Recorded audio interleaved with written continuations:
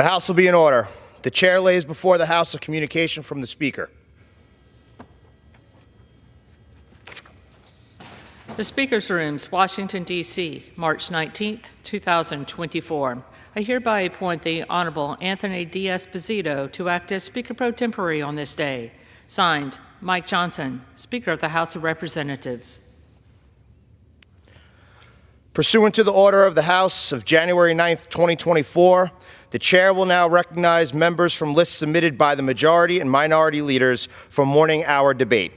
The chair will alternate recognition between the parties with time equally allocated between the parties and each member other than the majority and minority leaders and the minority whip limited to 5 minutes, but in no event shall debate continue beyond 1:50 p.m. The chair recognizes the gentleman from Pennsylvania, Mr. Joyce, for 5 minutes.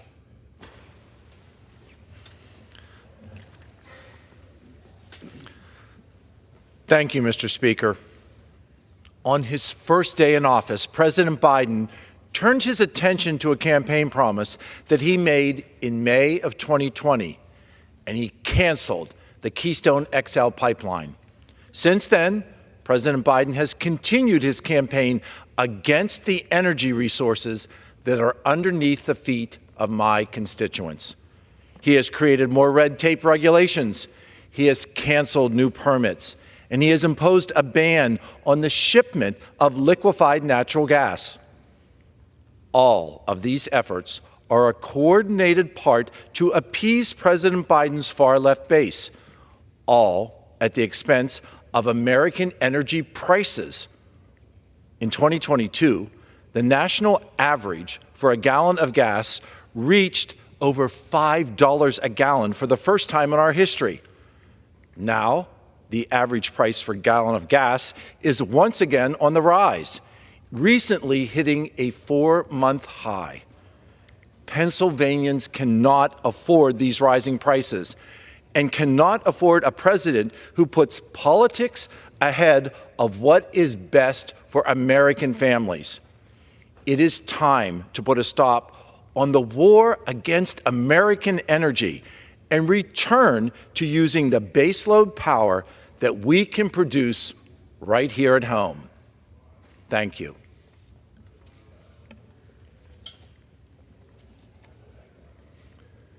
Mr. Speaker, last week, President Biden offered a budget that fails to address the concerns of the American people. Instead of working to secure our border, get a handle on inflation, and grow our economy, this budget proposed offers handouts to the far left. It grows bureaucracy, and it wastes taxpayers' dollars. Instead of working to cut spending, this bill would include a $4.9 trillion in new taxes and spend $86 trillion over the next 10 years. And worst of all, this budget fails to secure our border. Instead of directing funds towards border security, President Biden has allocated $4 billion in Homeland Security budget for Green New Deal climate initiatives. The climate that he should be addressing is the poorest open border that brings drugs and crime into our country. It is clear that this administration is more focused on growing its agencies and investing in liberal policies and spending trillions of taxpayer dollars at that same time that our debt continues to spiral out of control. This is all unacceptable. Thank you, Mr. Speaker, and I yield. The chair recognizes the gentlewoman from Iowa, Ms. Miller Meeks, for 5 minutes.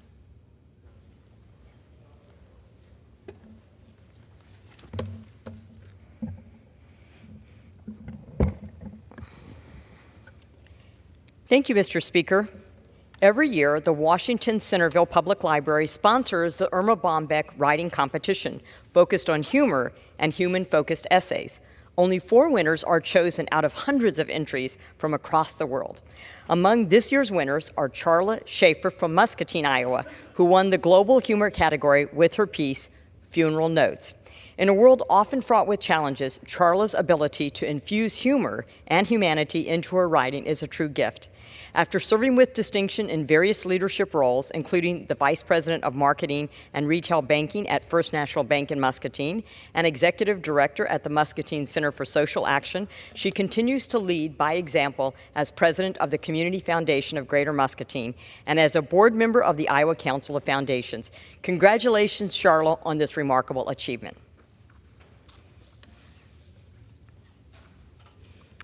Thank you, Mr. Speaker. I rise today in recognition of National Agriculture Day. In Iowa, agriculture isn't just an industry, it's a way of life.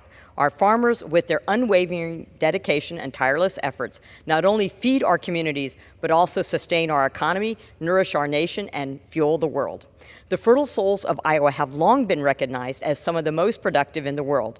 With over 80% of Iowa's land dedicated to agricultural purposes, our farmers serve as the backbone of our communities, economy, and state. Iowa stands as a leading producer of soybeans, corn, pork, and eggs in the United States. Notably, we also lead the nation in ethanol, biodiesel production, contributing to both domestic and global needs. Throughout my tenure in Congress, I have had the privilege of engaging with many of Iowa's farmers, listening to their concerns, and champion their ideas. Today, I'm proud to recognize their hard work and vow to continue fighting here in Congress to ensure that farmers have access to the resources and incentives they need to continue to feed and fuel our nation. Thank you, Mr. Speaker. I'm proud to congratulate United Way of Muscatine for 70 years of service to Muscatine County and the surrounding area. United Way of Muscatine has played a pivotal role in feeding the hungry, housing the homeless, and educating children for several decades, and I laud them and their staff for their tireless service to make our communities better. With rising food and rent prices causing mass uncertainty and anxiety among hardworking Americans, United Way serves as a beacon of hope for those in need of help. Their food and housing assistance programs, as well as their programs to help victims of abuse and trafficking, are integral helping hand to southeastern Iowa. Their tireless work to serve their community is commendable, and I hope my colleagues will join me in celebrating the 70th anniversary of this wonderful organization. Thank you, Mr. Speaker. It's with great enthusiasm that I announce the induction of Dr. David C. Hilmers, an Iowa-born former astronaut and retired U.S. Marine Corps colonel, into the U.S. Astronaut Hall of Fame. Dr. Hilmers, raised in DeWitt, Iowa, began his journey after graduating from Central Community High School in 1968. With 5 academic degrees, he stands as the second most formally educated U.S. astronaut, showcasing his intellectual prowess and dedication. His illustrious career spans 4 space missions with NASA, totaling over 493 hours in space, and he's not the only Iowa-born and raised astronaut. Beyond his space endeavors, Dr. Hilmers earned his MD with honors from Baylor College of Medicine. Today, as professor of Baylor College of Medicine in Houston, Texas, he continues his impactful work in global health and humanitarian relief efforts. Dr. Hilmers' remarkable journey inspires us to pursue knowledge, explore new horizons, and serve our fellow human beings with compassion and dedication. Thank you, Mr. Speaker. I rise today to celebrate student Caitlin and Madeline Thiede, Grady Clausen, Collier Rockow, and Lexi Henning from Wilton Junior Senior High School for being the statewide winners of the 14th annual Samsung Solve for Tomorrow National STEM Competition. They invented a grain elevator level tracker that would help farmers track the height of their grain with a system of lights that helps farmers determine the grain height inside the silo. This invention will protect hardworking Iowa farmers from dangerous grain elevator accidents and represents a monumental step forward in agricultural safety. The Samsung Solve for Tomorrow competition is a national competition that picks one winner from each of the 50 states. These students beat out hundreds of other submissions with their clever invention that will save lives and protect farmers across Iowa. These students now aim to compete to be one of the 10 finalists, with 3 being named national winners. Mr. Speaker, I ask my colleagues to join me in celebrating these incredible achievements and wishing these students the best as they continue marching toward the finish line. And if we can bring their poster back, we can show these students. And then, Mr. Speaker, I would like to extend birthday wishes and greetings to my daughter. Happy birthday, Taylor. With that, I yield back.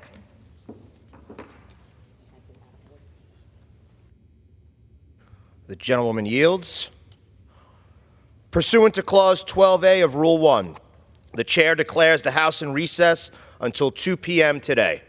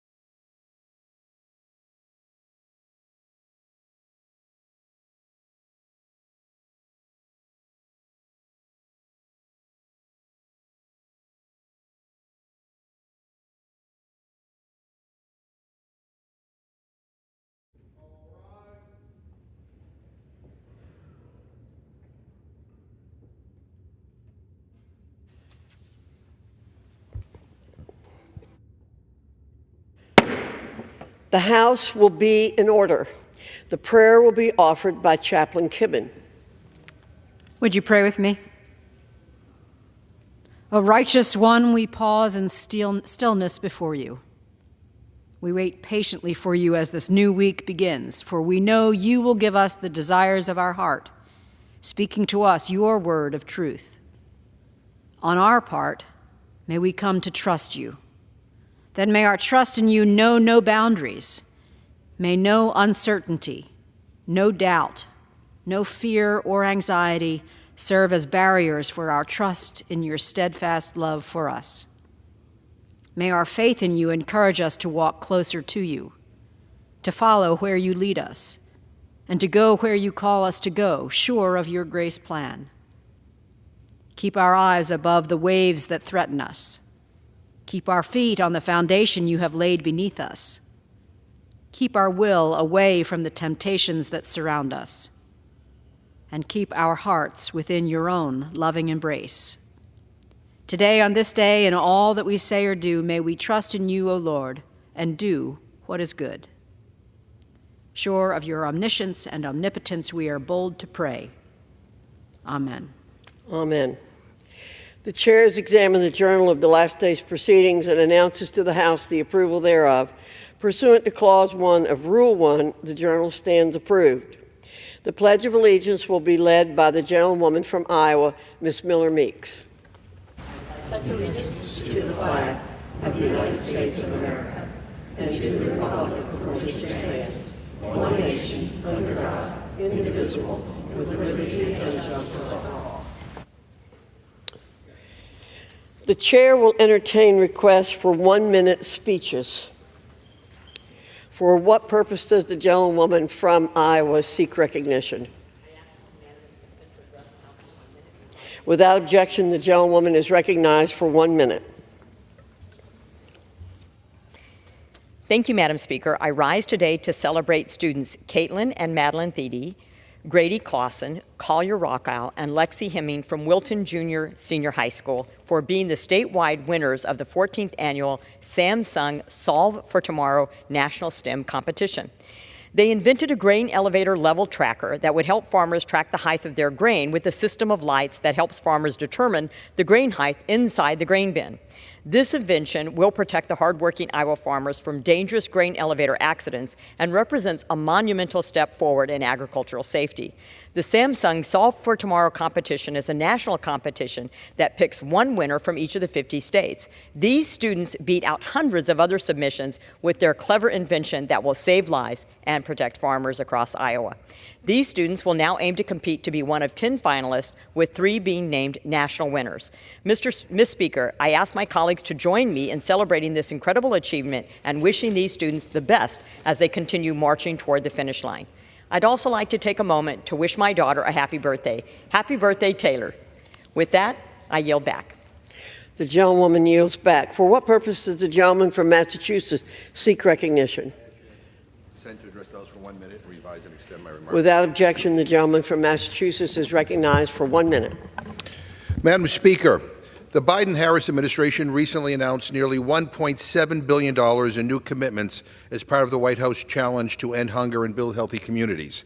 In 2022, when President Biden hosted the second ever White House Conference on Hunger, Nutrition, and Health, I told those in attendance that the event couldn't be a one-off. We couldn't gather in D.C., pat each other on the back, and not deliver on our ambitious goals. These new bold commitments from 141 stakeholders from across the nation, including health systems, insurers, nonprofits, philanthropic groups, academia, and local elected officials, show that we're not taking our foot off the gas to meet the President's goal of ending hunger and reducing diet-related diseases by 2030. I want to thank President Biden, my good friend Chef Jose Andres from the President's Council on Sports, Fitness, and Nutrition, Agriculture Secretary Tom Vilsack, Health and Human Services Secretary Javier Becerra, and everyone who is playing a part, big and small, to end hunger once and for all. I yield back. For what purpose does the gentlewoman from North Carolina seek recognition? I ask unanimous consent to address the House for 1 minute, Madam Speaker. So recognized. Thank you, Madam Speaker. A Biden agency called PBGC wanted to fleece the taxpayers of $127 million by funding pensions for dead participants. Let me repeat, $127 million for dead pension participants. Only after repeated calls by the Committee on Education and the Workforce for PBGC to correct its work has it decided to claw back those funds. Thanks to the tireless work of the committee, PBGC is being held accountable. Accountability and fiscal responsibility were once shared bipartisan values. A former Republican senator has been famously quoted as saying, "A billion here, a billion there, pretty soon you're talking real money." This senator's colleague, Democrat William Proxmire, notoriously presented the Golden Fleece Award to the government organization that had fleeced the American taxpayer the worst on any given week. The American people are tired of being fleeced. President Biden has already misspent billions in fraudulent COVID payments. I say, not a dollar more. I yield back. For what purpose does the gentlewoman from the Virgin Islands seek recognition? I ask unanimous consent to address the House for 1 minute and to revise and extend my remarks. Without objection. Thank you, Madam Speaker. This Women's History Month, we find ourselves confronted by the regressive forces of Donald Trump and extreme MAGA Republicans. This faction seeks to propel our nation backwards at the sacrifice of centuries of progress and the well-being of American lives for their own self-serving. Their agenda aims to strip women of reproductive freedoms nationwide, slash Social Security and Medicare, rip health care away from millions, and funnel even more wealth to the already wealthy through massive tax breaks for big corporations and billionaires. This radical agenda is something everyday Americans, including Virgin Islanders, who continue to receive the brunt of inequity in benefits and access to resources, we all cannot afford. Extreme Republicans and the former president attack not just American people, including veterans and elected officials, but, as we saw January 6th, the democratic institutions that are a bedrock of our nation when things don't go their way. Their actions are an unequivocal declaration of war against our democracy. Republicans, we must secure and defend our republic and secure the rights and safety of all Americans, especially American women. I yield back. The gentlewoman's time has expired. The chair reminds members to refrain from engaging in personalities toward presumptive nominees for the office of president. For what purpose does the gentlewoman from Texas seek recognition? Without objection, the gentlewoman is recognized for 1 minute. As I traveled through the airport, you could sense the degree of excitement of many of the students who were traveling on spring break. As I entered the Capitol, it was a joy to see so many classes and families enjoying the wonderment of democracy in this great place, the citadel of democracy. But I rise today to talk about America's school children, and particularly talk about those who are impacted by disparate policies, such as the policies in Barber Hill. I want to acknowledge the Congressional Black Caucus and the advocates that have supported and surrounded Mr. George. Mr. George is a young man who is isolated in a classroom that has been going to school with no academic teaching, no ability to fraternize with his students, his fellow students, no ability to eat in the lunchroom, and no expectation of any kind of spring break. And you asked, well, he's obviously misbehaved. No, he has an over 3-point average. He's an excellent student, but he is being there because of his hairstyle. I need the Secretary of Education to help this young man go to his classroom, save him from this isolation and prison-like attitude. Help Mr. George, young Mr. George, get an education. I yield back. The gentlewoman's time has expired. For what purpose does the gentleman from North Carolina seek recognition? Madam Chair, I ask for unanimous consent to address the House for 1 minute and to extend and revise my. The gentleman from North Carolina is recognized for 1 minute. All right. Thank you, Madam Chair. And Mr. Speaker, I rise today to congratulate the Cherokee High School girls varsity basketball team for winning the North Carolina High School Athletic Association's 1A state championship title for the first time since 1996. The Cherokee Lady Braves defeated their opponent by a dominating 42 points, making the final score 74-32. The entire team contributed to a historic state championship, with every player on the Cherokee roster making an appearance in the game. The Lady Braves showcased the very best high school athletics, and I'm confident that their determination, leadership, and perseverance will prepare them for success on and off the court. Fans tune in at home and across the country, including Shaquille O'Neal, who shared his congratulations on Instagram. Congratulations, Lady Braves, on a remarkable victory. You've made Western North Carolina proud. And with that, Madam Chair, I yield back. The gentleman yields back. Pursuant to Clause 12A of Rule 1, the chair declares the House in recess, subject to the call of the chair.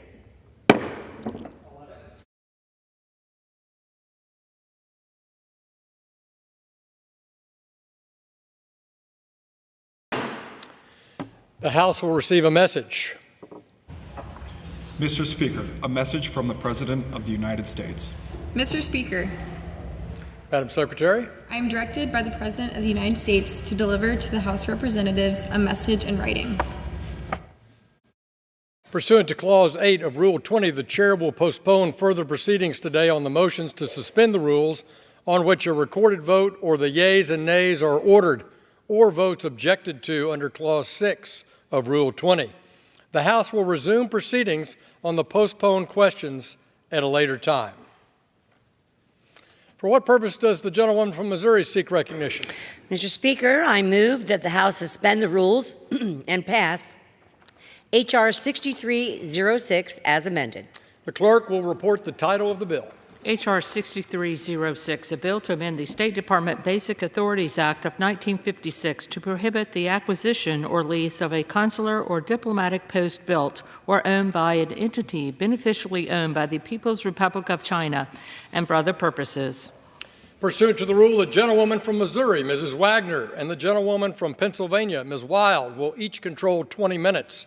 The chair recognizes the gentlewoman from Missouri.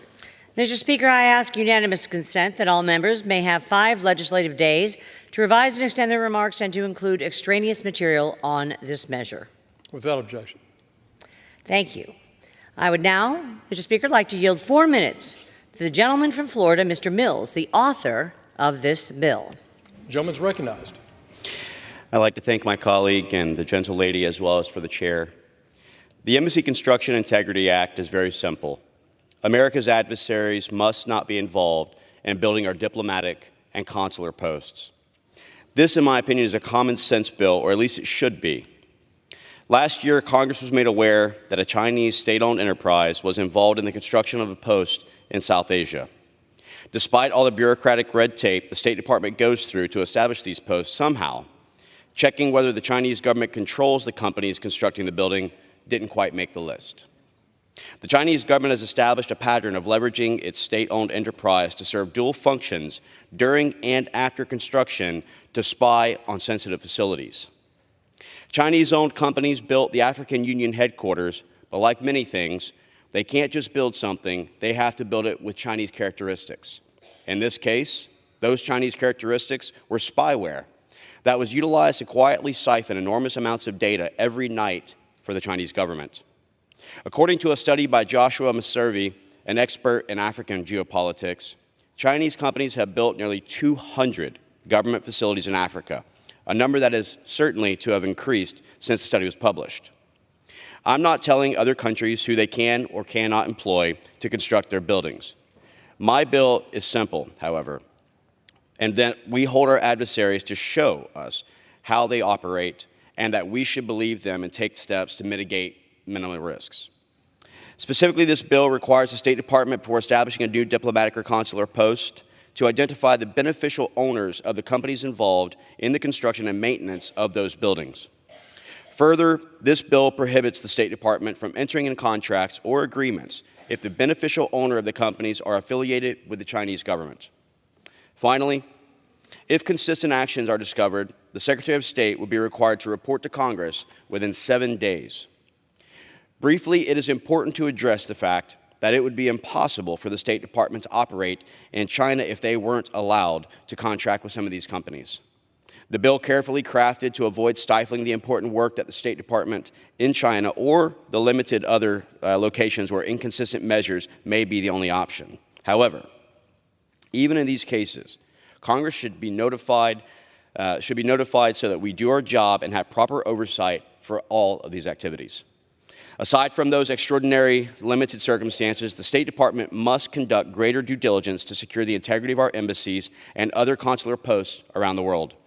I want to express my sincere gratitude to Chairman McCall, Ranking Member Meeks, my bipartisan colleagues on the Foreign Affairs Committee who unanimously voted in favor of this bill during its markup, and each of their staffs who worked with me to secure it. I urge my colleagues to support passage of H.R. 6306, and with that I yield back. Gentleman yields back. The gentlewoman from Missouri yields. The reserve. I reserve. The gentlewoman from Pennsylvania is recognized. Thank you. Mr. Speaker, I rise in strong support of H.R. 6306, and I yield myself as much time as I may consume. Gentleman's recognized. Over the past 3 years, our country has made critical headway in expanding the United States diplomatic footprint, including opening new strategically located facilities in the Indo-Pacific region. Our nation has always been at its best when we engage intensely in diplomatic efforts to defend and advance both interests and ideals around the world. And that's why it is so critical that we equip our diplomats with the resources they need. As part of this work, the State Department works regularly to open, renew, or modernize its facilities around the world so that U.S. diplomats can effectively advance our interests around the world. I'm proud that this work has included reestablishing our embassy operations in Kyiv to stand with Ukraine after Russia's unprovoked full-scale invasion in 2022. When we raise the U.S. flag on a new or updated diplomatic facility abroad, it is a powerful signal of our commitment to democracy and peaceful, productive engagement between nations. In maintaining its facilities around the world, the State Department mitigates security and counterintelligence risks through tailored site-specific measures that address the particular challenges of a specific locale. The department has deep expertise in this area, informed by decades of experience to harden our security posture, counter our adversaries, and open our doors to those who wish to learn about and engage with the United States. Congress has played a role in developing this expertise, too, as evidenced in bipartisan reforms to the Secure Embassy Construction and Counterterrorism Act that we passed into law last Congress. We must continue to ensure the State Department has the flexibility to balance bold, expeditionary diplomacy while mitigating operational risks. With this bill before us today, the House Foreign Affairs Committee worked in a bipartisan fashion to ensure the department has the needed flexibility to advance the department's ongoing efforts to maintain and open new facilities, even as we seek to minimize risks in embassy construction or maintenance that our competitors could exploit. I am pleased to support this measure, and I invite my colleagues to do the same. I encourage my colleagues to join in supporting this measure, and I reserve the balance of my time. Gentlewoman reserves. The gentlewoman from Missouri is recognized. Mr. Speaker, I'm prepared to close if the gentle lady would like to close and or yield back. Time, and I'm prepared to close. Is recognized. I yield myself as much time as I may consume for the purpose of closing. The State Department's efforts to expand our diplomatic footprint and enhance its existing facilities worldwide showcase America's dedication to effective diplomacy and international cooperation. The operational security and effectiveness of these facilities is paramount, and the State Department has had demonstrable success in building facilities tailored to mitigate country-specific risks. Our congressional reforms have supported this mission, providing the necessary framework for safe and dynamic diplomacy while ensuring that state has the flexibility it needs to build and maintain its facilities around the world. I hope my colleagues will join me in supporting H.R. 6306. I yield back the balance of my time.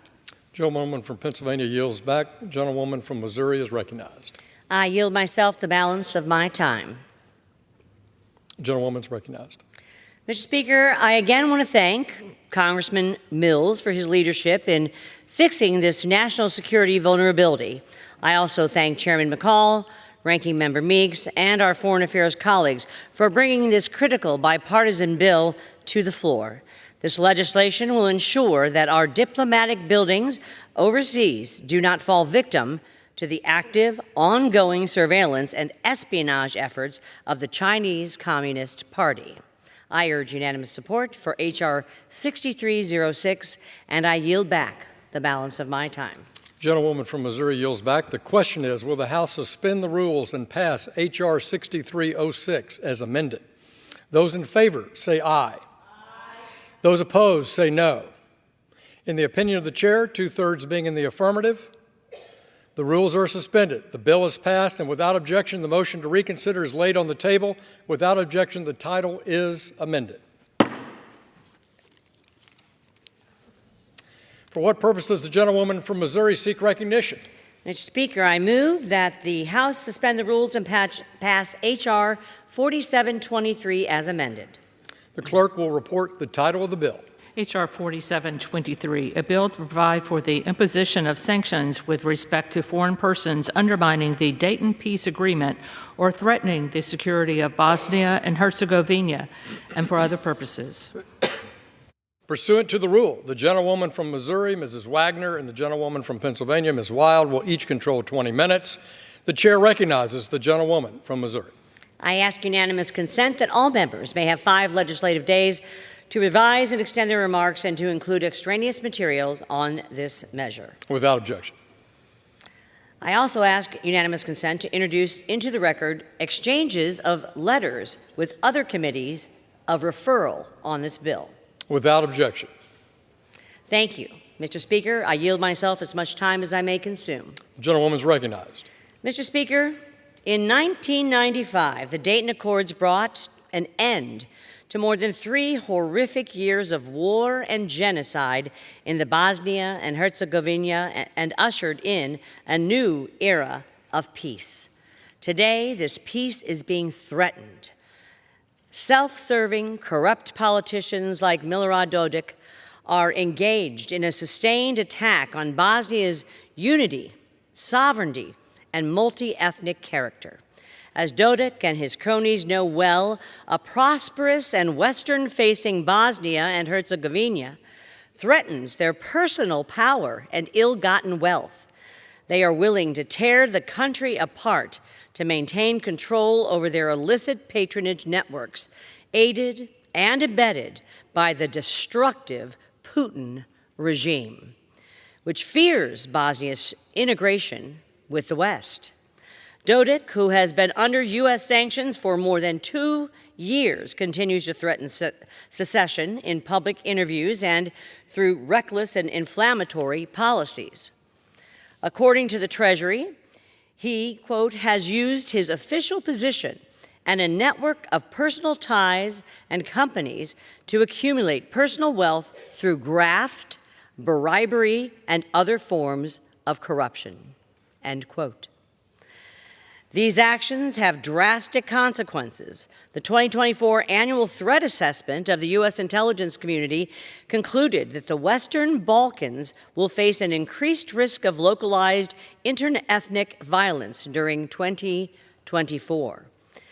At a time when the United States faces conflicts and crises around the world, we cannot afford to see the Western Balkans descend into chaos. The Dayton Peace Agreement that ended the Bosnian War may be flawed, but it is holding Bosnia together during this period of rising ethnic tension, corruption, and Russian aggression. Yet, because of the reckless actions of a few cynical elite, Bosnia's stability and sovereignty is at risk. As a guarantor of the Dayton Peace Agreement, the United States must use its economic toolkit to deter corruption, obstructionism, and secessionism in Bosnia and promote its ascension to Euro-Atlantic institutions. My bill, the Upholding the Dayton Peace Agreement Through Sanctions Act, does just this. Through this bill, we will impose and codify sanctions against bad actors like Milorad Dodik, who continue their agenda of secessionism, corruption, and destabilization. Mr. Speaker, sanctions work. In a hearing before the Europe Subcommittee of the House Foreign Affairs Committee, Deputy Assistant Secretary Gabriel Escobar shared with us that officials in Bosnia's Dodik-controlled Serb entity begged the U.S. to please no more sanctions. However, much more leverage needs to be brought to bear against Dodik's inner circle, their Russian backers, and the corrupt politicians who recklessly use their country's dysfunction to grow their power and their wealth. My bill would hold these criminals and politicians accountable and deter others who would seek to undermine peace and stability in the region. I'd like to thank Representative Turner, Representative Kaine, and Representative Wild for introducing this bill with me, and I urge all of my colleagues to support this legislation, and I reserve the balance of my time. The gentlewoman reserves. The gentlewoman from Pennsylvania is recognized. Mr. Speaker, as the lead Democrat on H.R. 4723, I rise in strong support of this bill, and I yield myself as much time as I may consume. The gentlewoman is recognized. The United States, working alongside Croatia, Bosnia, and Serbia, crafted a tenuous diplomatic settlement to end the fighting and keep the peace in the Balkans in the wake of the devastating wars of the 1990s. The resulting framework has been frustratingly imperfect, but it has provided a path forward for Bosnia and, indeed, for the entire region. This legislation calls attention to the difficulties facing Bosnia as it seeks to join the EU. It calls for critically needed reforms to ensure that all Bosnians can have a voice in their government, and it addresses the forces that threaten the region's fragile peace. Neither progress nor peace in the region are inevitable. These trends require an enduring commitment to fostering them. The bill reaffirms that U.S. commitment, along with our partners in Europe, to actively maintain peace. The sanctions imposed under this bill provide a necessary disincentive to ensure that the Dayton agreements hold strong and do not unravel under political pressure. The sanctions sections include waiver language and appropriate exceptions for intelligence activities, humanitarian aid, and to comply with our international agreements. Despite clear challenges, Bosnia has made strides on meeting the EU membership criteria for integration. It is in the interest of the United States to help ensure that Bosnia meets its compliance with EU rules and standards so that its accession to the bloc can happen as soon as viable. I want to take a moment to recognize and thank my colleague, Representative Wagner, for leading this effort, as well as for her long-standing work to support peace and progress in this region. I encourage my colleagues to join in supporting this measure, and I reserve the balance of my time. Gentlewoman reserves. The gentlewoman from Missouri is recognized. To close, if the gentlelady from Pennsylvania is prepared to either close or yield. I am prepared to close. The gentlewoman from Pennsylvania is recognized. Thank you. I yield myself as much time as I may consume for the purpose of closing. This bill turns our attention to a region where U.S. presence and diplomacy go a long way. The European Union also realizes that progress in Bosnia and the surrounding region is not inevitable. In that light, I welcome the EU's decision to open membership negotiations. Transatlantic cooperation between the U.S. and the EU is essential to not only keeping the peace in the Western Balkans, but also ensuring a democratic, prosperous future. I hope my colleagues will join me in supporting H.R. 4723, and I yield back the balance of my time. The gentlewoman yields back the balance of her time. The gentlewoman from Missouri is recognized. I yield myself the balance of my time. Gentlewoman is recognized. Mr. Speaker, as the Vice Chair of the House Foreign Affairs Committee and as a representative of the largest Bosnian community outside of Bosnia and Herzegovina, I know what the consequences will be if we fail to stand strong against destructive politicians who seek to undo years of peace. If we let the Dayton Accords, a symbol of American leadership and commitment, collapse, then we risk seeing violence return to Bosnia. Adversaries like Russia and China would welcome these upheavals and solidify a stronger economic security foothold. I'd like to remind my colleagues that Congress has acted on this once before. Last Congress, I introduced a similar version of this bill, which passed the U.S. House of Representatives with overwhelming bipartisan support. This time, the stakes are much higher. With our adversaries emboldened like never before, Congress must act and confront these potent threats to peace and stability. Will we turn a blind eye to corrupt autocrats like Milorad Dodik, or will we uphold the peace secured by the Dayton Accords many years ago? To me, the choice is obvious. Time is running out to send a strong deterrent message to bad actors intent on destabilizing the country.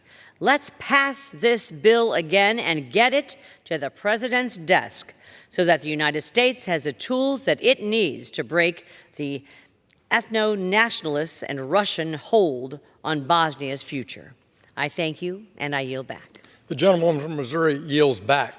The question is, will the House suspend the rules and pass H.R. 4723 as amended? Those in favor say aye. Those opposed, no. The gentlewoman's recognized. Oh, opinion of the chair, 2/3 being in the affirmative. For what purpose does the gentlewoman seek recognition? Mr. Speaker, on that I request the yeas and nays. The yeas and nays are requested. All those in favor of taking this vote by the yeas and nays will rise and remain standing until counted. A sufficient number having risen, the yeas and nays are ordered pursuant to Clause 8 of Rule 20. Further proceedings on this question will be postponed. does the gentleman from Missouri seek recognition?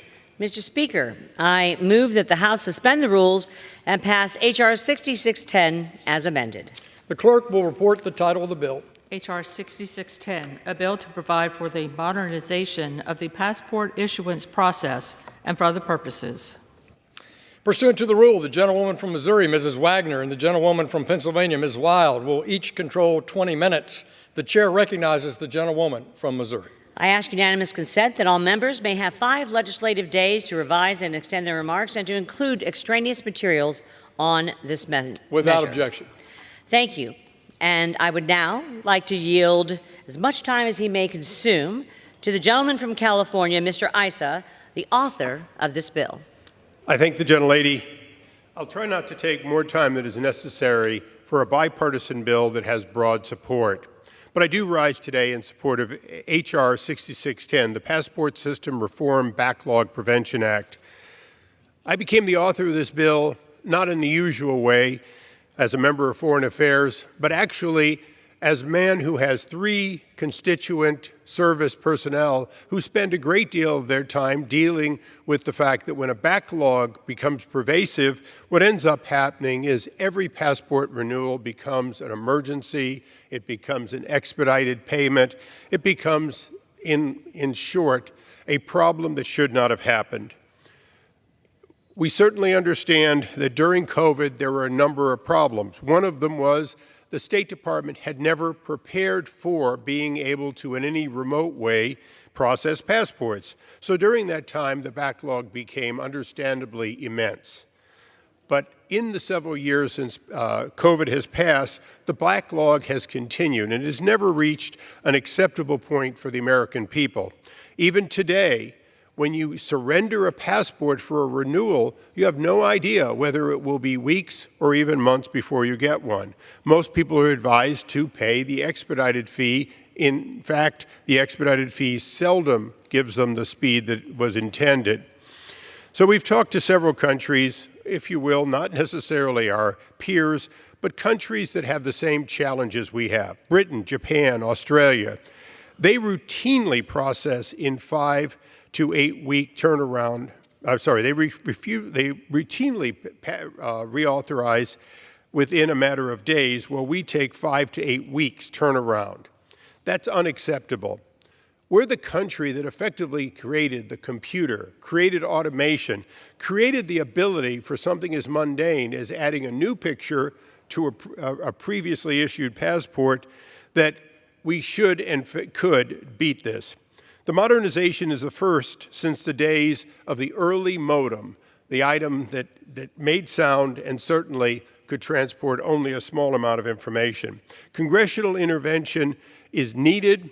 The State Department understands that, and for that reason, we have 5 basic principles in this, the most important of which is that we ask for private sector techniques to be used, and in fact for the State Department to work with the private sector that is more than capable of creating a faster system. In fact, some American companies are processing passports for other countries. And with that, I would yield back to the chair. And I reserve.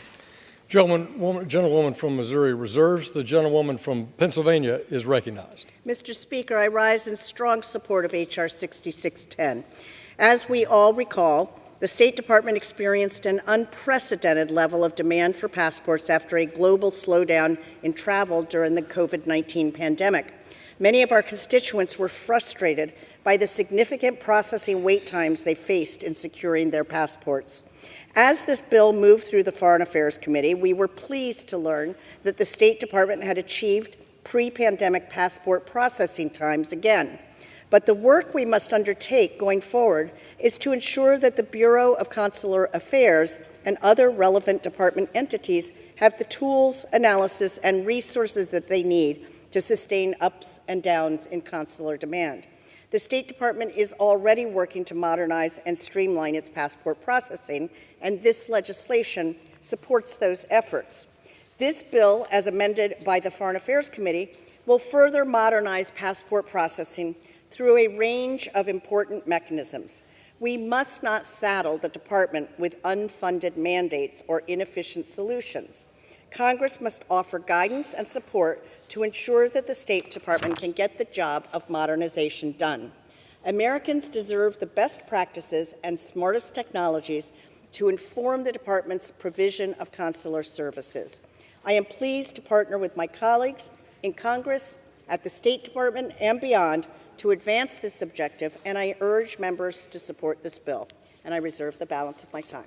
Gentlewoman from Pennsylvania reserves. The gentlewoman from Missouri is recognized. Mr. Speaker, I am prepared to close if the gentlelady would like to close and or yield.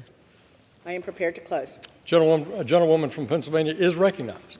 The unprecedented demand for passports post-pandemic created significant backlogs at the Department of State and frustratingly long passport processing times. I am glad that those processing times are now back at pre-pandemic levels and that the State Department's Consular Bureau is already modernizing its passport processing. But it's our responsibility to ensure that the department has what it needs to handle any future shifts in demand. This bill will ensure that American travelers can always count on efficient and reliable passport services by integrating cutting-edge practices and technologies into our consular services. I hope my colleagues will join me in supporting H.R. 6610, and I yield back the balance of my time. Yields. The gentlewoman from Missouri is recognized. I yield myself the balance of my time. Gentlewoman is recognized. Mr. Speaker, I am proud to have worked with Mr. Issa and our Foreign Affairs colleagues to bring this bill before the House today. H.R. 6610 modernizes processes and capabilities at the State Department's Bureau of Consular Affairs. That means new performance standards for issuing passports, new tools for our caseworkers to track our constituents' passport requests, and new text and email notifications for Americans throughout the whole passport process so they know where their application stands and how much longer the process is likely to take. Finally, H.R. 6610 requires the State Department to expand the online passport renewal system so that Americans can apply for and get the travel documents they need to as efficiently as possible. And I commend Representative Issa for prodding the State Department to adopt the best commercially available technology solutions. The private sector has much to offer that will reduce wait times and streamline bureaucracies at the State Department. I also want to thank Chairman McCall, Ranking Member Meeks, and the bipartisan members of the Foreign Affairs Committee who voted unanimously for this bill during committee markup. The American people deserve a more responsive passport process when they seek to exercise their right to travel. For that reason, H.R. 6610 deserves our unanimous support, and I yield back the balance of my time. The gentlewoman yields. The question is, will the House suspend the rules and pass the bill H.R. 6610 as amended? Those in favor say aye. Those opposed, no. In the opinion of the chair, 2/3 being in the affirmative, the rules are suspended, the bill is passed, and without objection, the motion to reconsider is laid on the table.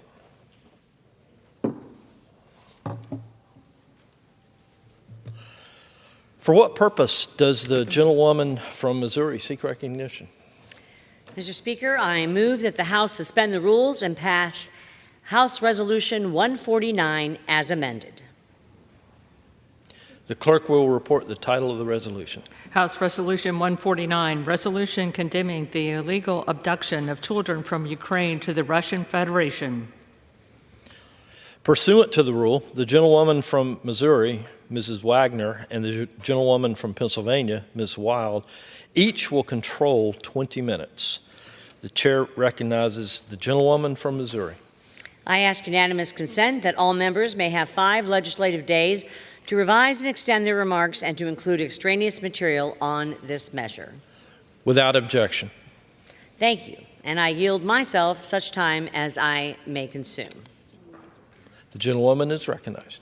Mr. Speaker, since the beginning of Russia's unprovoked war against Ukraine, we continue to witness unspeakable acts of perpetrated by Vladimir Putin's forces. Since the start of the war, Ukrainian officials estimate that over 120,000 war crimes have been committed by lawless Russian invaders. One of the most horrific acts being conducted by the Putin regime is the kidnapping of Ukrainian children to Russia and occupied territories. Since February 2022, more than 19,000 children have been forcibly deported from their homeland, possibly many, many more. Ukraine's ambassador to the United Nations has stated that Ukraine has strong grounds to believe several 100,000 Ukrainian children were forcibly, unlawfully taken. Not only have these children been kidnapped and handed over to the Russian families, but they have also been forced into pro-Russia re-education systems. They are being brainwashed, taught to hate their home country and to love their oppressors, Russia. Kidnapped Ukrainian children are being taught that Ukraine does not exist as a sovereign country and that Russia is conducting some sort of justified mission for mankind. And if they don't comply or fall in line, these children face punishment and abuse. But Russia's depravity gets even more twisted, Mr. Speaker.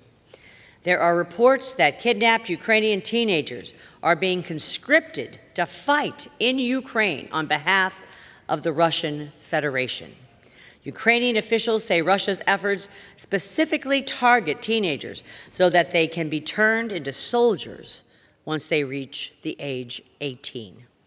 Vladimir Putin and his Commissioner for Children's Rights, Maria Lvova-Belova, can claim all they want that they are saving these children, but we know their true intent: the complete eradication of Ukrainian culture and identity. Both U.S. statute and international law define genocide as acts committed with intent to destroy a people in whole or in part, including forcibly transferring children of the group to another group. I was proud to join my colleague from Pennsylvania, Representative Wild, in introducing the resolution before us today. It rightfully condemns this barbarism and calls it what it is: genocide. We were there together on the Ukrainian border. We were there and saw Ukrainian refugees and children that had suffered this kind of abuse at the hands of Vladimir Putin. Let me just say, Mr. Speaker, that during our markup, this resolution received unanimous bipartisan support from the Foreign Affairs Committee. And today, the entire House has the opportunity and the moral duty to denounce Russia's genocide against these children of Ukraine. And I want to thank my good friend, Representative Wild, for shedding light on these heartbreaking abuses, and urge all of our colleagues to support this important resolution. And I reserve the balance of my time. The gentlewoman from Missouri reserves. The gentlewoman from Pennsylvania is recognized. Mr. Speaker, I rise in strong support of House Res 149, and I yield myself as much time as I may consume. The gentlewoman is recognized. I introduced this resolution on behalf of my district, which counts one of the country's largest Ukrainian American communities. Together, we have advocated and organized for this moment, and I want to recognize my Ukrainian American constituents and all of the extraordinary Ukrainian American leaders whose tireless efforts led to this legislation coming to the floor of the House for a vote. I too remember the time that Representative Wagner and I and a couple of other members from the Foreign Affairs Committee stood right at the border of Ukraine on the Poland side and watched as children and mothers streamed across the border. And it was tragic, and it was really hard to watch. But those were the fortunate children, as we've learned. Far too many Ukrainian children have been abducted to Russia. This vote is about sending an unequivocal message to Vladimir Putin that we stand with the Ukrainian people and that we will not stop working for justice and accountability when it comes to the atrocities that Russian forces have systemically employed in this war of aggression. We must be clear. Russian forces have engaged in an effort to destroy Ukraine's democracy, its sovereignty, its territorial integrity, and ultimately its identity itself. Their crimes against children stand out as the most heinous aspect of a much larger strategy, a relentless campaign of state violence against the most vulnerable members of Ukrainian society. As part of this effort, Russian forces have abducted and forcibly relocated thousands of Ukrainian children to Russian-occupied and affiliated areas in blatant violation of Article 2E of the Genocide Convention. The Russian objective is clear: to eradicate the young generations of Ukrainians by attempting to destroy their sense of national and cultural identity. We cannot be silent in the face of these violations of Ukrainians' most fundamental rights and dignity. I want to thank my colleagues on both sides of the aisle for working to pass this legislation unanimously through the Foreign Affairs Committee. Finally, as meaningful as this vote is to me and my constituents, I call on the leadership of this House to hold an even more consequential vote. Mr. Speaker, the people's representatives must be able to vote on the Senate's supplemental package containing critical assistance for Ukraine, as well as humanitarian assistance for the people of Ukraine, for the Palestinian people, and for so many other populations around the world who are in dire need of assistance. We must come together in support of this national and global priority. And I ask my colleagues to join me in supporting this measure, and I reserve the balance of my time. The gentlewoman reserves. The gentlewoman from Missouri is recognized. Mr. Speaker, I am prepared to close if the gentlelady is prepared to either yield or close. I am prepared to close. The gentlewoman from Pennsylvania is recognized. Thank you. I urge my colleagues to think about the Ukrainian Americans across this country whose relatives in Ukraine are facing a relentless campaign of aggression simply because of their unrelenting quest for a democratic Ukrainian state. We must stand with them. We must stand with the next generation of Ukrainians and ensure that they are able to continue their proud legacy. As a people, Ukrainians have endured despite extraordinary hardship experienced across generations, and today they are fighting for their future as a sovereign, independent democracy whose freedom has been hard-won and is imperiled today. Together, let us join in passing this resolution here on the floor of the House of Representatives by a resounding bipartisan margin, and let us work toward passing the assistance for the Ukrainian people that they so urgently need. I hope my colleagues will join me in supporting this resolution, and I yield back the balance of my time. The gentlewoman yields. The gentlewoman from Missouri is recognized. I yield myself the balance of my time. The gentlewoman is recognized. Mr. Speaker, Vladimir Putin's barbarism knows no bounds. The actions of his lawless forces against the people of Ukraine, including the forcible deportation of innocent Ukrainian children, constitutes genocide. We have the opportunity to state that truth plainly today and to stand with the grieving families of Ukraine whose children are still kidnapped inside Russia. I urge unanimous support for this resolution, and I yield back the balance of my time. Gentlewoman yields.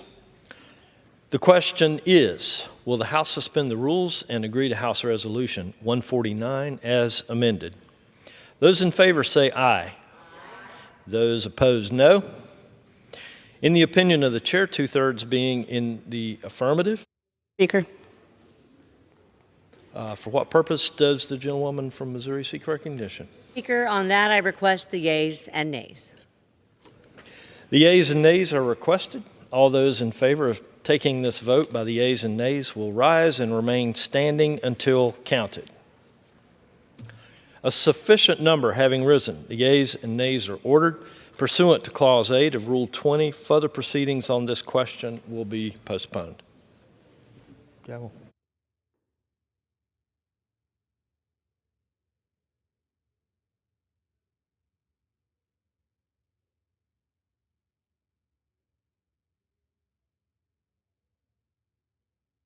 For what purpose does the gentleman from Georgia seek recognition?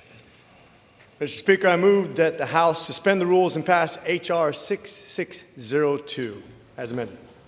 The clerk will report the title of the bill.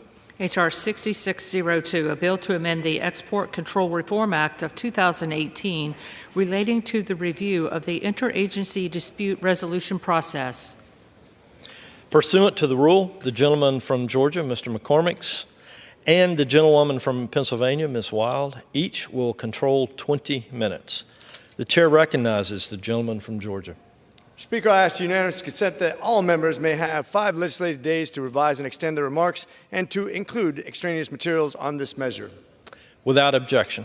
Thank you. I yield myself such time as I may consume. The gentleman is recognized. Mr. Speaker, the People's Republic of China, under the leadership of the Chinese Communist Party, is waging an all-out economic war against the United States. The CCP is using unfair and illegal means to try to dominate the market in dual-use technologies that are shaping the modern battlefield. Fortunately, the CCP still significantly relies on technologies from the United States, our allies, and our partners to develop advanced dual-use capabilities. For that reason, export controls are a critical tool for the United States to slow down and, in some cases, stop China's ability to develop certain capabilities. For this strategy to work, we have to deny Chinese licenses to use American technology. Unfortunately, based on data reviewed and released by the House of Foreign Affairs Committee, those licenses are rarely denied by the Commerce Department's Bureau of Industry and Security, known as BIS. For instance, during a 6-month period spanning 2020 and 2021, BIS denied less than 2% of licenses and approved $100 billion worth of licenses to Huawei and SMIC. Both those companies are considered CCP military companies by the Department of Defense and are CCP national champion technology firms. When deciding whether to approve or deny a license, BIS generally consults other agencies that make up operating committee: the Department of Defense, Energy, State, and Commerce. However, BIS is not required to follow those other agencies' advice, and sometimes the BIS actively ignores it. Statistics provided by BIS for fiscal years 2017 through 2019 show that there was a 60% increase of non-consensus decisions by the operating committee during that time. In other words, over half the time, 60% of the time, they ignored everybody else's objections and went ahead and did whatever they wanted to. Just one person's decision. That's not good. More than 10% of the time, it appears the operating committee chair, which is part of the BIS, took a position that only one other operating committee member supported. Also, not good. Because the Department of Commerce is both the chair and a member, this data raises concerns that Commerce may be abusing its position by the operating committee to override the considered objectives of other agencies. Otherwise, why even be there? This bill provides a common-sense solution to those dangers. When a license for China comes before the operating committee, the decision to approve or deny the license should be based on a majority vote by all of its members. Each agency brings a unique view to a license and should have a voice and a vote. It makes little sense for BIS to have sole discretionary and delusional authority on those consequential issues.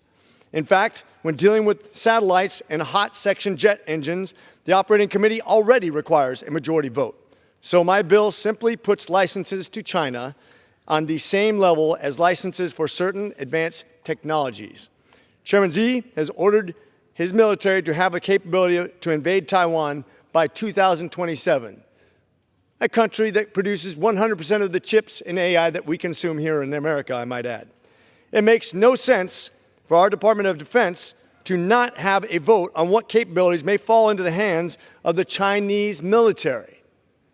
I want to thank my colleagues on the Foreign Affairs Committee for their unanimous, bipartisan support for for this important national security reform bill during the committee markup back in December. I urge my colleagues to support H.R. 6602, and with that I reserve. Reserves. The gentlewoman from Pennsylvania is recognized. Mr. Speaker, I rise in support of H.R. 6602. In recent years, our use of export controls to safeguard our national security has expanded greatly.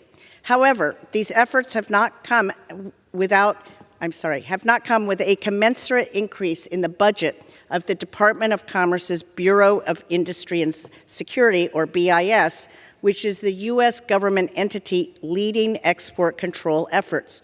The Biden administration has vastly expanded controls against Russia and Belarus since the horrific invasion of Ukraine, and has imposed unprecedented unilateral controls against China in the semiconductor space. This has resulted in a large increase in the license review and enforcement burden at BIS, which now processes nearly 40,000 licenses per year. For our controls to be effective, I strongly believe that they need to be laser-focused on the highest priority cases where the national security concerns are most clear. At the moment, the Department of State, Defense, Energy, or Commerce can individually block the approval or denial of a license by an interagency committee by escalating a decision if they don't agree with it. This legislation will allow the chair of the operating committee to decide cases where the agencies are divided 2-2, which should mitigate the number of escalations that we see and result in a more streamlined and effective process. I thank Representative McCormick and Chairman McCall for working with the minority to address our concerns. I encourage my colleagues to join in supporting this measure, and I reserve the balance of my time. The gentlewoman reserves. The gentleman from Georgia is recognized. Mr. Speaker, I have no further speakers and reserve the right to close. The gentleman reserves. The gentlewoman from Pennsylvania is recognized. Thank you, Mr. Speaker. I am prepared to close, and I yield myself as much time as I may consume for that purpose. To safeguard our national security in an ever-changing global landscape and to ensure that we are putting American workers and families first, our policies must be robust and effective, not counterproductive. If we want our export controls to work, we need to do a few things. First and foremost, we need to make sure that we are blocking the transactions that pose a clear threat to our national security. This requires focusing on key choke points and specific technologies and not having blanket rules that will inundate the Bureau of Industry and Security with review of items that are not problematic. Second, we need to ensure that those controls are multilateral so that the intended party isn't simply able to buy the same goods from other global suppliers or nations. Unilateral actions don't work, and they hurt American workers and families by ceding market share to foreign competitors, resulting in job losses here at home. Third, we need to ensure that the license review process is fast, effective, and that BIS has the resources and tools necessary to effectively implement and enforce controls.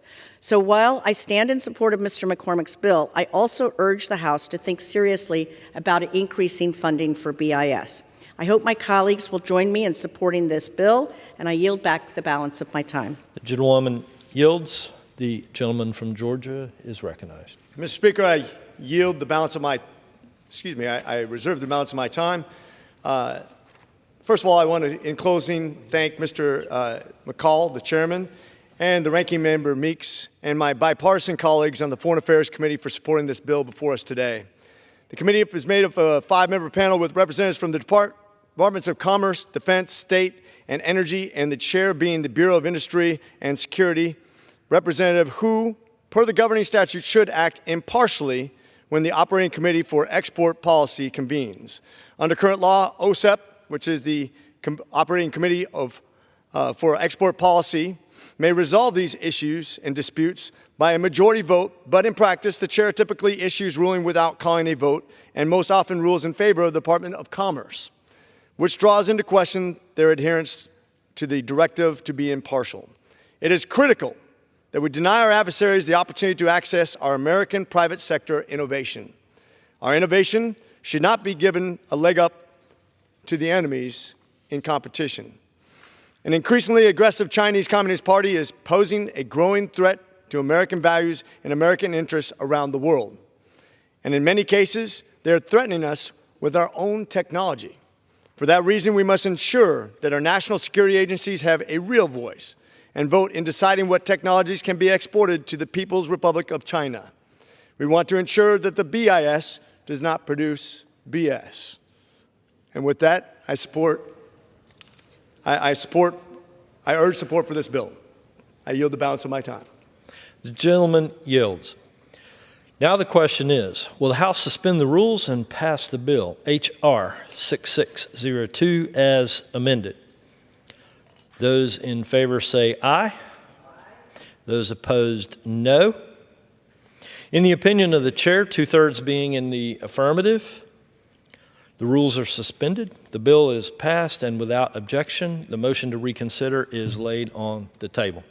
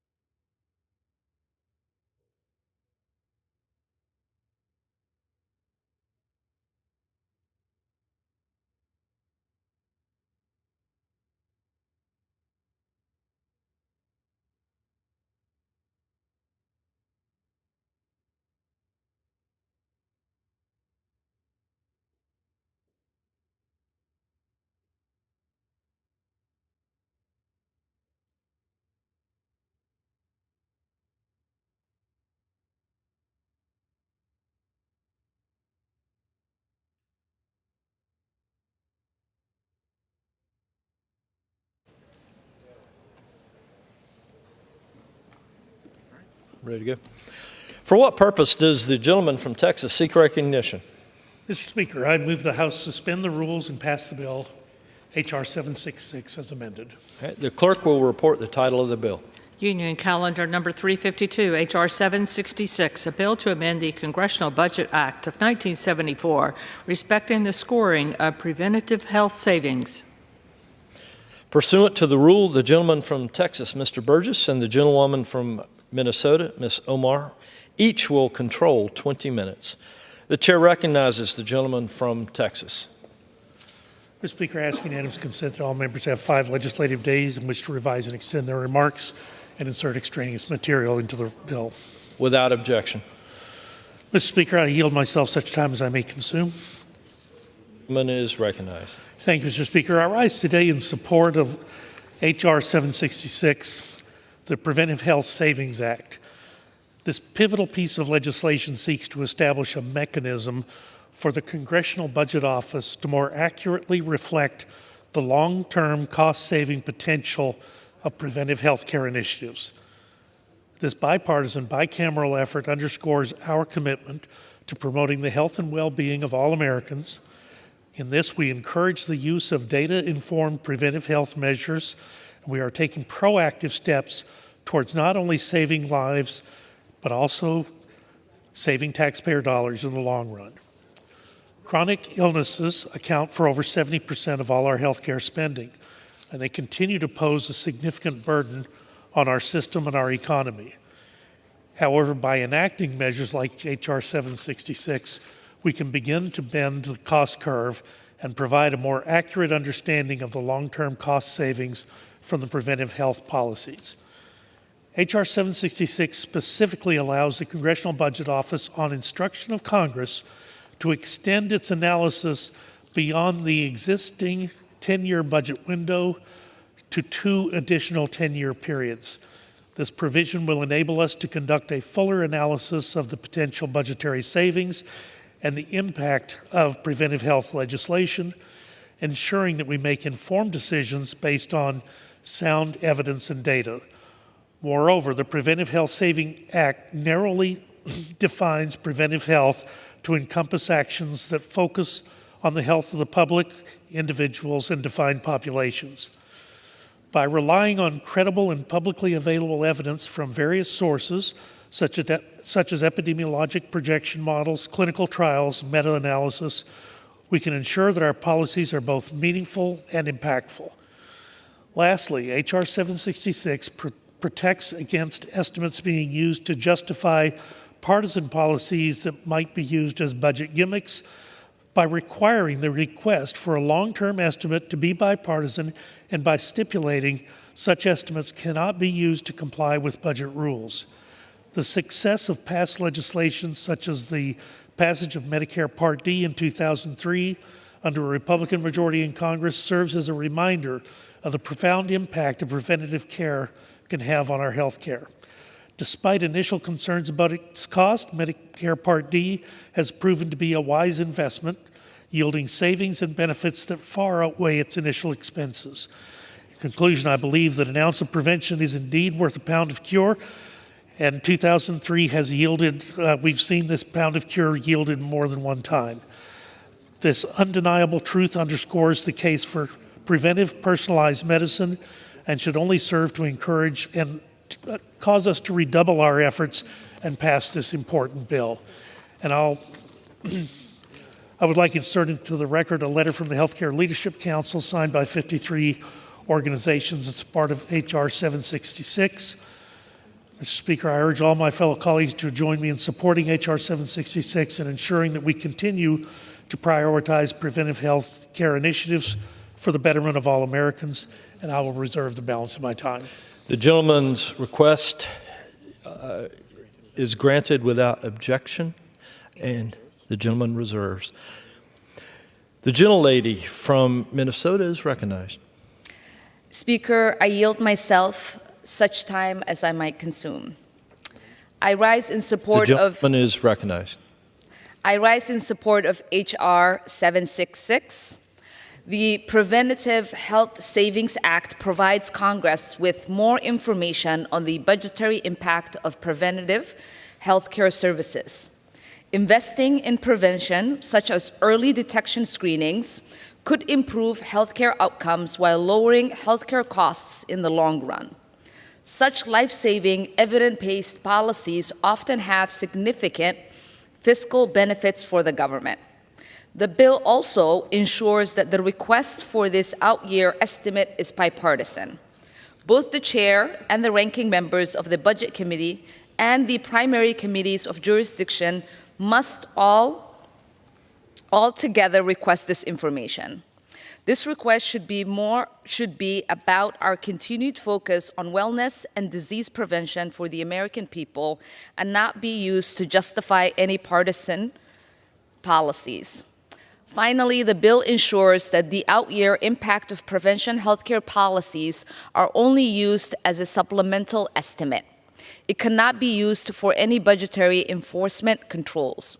This would simply help Congress make more informed policy decisions and prevent out-year estimates to be used for any budget gimmicks. I fully support this sensible piece of legislation, bringing us closer to more transparent and holistic budget reporting. I reserve the balance of my time. The gentlewoman reserves. The gentleman from Texas is recognized. Thank you, Mr. Speaker. At this time, I would like to recognize the gentlelady from Minnesota, Ms. Fischbach, for 1 minute. The gentlewoman is recognized for 1 minute. Thank you, Mr. Speaker, and I thank my colleague from Texas for yielding me the time and for bringing this piece of legislation forward. Mr. Speaker, we know that investing in preventative care benefits an individual's health and pocketbook in the long run. Unfortunately, current statute only allows the Congressional Budget Office to assess a 10-year cost estimate window, despite the fact that assessing the impact of preventative care usually takes much longer than that. I proudly support the Dr. Michael Burgess Preventative Health Savings Act, which allows the CBO to score the long-term cost benefit of preventative care. This is a simple bill, and it will not only benefit the health of Americans, but it will also save taxpayer dollars. Mr. Speaker, thank you very much, and I yield back. The gentleman from Texas reserves. The gentlewoman from Minnesota is recognized. Speaker, I recognize the co-author of the legislation, the gentlewoman from Colorado, for 5 minutes. The gentlewoman's recognized. I thank the gentlelady for yielding. And Mr. Speaker, thank you for recognizing me. I rise in strong support of the Preventative Health Savings Act. A great frustration for those of us who work a lot on healthcare policy is the difficulty in accurately predicting the cost of preventative care. Right now, as you heard from my co-author of the bill, Dr. Burgess, when Congress looks at the costs and benefits of preventative health care, we only look at a 10-year window. And that's true even when the savings associated with preventative care would accrue 15, 20, 30 years in the future. So that's why Dr. Burgess and I wrote this bill, so that we could look at preventative care over a longer time frame and actually see the cost savings that it will give us. That will help us refocus our healthcare legislation on prevention rather than waiting till serious diseases occur. Preventative care averts illnesses, helps catch problems before they get too bad, and also it saves lives, but it has another benefit: it saves money. So Congress should be able to consider how preventative health care saves taxpayer dollars when we prepare to vote on legislation. This bill provides a framework for committees to request an extended estimate for legislation related to preventative health care from the Congressional Budget Office. With the framework laid out in this bill, committees can, on a bipartisan basis, request an estimate of the effects of a preventative health care bill up to a 30-year window. This sounds a little technical, but frankly, I believe it will revolutionize how Congress considers preventative health care legislation. It's going to make it so Congress will have long-term cost estimates on preventative care legislation from a nonpartisan trusted source. And as new innovations to keep Americans healthy are developed, we can better consider their long-term effects as we try to make them more available to the American people. At the same time, as you heard, this bill does not allow any new budgetary gimmicks. Instead, it just gives us the framework to get the information we need. Part of the genesis of this bill was when Dr. Burgess and I and others were working on the Affordable Care Act. And I really wanted to put in the mandated benefits the inclusion of smoking cessation. Now, everybody in this room and in the gallery knows helping Americans stop smoking cigarettes is one of the most obvious areas where preventative care can just save lives, but also save money. We all know the terrible results of smoking: higher risks of lung cancer, diabetes, stroke, heart disease, COPD, and more. Treating these conditions is expensive, but it's also deadly for people. So CBO was working on this 10-year window when it made an estimate on my ideas. And they said, Congresswoman, we think the idea of smoking cessation is a great idea, but unfortunately, the smoking cessation programs like the patch and the Nicorette and things like that, they're just too expensive, and so we can't afford to pay for them as part of the mandated benefits of the ACA. That, to me, is crazy. And that, to me, is why we need this bill. So Dr. Burgess and I have been working on this bill ever since, over 10 years now, and I'm proud to see it come to the floor. So here it is now. It's among the first bipartisan bills from the Budget Committee to be reported to the full House in years, and we talk a lot about needing a long-term view. I can't think of a better example of a long-term view than a bill that takes more than 10 years, but yet we persevere. Finally, I want to thank Mike Burgess for his partnership on this bill and his partnership on the Energy and Commerce Committee for many other bills. We have found, we disagree a lot, but we have found a lot of common ground, and we always work in good faith to deliver for our constituents and the American people. This bill is a perfect example of how we work together to write common sense legislation that centers on what Americans need to lead healthy lives. It's truly a bipartisan victory. It's good legislation, and I'm saying this in the congressional record. I'm going to miss Dr. Burgess. I'm going to miss his vision on the committee, and I hope that we can work together to get this bill through the other body just as quickly as we can. Please vote yes, and I yield back the balance of my time. The gentlewoman yields. Gentlewoman reserves. The gentleman from Texas is recognized. Thank you, Mr. Speaker. It's now my great privilege and high honor to recognize the chairman of the Budget Committee as we debate the first bipartisan budget bill to pass the floor of the House, I think, in the history of Congress. Mr. Arrington of Texas for 3 minutes. All right. It's also my honor to recognize the budget chairman. The gentleman from Texas is recognized. Thank you, Speaker, and to my friend and the gentleman from Texas. What a great career you've had in public service. You've been truly an inspiration and a leader among your equals here in the People's House on health care issues. You were the founder of the Doc Caucus. You were the Health Care Subcommittee Chair at ENC. You are our Task Force Chair in Health Care on the Budget Committee. There is nobody in this chamber, and I would submit in the United States Congress, that knows more about health care and who has endeavored more over the years to make health care work. I want to thank my Democrat colleagues, Ms. Omar and my colleagues. This is proof that we can work together in good faith, find common ground and consensus solutions to make this country and its government work for the people. And I want to thank Ms. DeGette for her kind words. We have young people in the gallery who got to hear something they don't often hear on cable news, which is a colleague from one side of the aisle complimenting another. What great decorum, what a great example of civil discourse in their nation's capital. They need to see more of it.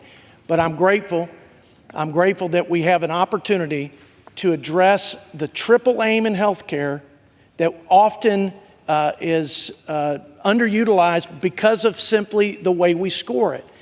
Healthcare innovation and technology can improve access, quality outcomes, while bending the curve on cost, not just to our patients and to our fellow Americans, but also to the taxpayers. Healthcare is a third of the budget. It's a big driver of our debt, and we've got to look for common sense solutions to improve across the board these important outcomes. So again, thank you, Ms. Omar, and thank you, Ms. DeGette, for your leadership, and to my friend from the great state of Texas. What a legacy. We named this after Dr. Burgess. He was loath to allow that, but it is appropriate because of all that he's done to leave this country better than he found it, and this, no doubt, is going to have a tremendous impact for the future. So to my friend, God bless you. Godspeed. Thank you, Mr. Speaker. I yield. The gentleman yields. I'll reserve. The gentleman reserves. The gentlewoman from Minnesota is recognized. Thank you, Mr. Speaker. I have no further speakers, and I am prepared to close. Gentleman's recognized. Gentlewoman reserves. The gentleman from Texas is recognized. Mr. Speaker, it's now my honor to recognize the gentleman from Ohio, Mr. Wenstrup, the co-chair of the Doctors Caucus. Mr. Speaker, I'm here today. For how much time? 1 minute. I'm here today. Is recognized for 1 minute. Thank you, Mr. Speaker. I'm here today in support of the Michael C. Burgess Preventive Health Savings Act, a bill aptly named after my colleague and friend, my co-chair on the Doctors Caucus, Dr. Michael Burgess. This important legislation is going to allow the Congressional Budget Office to measure the long-term impact of health policies, breaking free from the arbitrary 10-year budget window that currently constrains our ability to help Americans, our fellow Americans, to live a healthier and longer life. This is something that we as a Doctors Caucus have met with CBO on. We're not sure how to do it. Dr. Burgess put forward a way that we can get this done. We've worked in a bipartisan manner to enact policies that can bring patients more access to drugs, treatments, cures. And when looking at the initial cost of bringing new treatments and drugs to patients, the long-term savings that are associated with keeping Americans healthier for longer are not considered. They need to be. The Congressional Budget Office should have the ability to fully score the impact that reductions in obesity, access to early and preventive treatments, and keeping patients healthier will have on Medicare, for example. It's been my great honor to serve with Dr. Burgess on the Doctors Caucus and here in Congress. I'm glad to support this bill led by Dr. Burgess, whose expertise and desire for quality care for all Americans has inspired many to practice medicine and encourage them to get involved with government. I encourage support of this, and I ask unanimous consent that a letter from the American Medical Association supporting H.R. 766 be entered into the record. Without objection. I'll reserve. Gentleman reserves. Gentlewoman from Minnesota is recognized. I reserve. Gentlewoman reserves.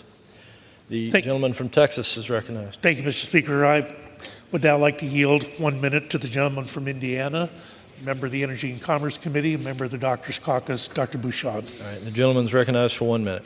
Thank you, and I'd also like to recognize the legacy of Dr. Michael Burgess and support this bill, H.R. 766.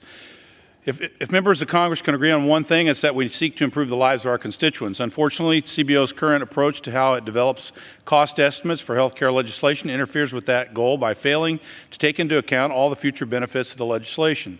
CBO's current approach keeps federal health care programs stuck in the status quo of simply providing care when you get sick, including expensive care, instead of focusing on providing care that keeps you healthy and hopefully from needing more expensive forms of care down the road. CBO's current approach defies common sense, and it is imperative that Congress directs CBO to more accurately reflect the long-term cost-saving potential of preventive health care initiatives. That's why I'm proud to support H.R. 766.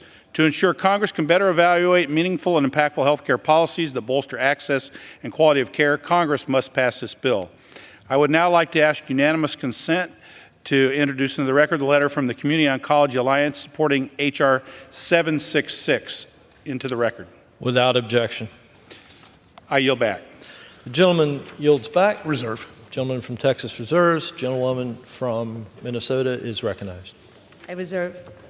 Gentlewoman reserves. The gentleman from Texas is recognized. Thank you, Mr. Speaker. I am now pleased to yield 2 minutes to the gentleman from Missouri, the chairman of the Ways and Means Committee, Mr. Smith. The gentleman from Missouri is recognized for 2 minutes. Thank you, Mr. Speaker. I wish to commend Dr. Burgess for his steadfast leadership, working in a bipartisan and bicameral manner to bring this important piece of legislation forward. This bill ensures that the Congressional Budget Office, the official scorekeepers of Congress, is more accurately reflecting the long-term fiscal impact of policies. In this case, policies that have the potential to lower the cost of the ever-growing federal spending on health care, a major part of our nation's annual budget.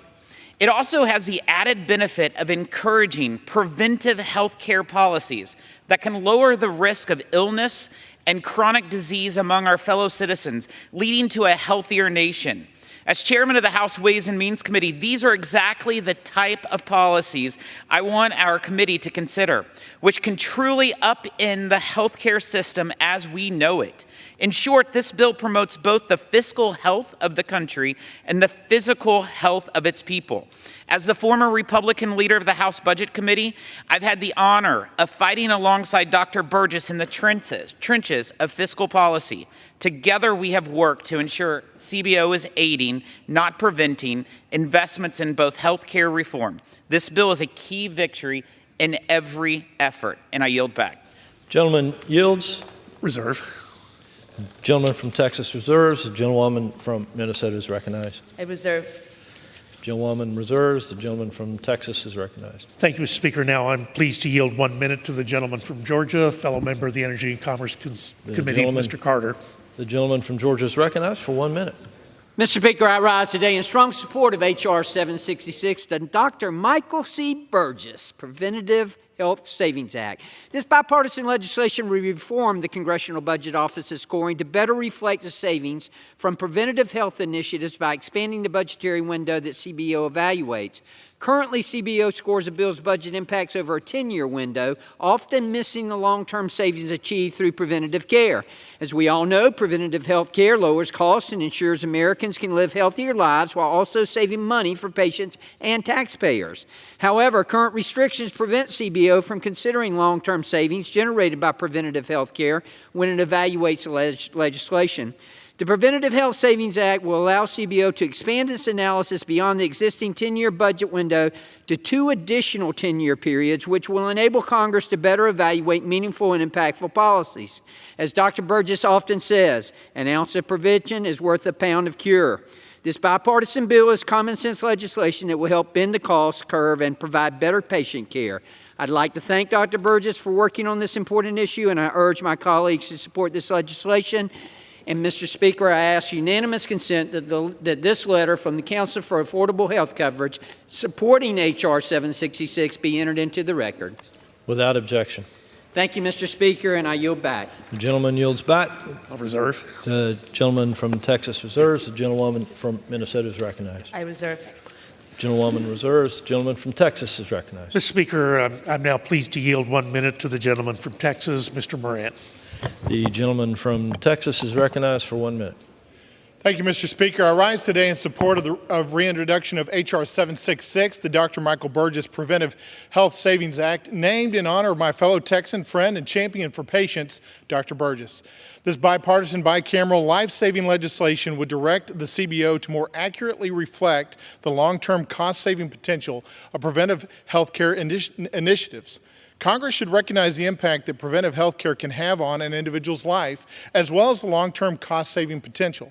Current restrictions prevent the CBO from fully examining the accurate economic impacts of preventive measures when they evaluate health legislation. But H.R. 766 goes beyond the normal 10-year window to allow Congress to better evaluate the potential for budgetary savings of preventive health care legislation and to ensure that it is done with the best interests of the American taxpayers in mind.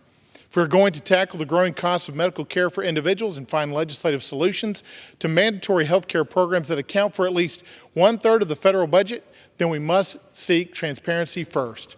I urge my colleagues to support H.R. 766, and I yield back. Gentleman yields. I'll reserve. Gentleman from Texas reserves. The gentlewoman from Minnesota is recognized. I reserve. Gentlewoman reserves. Gentleman from Texas is recognized. Thank you, Mr. Speaker. I'm now pleased to recognize the gentleman, Mr. Yakum, for 1 minute. Mr. is recognized for 1 minute. Mr. Speaker, I rise today to express my strong support for the Dr. Michael Burgess Preventative Health Savings Act. This bipartisan bill is essential to helping us as lawmakers make the most informed decisions possible when it comes to preventative health care legislation. So often when the CBO scores preventative health measures, the 10-year scoring window greatly limits their ability to show the full impact of the legislation. This bill would allow such measures to be scored over a 30-year time frame, giving us a more accurate picture of the impact the policy would have. I'm proud to be a co-sponsor of this bill, which originated in the House Budget Committee. I look forward to voting in favor of this piece of legislation, and I urge my colleagues to do the same. Mr. Chairman, I also ask unanimous consent that the letter from the Bipartisan Policy Center supporting H.R. 766 be entered into the record. Without objection. Mr. Chairman, I also ask unanimous consent that a statement from Representative Bergman supporting H.R. 766 be entered into the record. Thank you, Mr. Speaker, and I yield back. Yields. Gentleman from Texas is recognized. I'll reserve. Gentleman reserves. Gentlewoman from Minnesota is recognized. I reserve. Gentlewoman reserves. Gentleman from Texas. Thank you, Mr. Speaker. I'd like to ask unanimous consent that the following letters of support be entered into the record. A letter from Village MD, a letter from WellSpan Health, a letter from the National Association of Community Health Centers, a letter from the Doctors of Audiology, a letter from the American Academy of Otolaryngology, a letter from the Society of Thoracic Surgeons, and a letter from the Healthcare Leadership Council. Without objection. And I'll reserve. Gentleman reserves. Gentlewoman from Minnesota is recognized. I reserve. Gentlewoman reserves. Gentleman from Texas is recognized. Mr. Speaker, may I ask how much time remains? The gentleman from Texas has 6.5 minutes. I have no further speakers and reserve the right to close. All right, the gentleman reserves. The gentlewoman from Minnesota is recognized. I yield myself such time as I might consume. Gentlewoman is recognized. Preventative healthcare services can save lives and lower costs for families. It is time for Congress to evaluate and prioritize such innovative policies that have the potential to improve our healthcare system. I appreciate the hard work of Representative Burgess, and congratulations on your retirement, and Representative Daggett in championing this important effort, 11 years in the making.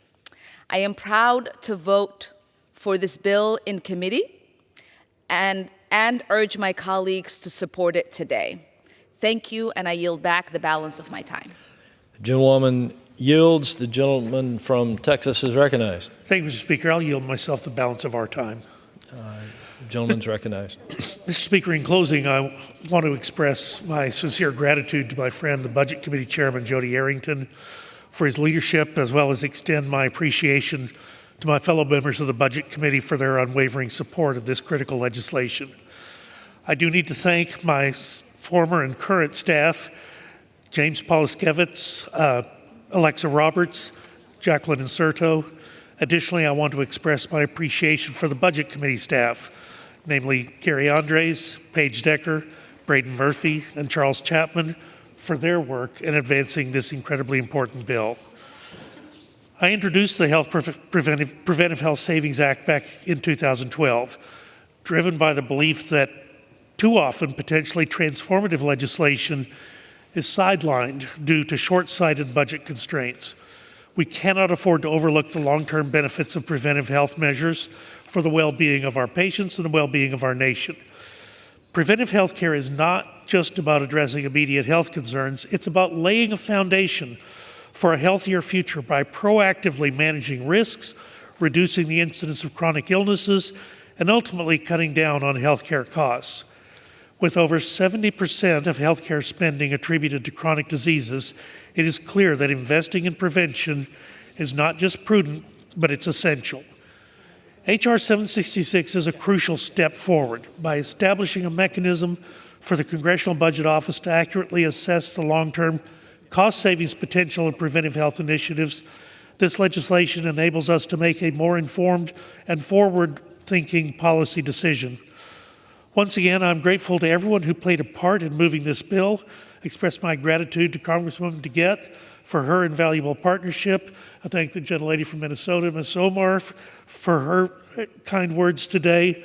Donna Christensen, who's our former colleague from the Virgin Islands, also assisted in this effort. Words cannot express how grateful and honored I am to, well, let me just say, as a general rule, Mr. Speaker, I don't think it's a good idea that things be named after people while they're still alive. However, in this case, I actually made an exception. So I'm happy that my name is attached to this critical piece of legislation. So let's continue to work together towards a future where preventive health is not just an afterthought, but a cornerstone of our national health care policy and our public strategy. And with that, Mr. Speaker, I yield back the balance of my time. The gentleman yields. Now the question is, will the House suspend the rules and pass the bill H.R. 766 as amended? Those in favor say aye. Those opposed, no. In the opinion of the chair, 2/3 being in the affirmative, the rules are suspended, the bill is passed, and without objection, the motion to reconsider is laid on the table.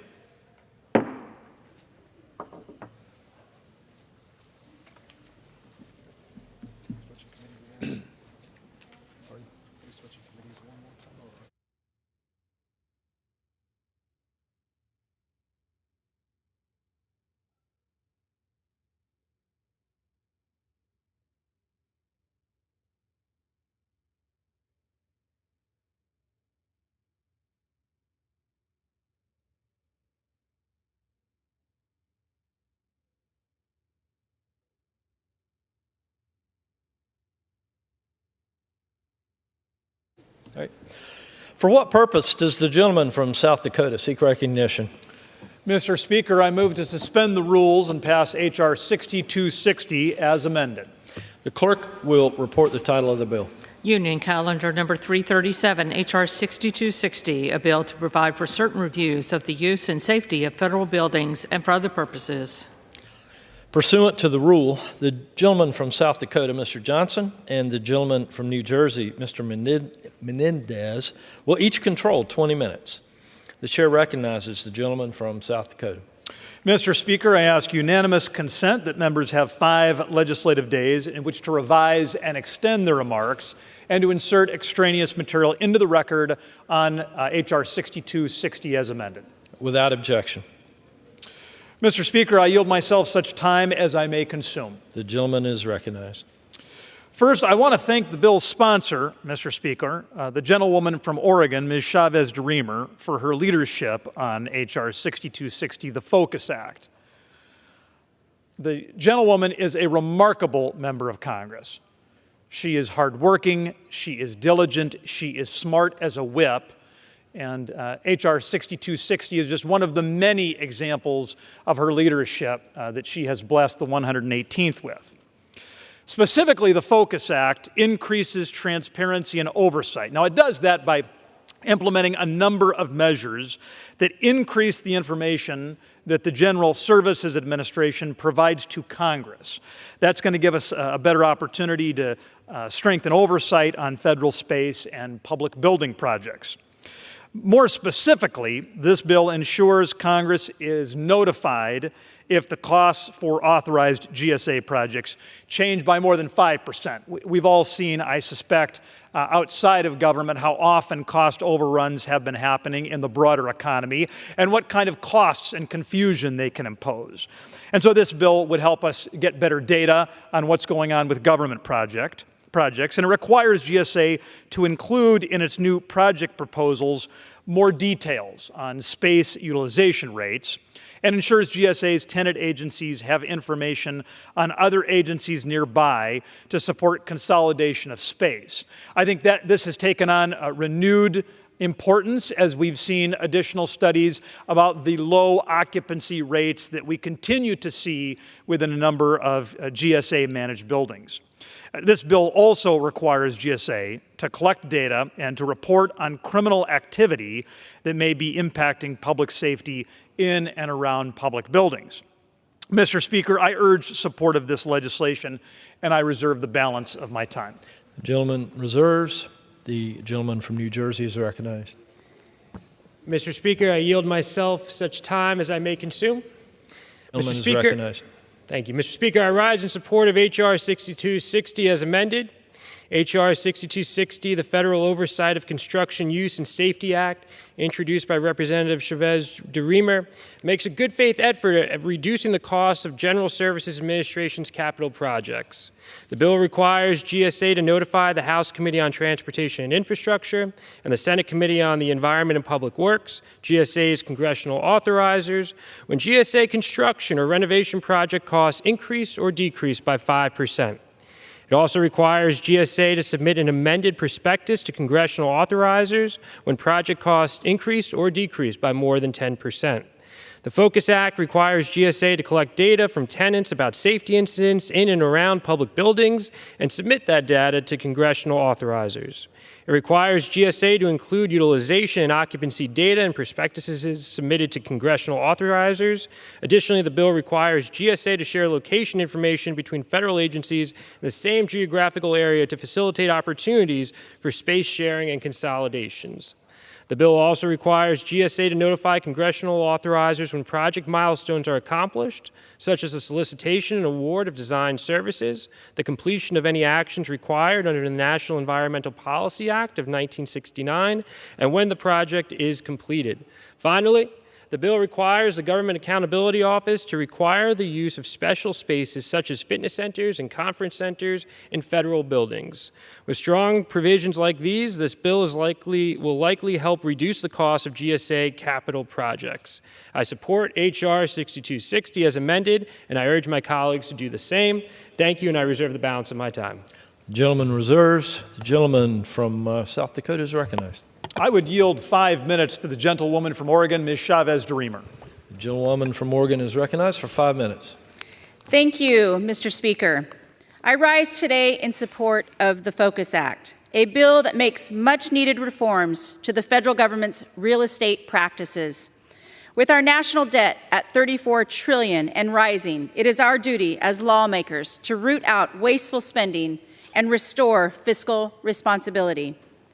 Recently, the Government Accountability Office reviewed 24 federal agencies to analyze office space usage. The study found that of the 24 offices reviewed, 17 of the agencies used just 25% or less of the building's capacity. It's clear that office space utilization has decreased dramatically in both the public and private sectors. Many companies have adjusted by downsizing or selling office space to save money. As a small business owner myself, consolidating office space to reduce costs would be a straightforward, sensible decision to make. Unfortunately, we often see the bureaucracy against Americans' tax dollars like monopoly money. We throw it around. The FOCUS Act will change that and ensure taxpayer money isn't being wasted on unused real estate by promoting consolidation. Transparency leads to accountability, and that's why this bill also requires Congress to be notified of significant increases in rent payments. I urge my colleagues to support this common-sense proposal to rein in unnecessary spending and improve transparency in federal real estate practices. And with that, I yield back. The gentlewoman yields back. The gentleman reserves.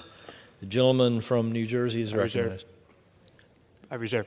The gentleman reserves. The gentleman from South Dakota is recognized. I'm prepared to close, sir. The gentleman reserves. The gentleman from New Jersey is recognized. Prepared to close. The gentleman from New Jersey is recognized. Thank you, Mr. Chair. H.R. 6260, the Federal Oversight of Construction Use and Safety Act, introduced by my colleague, Representative Chavez-DeRemer, makes a good faith effort at reducing the costs of GSA's capital projects. I support this bill and encourage my colleagues to do the same. Thank you, and I yield back the balance of my time. Yields. The gentleman from South Dakota is recognized. So often, I would yield myself such time as I may consume, Mr. Gentleman's Speaker. recognized. So often our attention is pulled to the massive issues, the sexy fights that sometimes divide this chamber. The bill before us, sir, of course, is not that. It's common sense legislation. It's the kinds of meat and potatoes, blocking and tackling legislation that so many Americans, I think, are hungry for. It's a data-driven proposal. We heard that from Ms. Chavez-DeRemer, that 17 of 24 buildings in the study that she cited were dramatically underutilized. This is an opportunity for good managers within the GSA, good managers within Congress, to use the data that her bill would provide to make better decisions. What a delightful outcome that would be. And so as we've discussed, this bill would increase transparency, strengthen accountability, assist the committee in its oversight of federal space utilization, and help us increase safety at our public buildings. With that, Mr. Speaker, I urge support of the bill, and I would yield back the balance of my time. The gentleman yields. Now the question is, will the House suspend the rules and pass the bill H.R. 6260 as amended? Those in favor say aye. Those opposed, no. In the opinion of the chair, 2/3 being in the affirmative, the rules are suspended, the bill is passed, and without objection, the motion to reconsider is laid on the table.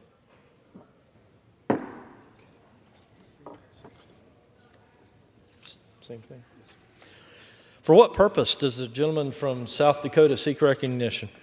Mr. Speaker, I move to suspend the rules and pass H.R. 6261.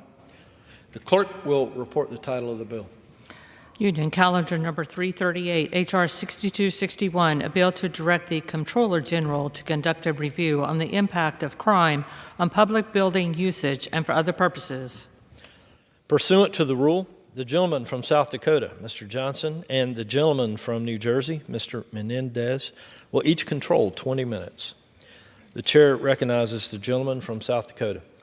Mr. Speaker, I ask unanimous consent that members have 5 legislative days in which to revise and extend their remarks and insert extraneous material into the record on H.R. 6261. Without objection. Mr. Speaker, I yield myself such time as I may consume. The gentleman is recognized. Periodically, we get 1,000-page bills or 2,000-page bills or 4,000-page bills that we debate on this floor. It can be a little hard for the people in the gallery and the people at home to make sense of what we're doing. This bill is not that. This excellent piece of legislation from Ms. Chavez-DeRemer fits on this single piece of paper. She and I were talking about that, Mr. Speaker, before we began debate on this bill, about how much good wisdom is packed into a single page. We will probably talk about the merits of this legislation for longer than it would take us to read the entirety of the bill, but it's just that good. The Impact of Crime on Public Building Usage Act of 2023, which is this piece of paper, sir, H.R. 6261, directs the Government Accountability Office, or the GAO, to examine how crime in and around public buildings affects building usage, how it affects how workers might commute to the office, and how it might impose any additional costs to maintain those public buildings. In 2020, sir, we saw crime rates spike across the country. In many of the downtown areas in many of our states, areas that used to be bustling with workers became near ghost towns. That changed the crime profile in many of those areas, to be sure. Now we're in a little bit different era today, and now we have differing, conflicting data community by community. In some, crime rates are continuing to go up, in some they're going down, in some the data might differ between property crimes and violent crimes. But one thing that we do know, Mr. Speaker, is that, of course, the crime that exists can continue to have an impact, a perhaps profound impact, on how we use our federal buildings. I'm just going to give you one example, sir, from perhaps 6 months ago. In August of 2023, employees who worked in a federal building in San Francisco were told not to come to work because of safety concerns. Now, these weren't safety concerns related to an earthquake or to a blizzard, an occurrence that we might experience at federal buildings in South Dakota, a blizzard, but not in San Francisco. But no, those weren't the safety concerns. They weren't weather-related. They were crime-related. Seems like, as good managers, we would want to better understand that issue and what we can do to have it be less common in the future. And that's particularly true as we work to bring employees back to the office. We know there's study after study that shows that people working in close physical proximity can share real benefits. Now, remote work has benefits too, but as we talk to employees about coming back to the office in those times and in those places where it makes sense, it is incumbent upon us to make sure that their public safety is well cared for, not just when they're in the building, but when they're on their way to or from work as well. I want to thank the bill's sponsor, the gentlewoman from Oregon, Ms. Chavez-DeRemer. She has exhibited real leadership on this legislation. She's shown real advocacy to make sure that federal employees are able to return safely to federal office buildings, and that while they're there, they're effective and efficient. Mr. Speaker, with that, I would urge support of this legislation, and I would reserve the balance of my time. The gentleman reserves. The gentleman from New Jersey is recognized. Mr. Speaker, I yield myself such time as I may consume. The gentleman's recognized.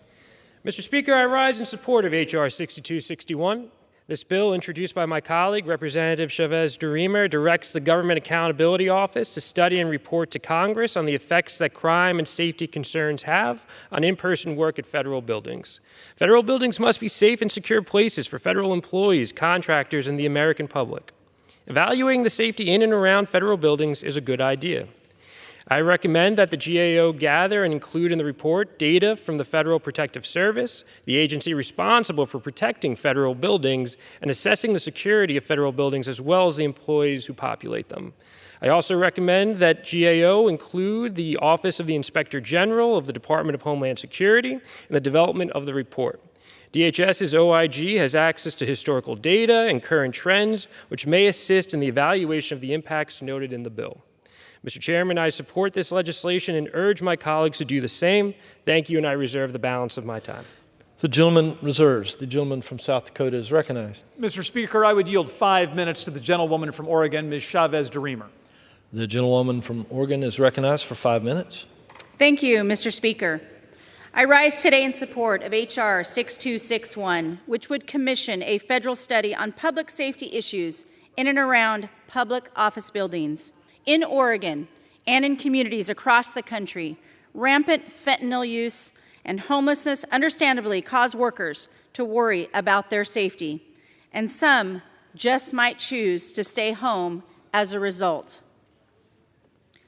Public buildings are running parallel to private buildings.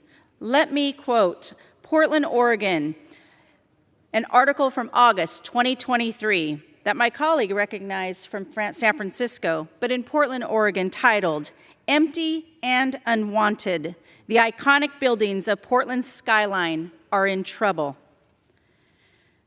From the same article, the question, and it's a contentious one, is whether Portland is worse than any other place because of the blight. Plywood that went up during the protests is still there. Homelessness camps that took root during the pandemic are just now being addressed. And on some downtown blocks, you will see someone smoking fentanyl while drinking a Frappuccino. That effect has the same on our federal buildings. Additionally, the GAO would require to examine any costs that are associated with safety issues at these buildings. To make more informed spending decisions on federal real estate moving forward, Congress needs to understand how factors like crime contribute to building costs and employees' decisions. H.R. 6261 will shine a light on public safety concerns and help Congress identify improvements that can be made to protect federal workers. I urge my colleagues to support this legislation. And with that, I yield back. The gentlewoman yields. The gentleman reserves. The gentleman from New Jersey is recognized. Mr. Speaker, we have no further speakers and are prepared to close. Gentleman reserves. Reserved. Gentleman from South Dakota is recognized. Mr. Speaker, I'm prepared to close to reserve as well. I'm prepared to close. With that, I reserve. All right. The gentleman reserves. The gentleman from New Jersey is recognized. Thank you, Mr. Speaker. Federal buildings must be safe and secure places for federal employees, contractors, and the American public.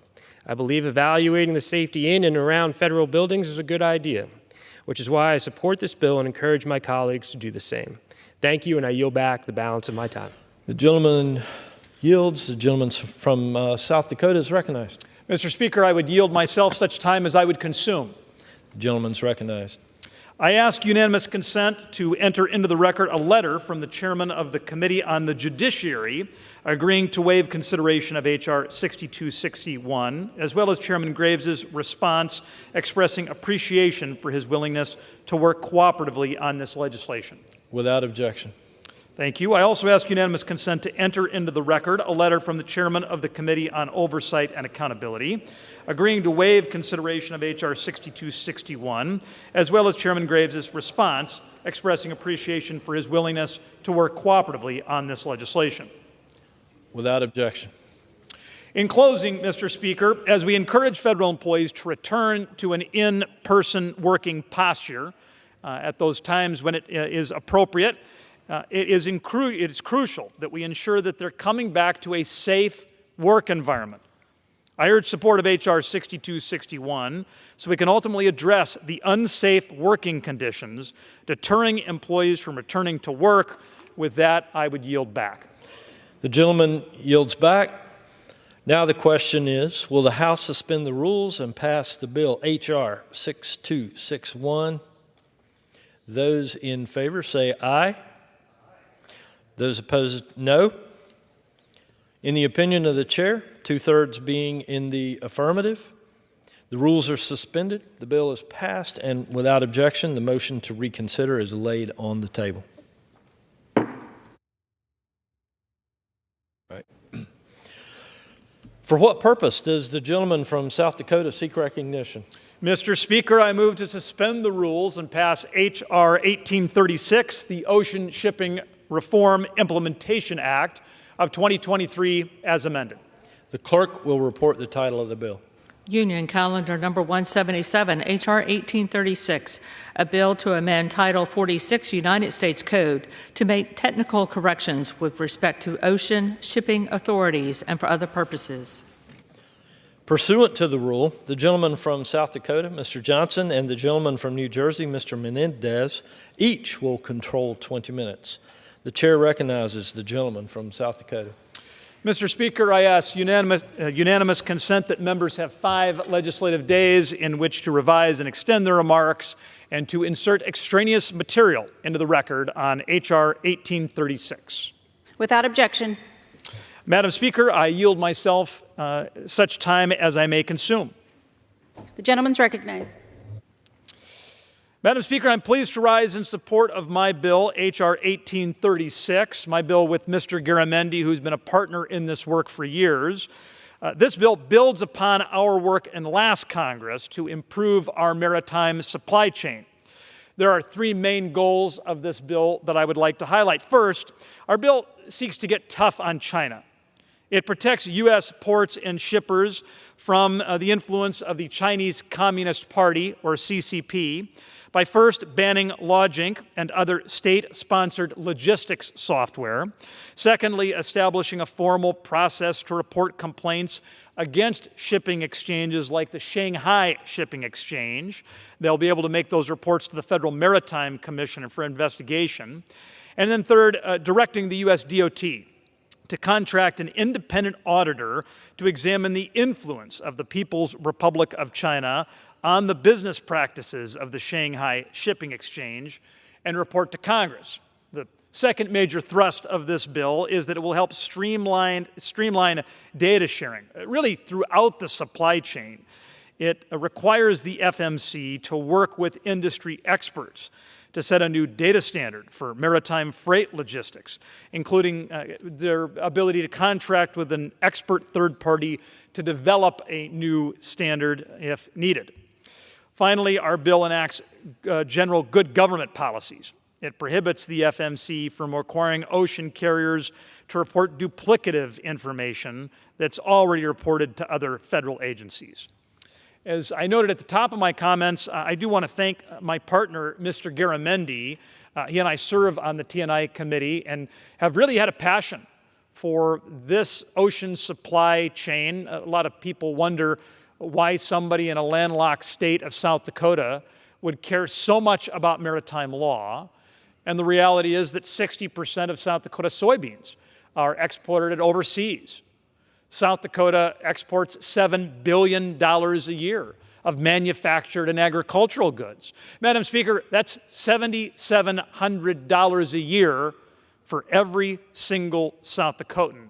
Clearly, maritime law matters. Clearly, supply chains matter. And clearly, the Ocean Shipping Reform Implementation Act matters. With that, I would urge support of the legislation and reserve the balance of my time. Reserves. The gentleman from New Jersey is recognized. Madam Speaker, I yield myself such time as I may consume.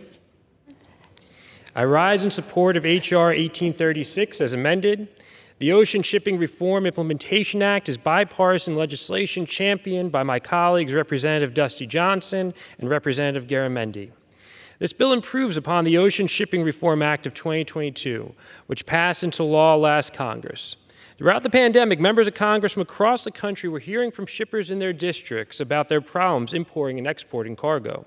This bill protects American importers and exporters, standardizes data, establishes the National Port and National Ocean Carrier Advisory Committees, and builds upon efforts to improve the resiliency of the U.S. supply chain. I thank Representative Dusty Johnson and Representative Garamendi for their work on this legislation, and I thank Chairman Graves and Ranking Member Larson for their continued support. I urge my colleagues to support this legislation, and I reserve the balance of my time. Gentleman reserves. I'm prepared to close. I reserve. The gentleman from South Dakota reserves. New Jersey is recognized. Madam Speaker, thank you. The Ocean Shipping Reform Implementation Act is bipartisan legislation that will protect American importers and exporters and build upon past efforts to improve the resiliency of the U.S. supply chain. I support this bill and encourage my colleagues to do the same. Thank you, and I yield back the balance of my time. The gentleman yields back. The gentleman from South Dakota is recognized. Madam Speaker, I would yield myself such time as I might consume. The gentleman's recognized. Madam Speaker, I serve on the Select Committee on the Chinese Communist Party. And we have heard expert after expert talk to us about the Chinese government working to get coercive economic power over our country and, frankly, every other country in the world. And one of the primary tools of that push for coercive economic power is data. I think one real focus of this bill before us is that it makes it harder for the Chinese Communist Party to be able to use the Shanghai Shipping Exchange or the LogInc platform to be able to gather up all of this exquisite data about the world's supply chains and shipping information and have it be used against our country and others. This also builds upon the strong bipartisan track record that Mr. Menendez spoke of, and it will make for a fuller and fairer supply chain and ocean shipping environment. And with that, I would urge support of this important legislation and yield back the balance of my time. The gentleman yields. The question is, will the House suspend the rules and pass the bill H.R. 1836 as amended? Those in favor say aye.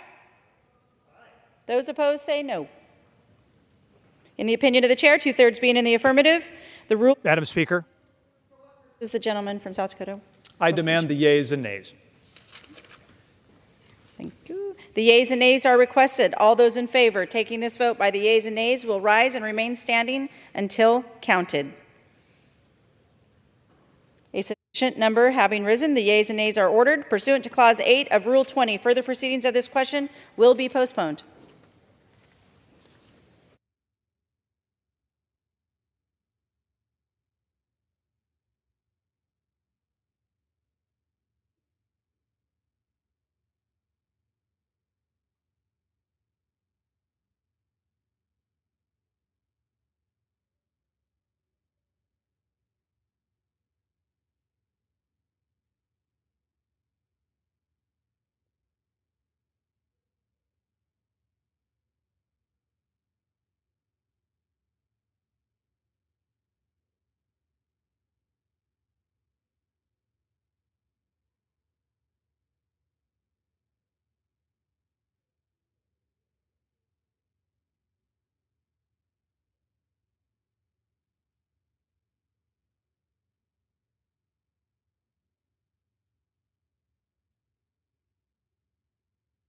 For what purpose does the gentlewoman from Washington seek recognition? Madam Speaker, I move that the House suspend the rules and pass H.R. 7520.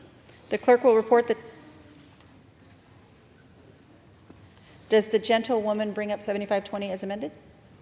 Yes, I do. The clerk will report the title of the bill. H.R. 7520, a bill to prohibit data brokers from transferring sensitive data of United States individuals to foreign adversaries and for other purposes. Pursuant to the rule, the gentlewoman from Washington, Mrs. Rogers, and the gentleman from New Jersey, Mr. Pallone, each will control 20 minutes. The chair recognizes the gentlewoman from Washington. I ask unanimous consent that all members may have 5 legislative days in which to revise and extend their remarks and insert extraneous materials in the record on the bill. Without objection. Madam Speaker, I yield myself such time as I may consume. The woman is recognized. I rise today in support of H.R. 7520, the Protecting Americans' Data from Foreign Adversaries Act of 2024. Data brokers are harvesting people's sensitive data and selling or sharing it without people's knowledge or consent.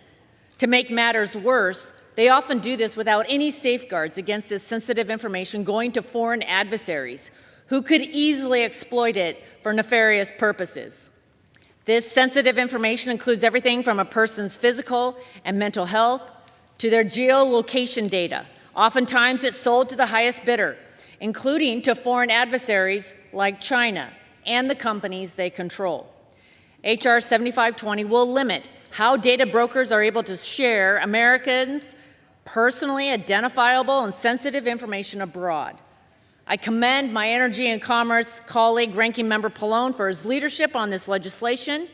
It is an important complement to our ongoing efforts to establish a comprehensive data privacy standard, one that cracks down on abuses of Americans' personal information by narrowing the information that's collected in the first place and putting people back in control of their personal information. Today is an opportunity to send a very clear message that the U.S. will not tolerate the continued targeting, surveilling, and exploitation of Americans' data.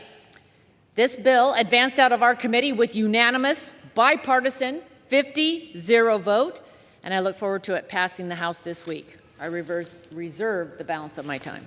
The gentleman is reserved. The gentleman from New Jersey, Mr. Pallone. Thank you, Madam Speaker. I yield myself such time as I may consume.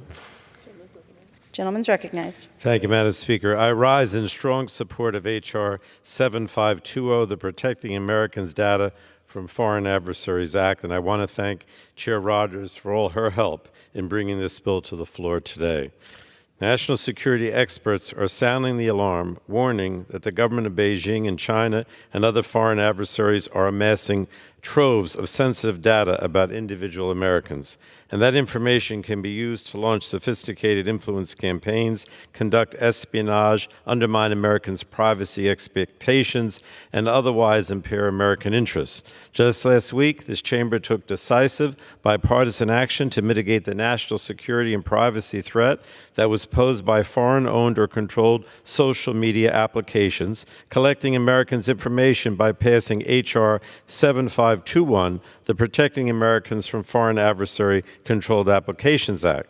And today we take further action to close the pipeline of American sensitive information flowing to our foreign adversaries. This bill prohibits the data brokers from selling American sensitive personal information to Beijing, China, Russia, North Korea, and Iran, and to entities controlled by those countries. Data brokers collect and sell billions of data elements on nearly every consumer in the United States, including information about children and active members of the U.S. military. With this sensitive information, data brokers and their customers can make invasive inferences about an individual, including inferences about a person's travel patterns, health, political beliefs, personal interests, and financial well-being. Right now, there are no restrictions on who they can sell this information to. Now, most Americans are unaware that data brokers complete detailed dossiers about their interests, beliefs, actions, and movements. And even when they are aware that these dossiers of sensitive information are being compiled, Americans are powerless to stop this invasion of privacy. While the best response to the privacy risk posed by data brokers is a comprehensive national data privacy law, I firmly believe that we must do what we can now to prevent data brokers from selling Americans' personal data to our foreign adversaries.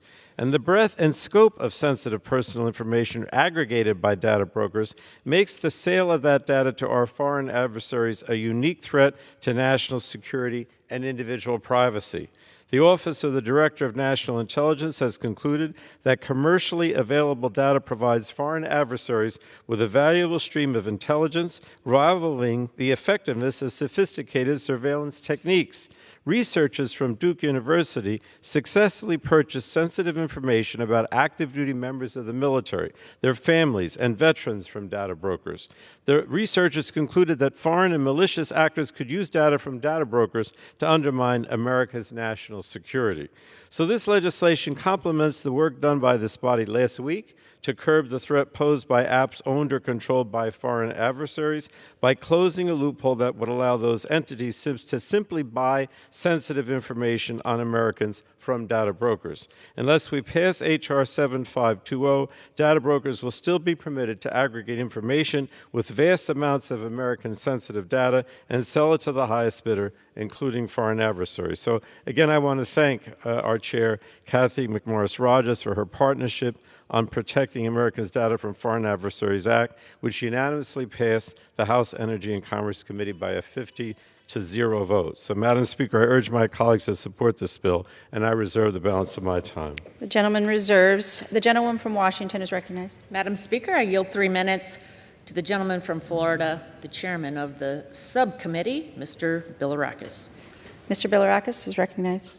Thank you, Madam Speaker. I rise in strong support of H.R. 7520, the Protecting Americans' Data from Foreign Adversaries Act. Last week, the House took historic action to protect Americans' data from foreign-owned subsidiaries such as the ByteDance. Today, we have legislation that will protect Americans' data privacy from data brokers seeking to sell our personally identifiable sensitive information to these foreign entities. The subcommittee that I chair has done significant work to get this done, to lay the foundation for why we need a strong federal data privacy and security law, and why a federal standard is needed to protect Americans here at home while balancing the needs of business, government, and civil society. As there is no federal comprehensive data privacy and security law, data brokers are often unfettered when it comes to selling personally identifiable information. Our adversaries can all too easily purchase the sensitive data of American citizens, including information that identifies our servicemen and women, and can target individuals based on their connection to the military and the federal government more broadly. H.R. 7520 will prohibit data brokers from selling our personally identifiable sensitive information and ensure proper enforcement authorities are in place to go after these bad actors. This small and targeted change to an otherwise free market will help ensure citizens' personal data is kept safe from entities seeking to manipulate Americans while still respecting broader business decisions in the marketplace. I thank Chair Rogers and Ranking Member Pallone for their great work here on this particular issue. It takes leadership, Madam Chair, and we have it here in the Energy and Commerce Committee.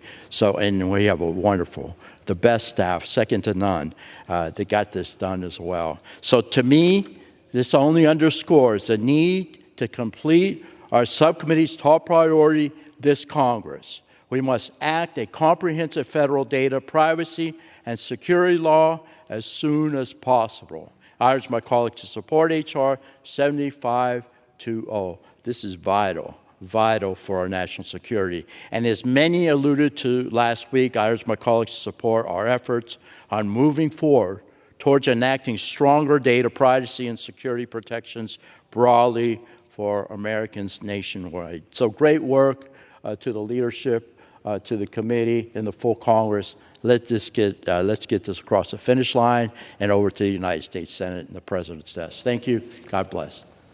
I yield back. The chairwoman, Ms. Rogers, is recognized. I reserve. Gentlewoman reserves. The gentleman from New Jersey is recognized. Thank you, Madam Speaker. I yield 2 minutes now to the ranking member of our subcommittee on Innovation, Data, and Commerce, Ms. Schakowsky from Illinois. Gentlewoman is recognized. Thank you, Madam Speaker. Thank you for the opportunity to talk about this because Americans are very worried about how their data is being used. They want to know who is collecting it, where is it going, how is it being used? And for far too long, people's privacy has been invaded. They don't know exactly how, and they don't know exactly who. And in fact, one of the big players, of course, are the data brokers. Now ask anyone on the street, who are data brokers? What do they do? These are the people who buy and sell and trade your information. Most people don't have a clue about that. And so this legislation makes a good step forward. And what it says, that none of this information that is collected by data brokers can go to China or any other adversary information that we have listed in this legislation. And it is time, though, I want to add, that while this bill is important for national security, for the security of our people, right now, people's data is at risk.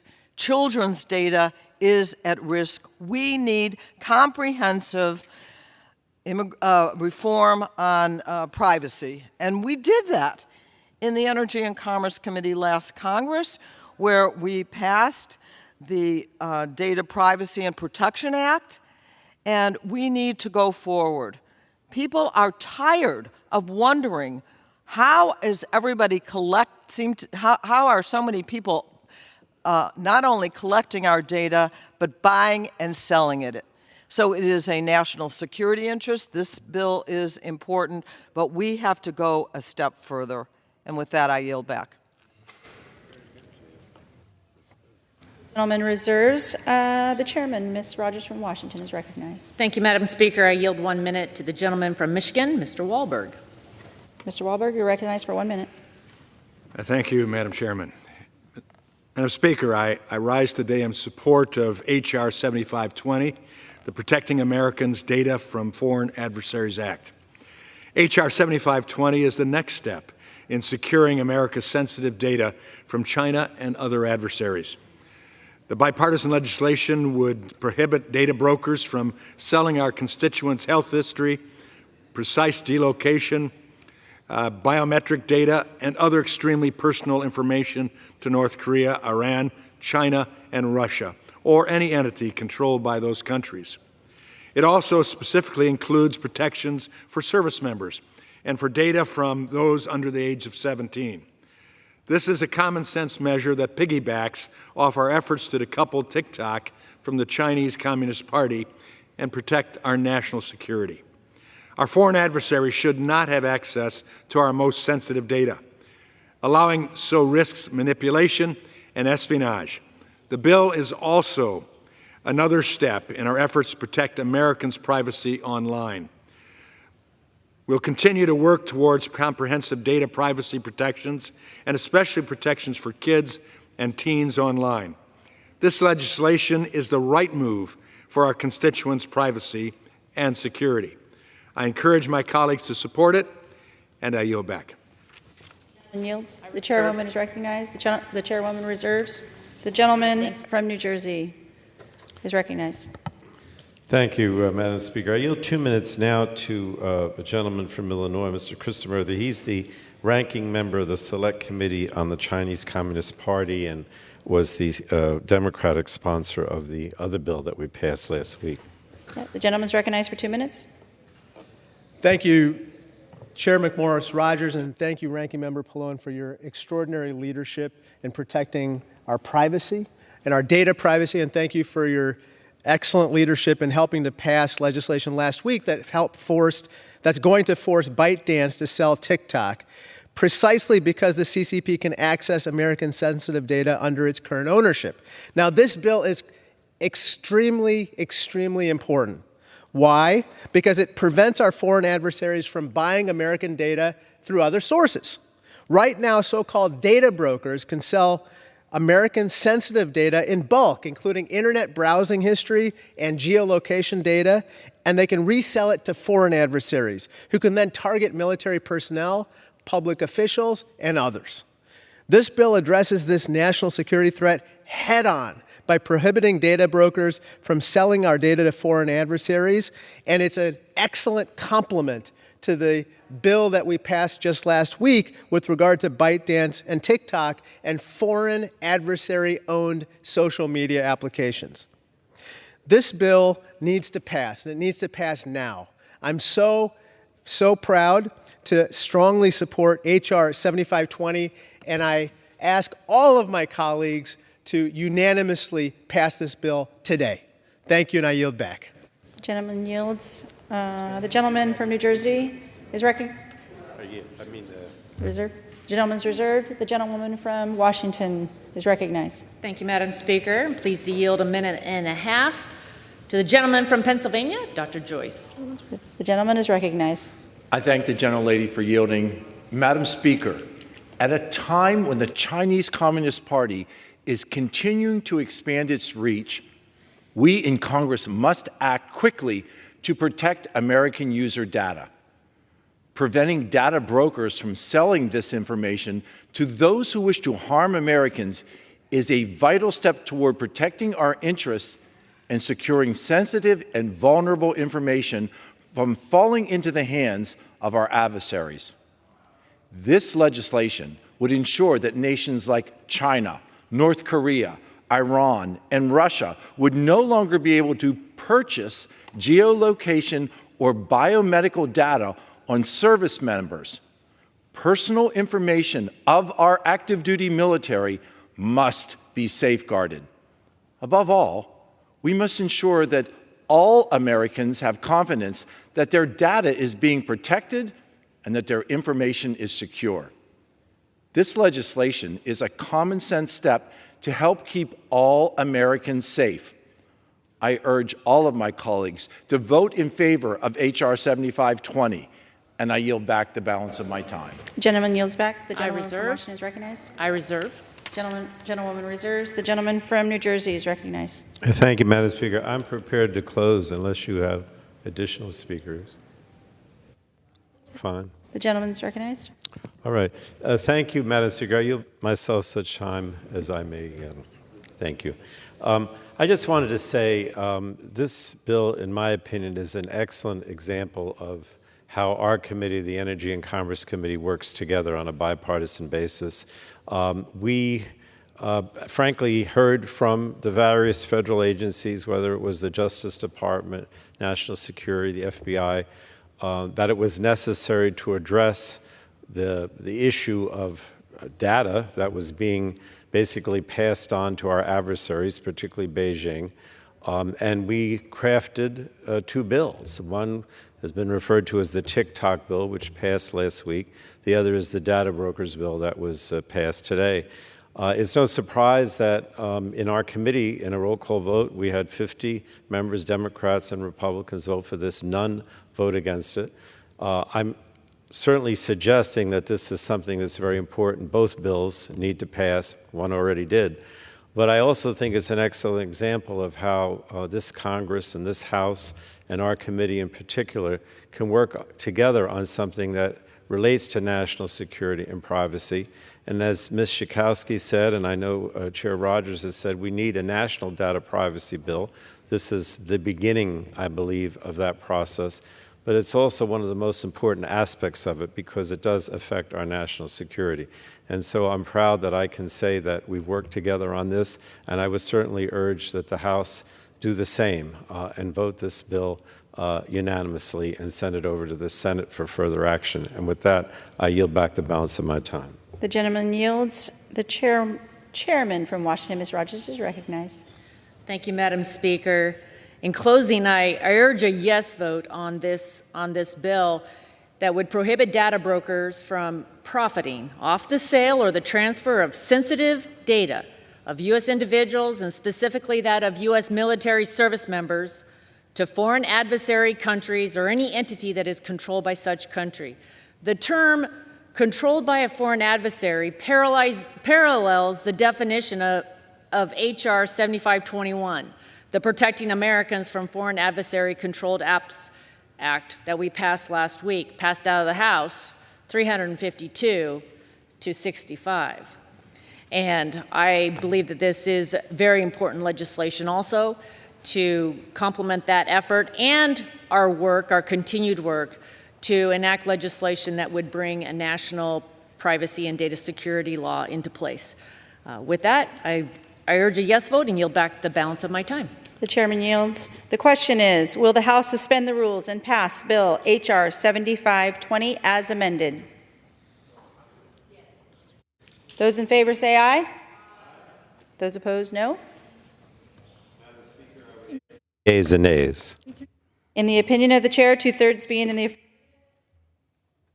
does the gentleman Madam wish to be Speaker, on recognized? that, I would ask for the yeas and nays. Thank you. The yeas and nays are requested. All those in favor of taking this vote by the yeas and nays will rise and remain standing until counted. Sufficient number having risen, the yeas and nays are ordered. Pursuant to Clause 8 of Rule 20, further proceedings on this question will be postponed.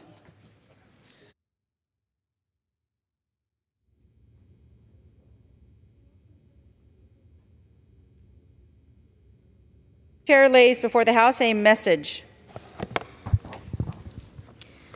To the Congress of the United States, when I was elected president, a pandemic was raging and our economy was reeling. We were in the midst of the most devastating downturn in nearly a century. I came into office determined to fundamentally change things by rebuilding our economy from the middle out and the bottom up, not the top down.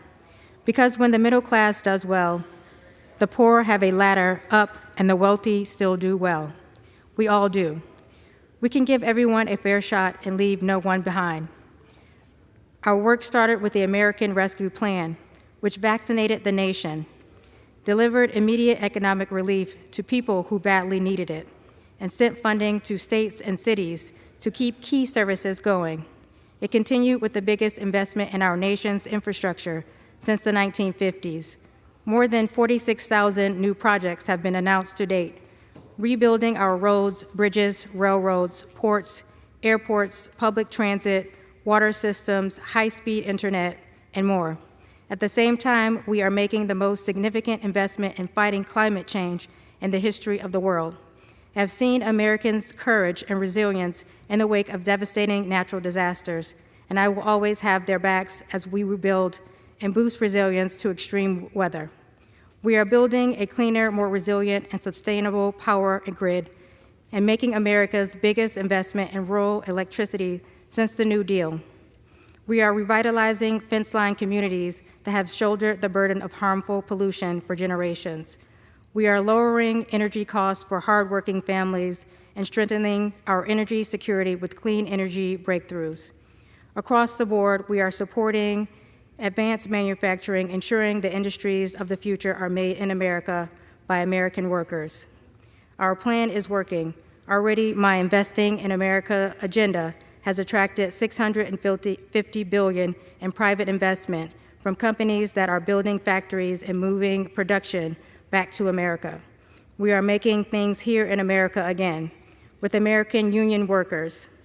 We have ignited a manufacturing boom, a semiconductor boom, an electronic vehicle boom, and more. My agenda is creating hundreds of thousands of union jobs so folks never have to leave their hometowns to find good-paying work that can raise a family on. Today, America once again has the strongest economy in the world. We have created a record 15 million jobs with unemployment under 4% for the longest stretch in over 50 years. Growth is strong. Wages are rising and inflation is down by 2/3, with costs having fallen for key household items from a gallon of gas to a gallon of milk. We have more to do, but folks are starting to feel the benefits. Consumer sentiment has surged more in recent months than any time in 30 years. Americans have filed a record 16 million new business applications since I took office. Each one of them is an act of hope. Importantly, we made these historic investments in a fiscally responsible way while making our tax system fairer. In 2022, I signed a law that imposed a new minimum tax of 15% on the nation's largest corporations, saved $160 billion by giving Medicare the authority to negotiate prescription drug prices and limit price increases, and boosted funding to the Internal Revenue Service to crack down on wealthy and corporate tax cheats. This is just the beginning. My budget would do more to close loopholes. It would save another $200 billion by enabling Medicare to negotiate prices on even more drugs and by eliminating by limiting other drug prices increases. It would cut wasteful subsidies to big oil and other special interests, and it would introduce minimum tax on billionaires, which alone would raise $500 billion for the American people. So far, we have already cut the deficit by $1 trillion since I took office, one of the biggest reductions in history, and I have signed legislation to cut it by $1 trillion more. My budget would reduce it by another $3 trillion over the next 10 years as well, while continuing to pay for investments in America. And we are just getting started. My administration will keep fighting to lower costs for working families on everything from housing to childcare to student loans. After decades of talk in Washington, we beat Big Pharma and capped the cost of insulin for seniors at $35 a month, down from as much as $400. Starting next year, no senior on Medicare will pay more than $2,000 a year in total out-of-pocket prescription drug costs, even for expensive cancer medications that now cost many times more. We are cracking down on price gouging by requiring drug makers that raise prices of certain drugs faster than inflation to pay a rebate back to Medicare. At the same time, we have protected and expanded the Affordable Care Act, with a record 21 million Americans enrolled in marketplace plans this past year, while saving millions of Americans $800 per year on their premiums. Today, more Americans have health insurance than ever before. My budget builds on those gains. I also know that for too many hardworking families, it costs too much to find a good home, so we are working to lower costs and boost supply of housing nationwide. My budget will make a monthly mortgage payment more affordable for middle-class, first-time homebuyers by providing a $5,000 annual mortgage relief credit for 2 years. My budget will expand rental assistance to hundreds of thousands of additional families, continuing the largest expansion in 20 years. It will also help to ease America's long-standing shortage of affordable housing, including by cutting red tape so that more builders can get federal financing to build more affordable housing. Important progress is underway. More families own homes today than before the pandemic. Rents are easing, and a record 1.7 million housing units are under construction nationwide.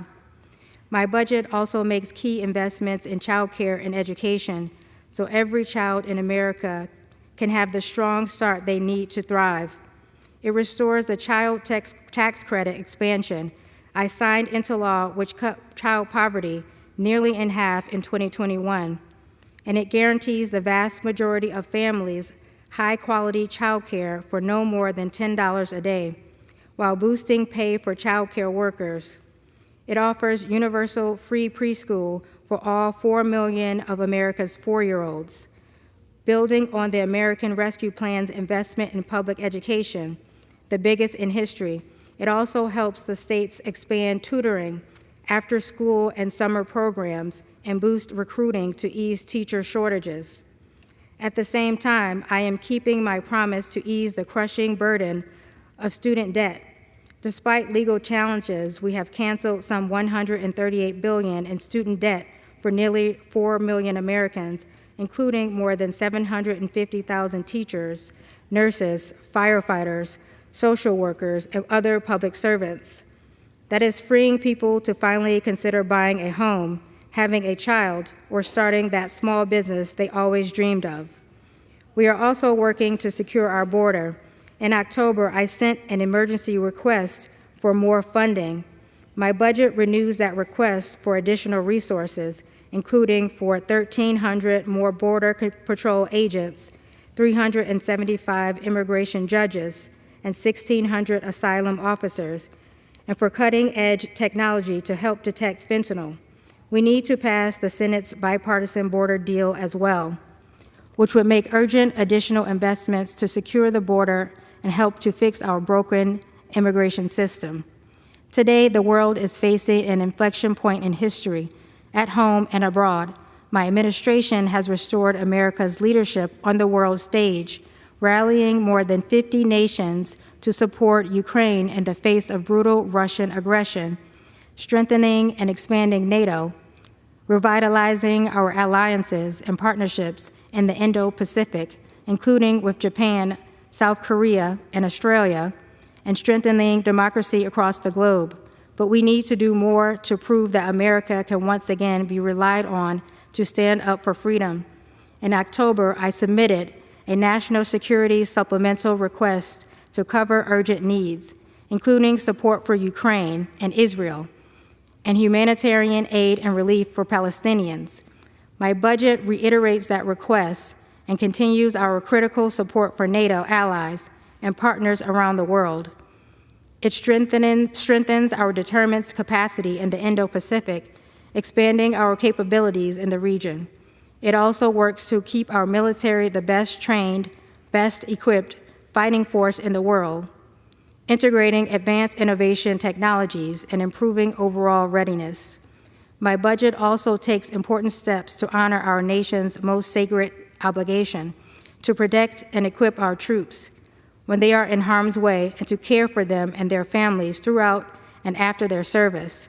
Since I took office, I have signed over 30 significant bipartisan bills to support veterans, including the PACT Act, the biggest ever expansion of benefits for service members exposed to toxic burn pits during their service. And I have issued the most comprehensive executive actions to date to boost economic security for military families. My budget builds on that work. The story of America is one of progress and resilience, of always moving forward and never giving up. It is a story unique among nations. We are the only nation that has emerged from every crisis we have entered stronger than we went in. While my administration has seen great progress since day one, there is still work to do. My budget will help make that promise real. Signed, Joseph R. Biden, Jr., The White House, March 2024. Referred to the Committee on Appropriations and ordered printed. Pursuant to Clause 12A of Rule 1, the Chair declares the House in recess until approximately 6:30 p.m. today.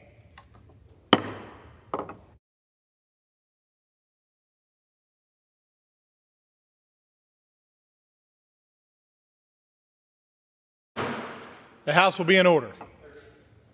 Proceedings will resume on questions previously postponed. Votes will be taken in the following order. Motions to suspend the rules with respect to the following measures: H.R. 4723 and House Resolution 149.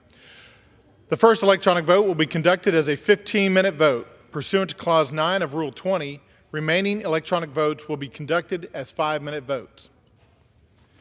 Pursuant to Clause 8 of Rule 20, the unfinished business is the vote on the motion of the gentlewoman from Missouri, Ms. Wagner, to suspend the rules and pass H.R. 4723 as amended, on which the yeas and nays are ordered. The clerk will report the title. H.R. 4723, a bill to provide for the imposition of sanctions with respect to foreign persons undermining the Dayton Peace Agreement or threatening the security of Bosnia and Herzegovina, and for other purposes. The question is, will the House suspend the rules and pass the bill as amended? Members will record their votes by electronic device. This is a 15-minute vote.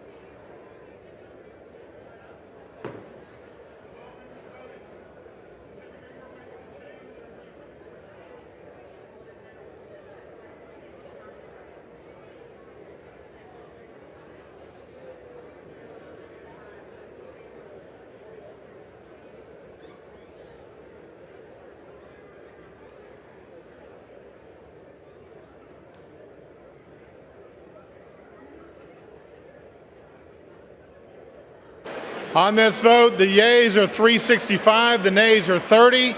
2/3 being in the affirmative, the rules are suspended, the bill is passed, and without objection, the motion to reconsider is laid on the table.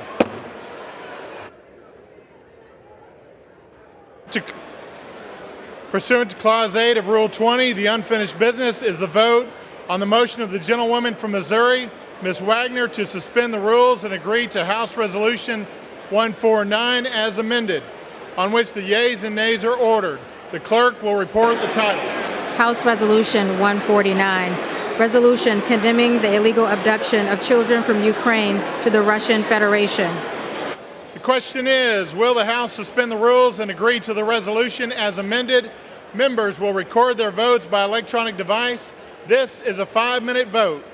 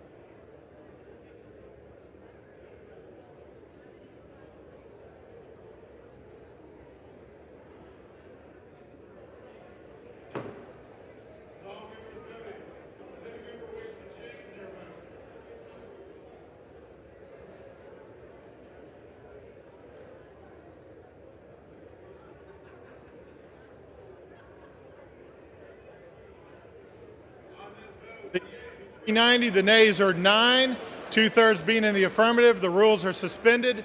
The resolution is agreed to, and without objection, the motion to reconsider is laid on the table. Without objection, the title is amended.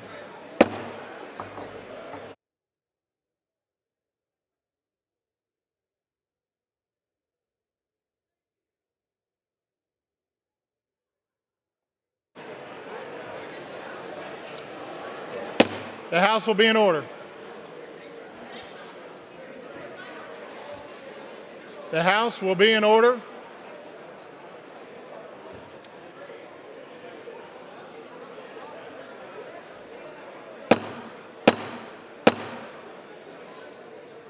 The House will be in order.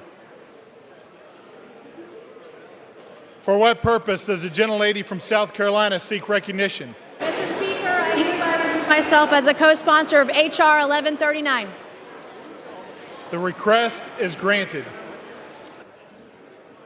And then who we got over here?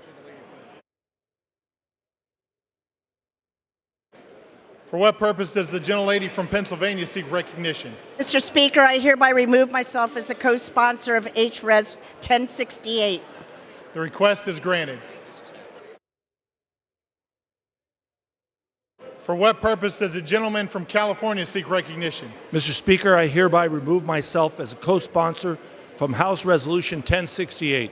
The request is granted. For what purpose does the gentleman from California seek recognition? Mr. Speaker, I hereby remove myself as a co-sponsor from House Resolution 1068. The request is granted. For what purpose does the gentleman from New York seek recognition? Mr. Speaker, I hereby remove myself as a co-sponsor from House Resolution 1068. The request is granted.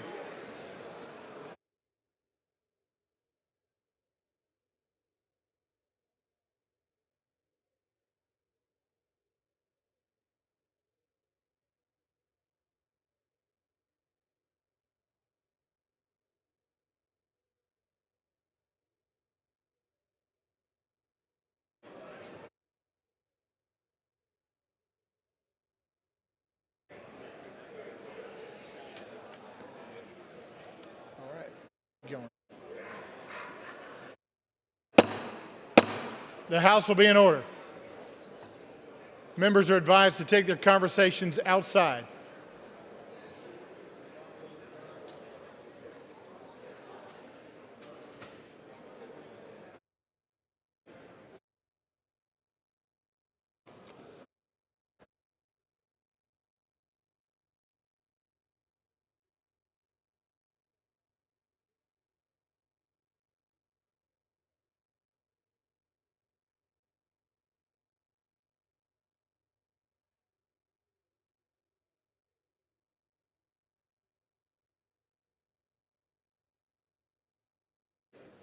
They're mellow. House will be in order.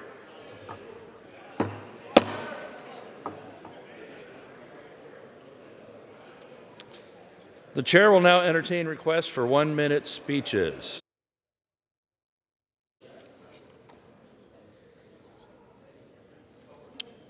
For what purpose does the gentleman from Pennsylvania, that's Sylvan land, rise and seek recognition? Mr. Speaker, request unanimous consent to address the House for 1 minute and revise and extend my remarks. Without objection.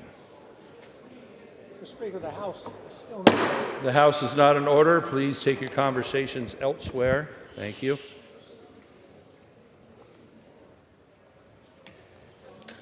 Gentleman's recognized. Thank you, Mr. Speaker. Mr. Speaker, I rise today to recognize National Agriculture Day. Today is a day for Congress to come together to share their appreciation. This day serves to highlight the vital work our farmers, ranchers, foresters, and farm workers do in providing the safest, highest quality supply of food, fiber, and fuel in human history. Agriculture touches our lives daily. If you've eaten today, thank a farmer. If you have clothes on your back, thank a farmer. Agriculture also provides the foundation upon which the entire American economy rests. It is more important than ever to ensure our farmers, ranchers, and foresters have their voices heard in the halls of Congress. This is why it is my honor to represent farm families in rural America as the chairman of the Committee on Agriculture.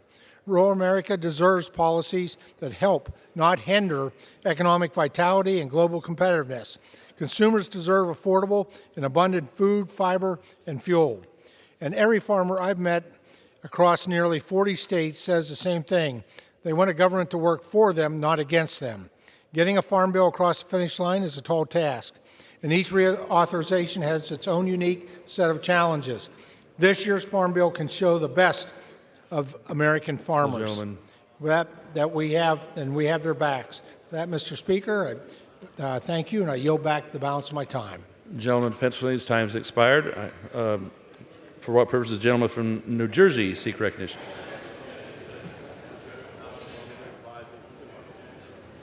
Gentleman's recognized. Without objection.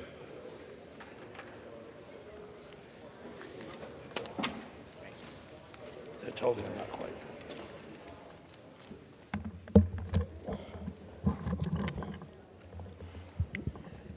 Mr. Speaker, I rise today to question the Republican commitment to American families. Recently, actions in Alabama have led a nationwide discussion on the popular in vitro fertilization, or IVF, pregnancy treatments. And more than 8 million American babies have been born through IVF. It has helped create parents and families nationwide. But the Republicans want to ban IVF across the country. First, Republicans want to force women to have children. Now they want to stop women from having them. It is very confusing and very hypocritical. Democrats want women to choose when they have their children. And we want to protect that right.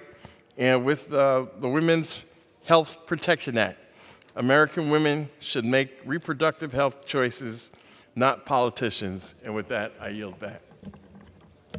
For what purpose does the gentleman from Tennessee seek recognition? Thank you, Mr. Speaker. I'm seeking consent to address the House for 1 minute to revise and extend my remarks. Without objection, the gentleman's recognized for 1 minute. Mr. Speaker, I would let the people in the back know there's plenty of seats down front if it's too crowded.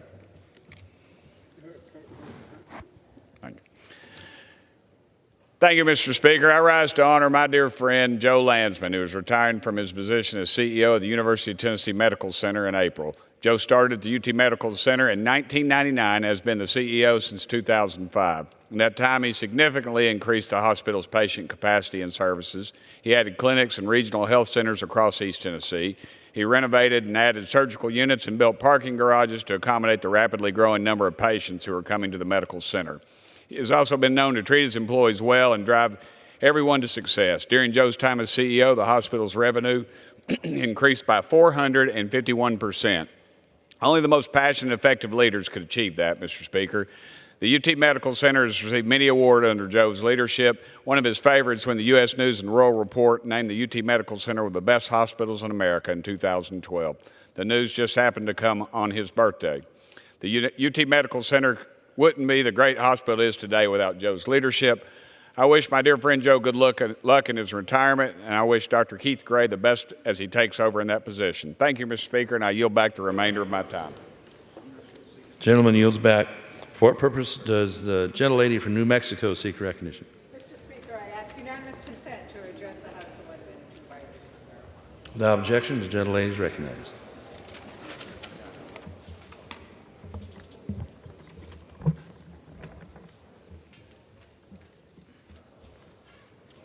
Mr. Speaker, I rise to honor New Mexico State Police Officer Justin Hare, a dedicated law enforcement officer and protector of our beloved New Mexico communities.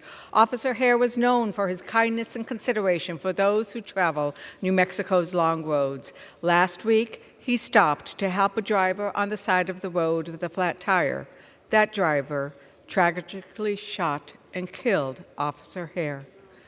Officer Hare dedicated his life to the people of Craig County. He coached sports teams, volunteered, and lent a helping hand to whomever needed it. He loved his partner, Desiree Quintana, their daughters, Julianne and Cadence, and the unborn child they expected in September.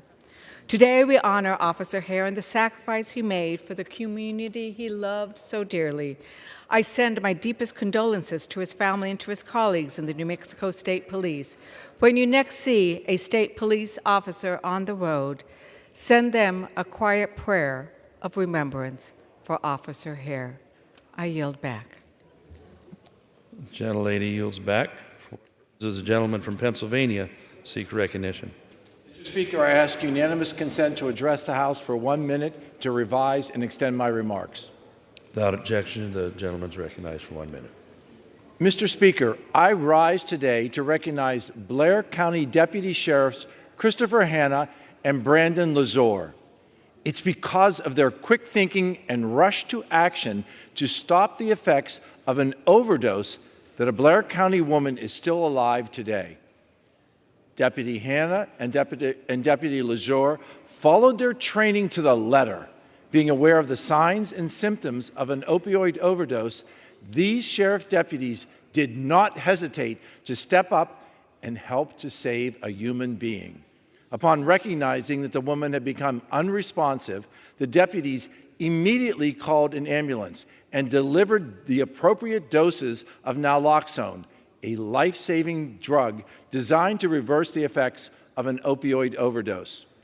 On behalf of the people of Blair County and Pennsylvania's 13th Congressional District, I am grateful for these sheriff's deputies and their tireless work to serve our community. Thank you, Mr. Speaker, and I yield. The gentleman yields back. For what purpose does the gentleman from Pennsylvania seek recognition? Speaker, I request unanimous consent to address the House for 1 minute, revise or extend my remarks. Without objection, the gentleman is recognized for 1 minute.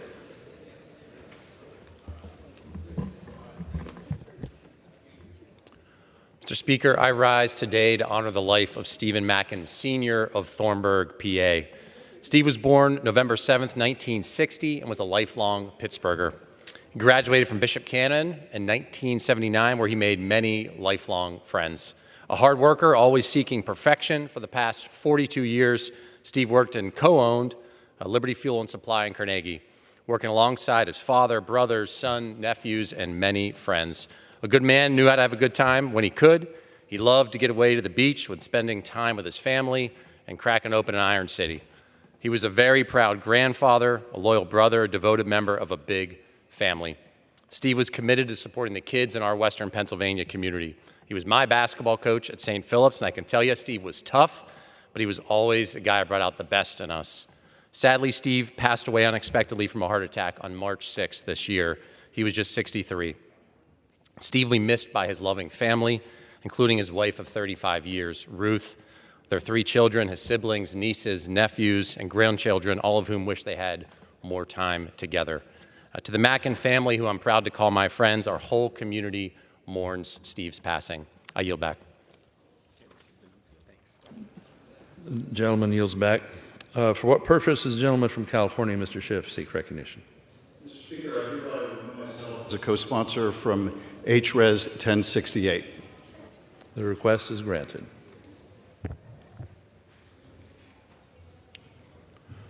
All right, for what purpose does the gentleman from Georgia seek recognition? Ask unanimous consent to address the House for 1 minute and revise and extend my remarks.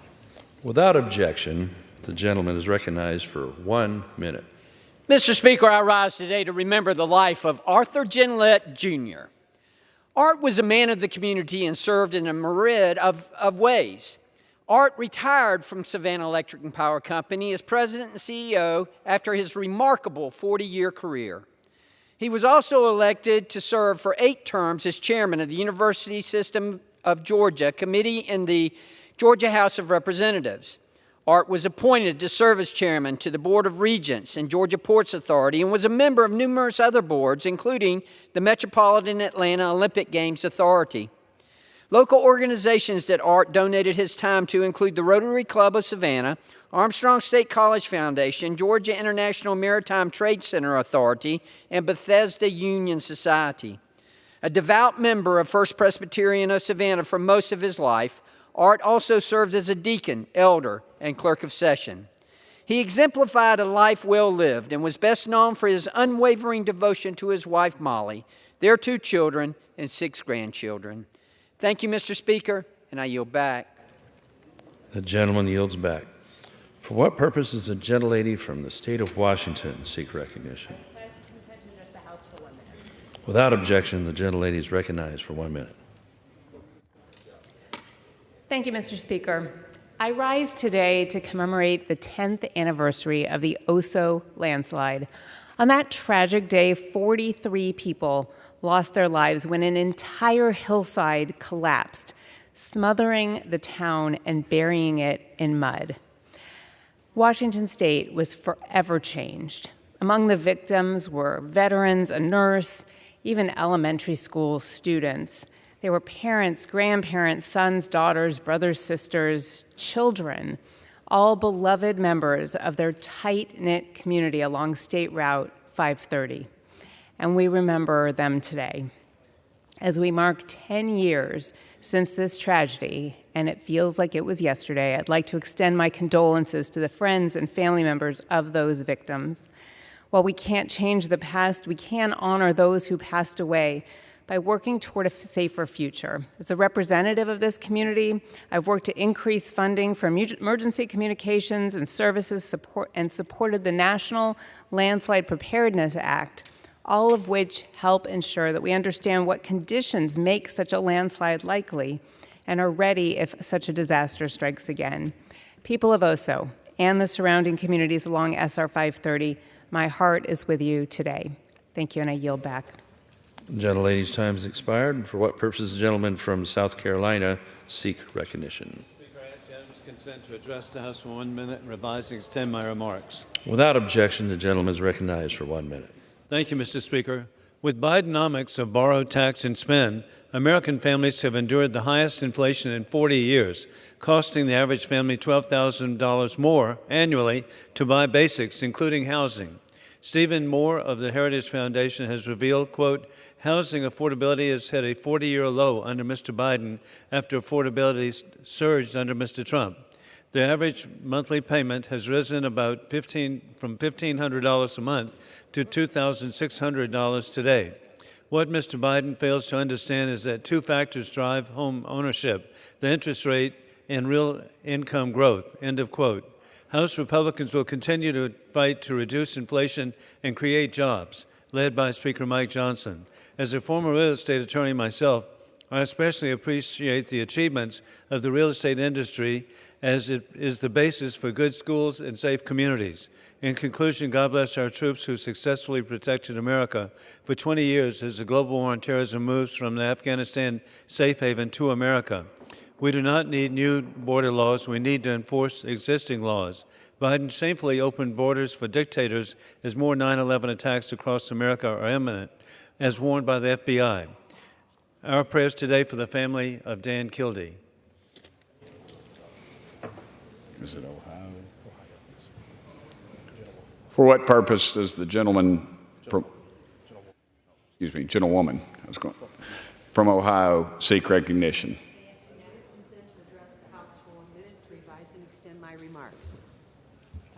Without objection, the gentlewoman is recognized for 1 minute. Mr. Speaker, during this Women's History Month, I rise to tell the story of a constituent struggling to deal with our challenged healthcare system. Yesterday, I hosted a roundtable in Toledo, Ohio, with Democratic leader Hakeem Jeffries and our Northwest Ohio health care community. During this roundtable, a constituent told us the story of her niece, newly diagnosed with breast cancer. The niece is employed by a company based in Texas, but she works remotely from Northwest Ohio as she helps take care of her elderly grandmother. But because her employer is out of state, local Ohio facilities will not accept her health insurance because she is outside of the carrier network, as it's called. Thus, for more than 2 weeks, she's had to delay treatment for her newly diagnosed breast cancer prognosis. She wants to be near her family and not be alone while she receives treatment, but unfortunately, she's being squeezed between the sides of our broken health insurance system. If members of our medical community cannot even help their own family navigate this system, something must be done to fix it. This provider failure is simply unacceptable. Thank you, Mr. Speaker. I yield back. For what purpose does the gentleman from California seek recognition? Without objection, the gentleman is recognized for 1 minute. Thank you, Mr. Speaker. Today in the United States is National Ag Day. This is a day that we recognize that the food on your table came from somewhere, and it isn't just a supermarket or a truck or maybe even a taco truck like in California. Nope, it came from the hard work from a farmer, a rancher, producing for all of us. And one of my goals here as a member of the Ag Committee is to make sure they can keep producing and keep the food on the table. American-grown products are of the highest quality, the highest responsibility as far as labor, environment, and the whole works. But you know what? They still need the tools to be able to do that into the future. We need to pass more immediately another 5-year farm bill. And like in my home state of California, we also need to have the inputs.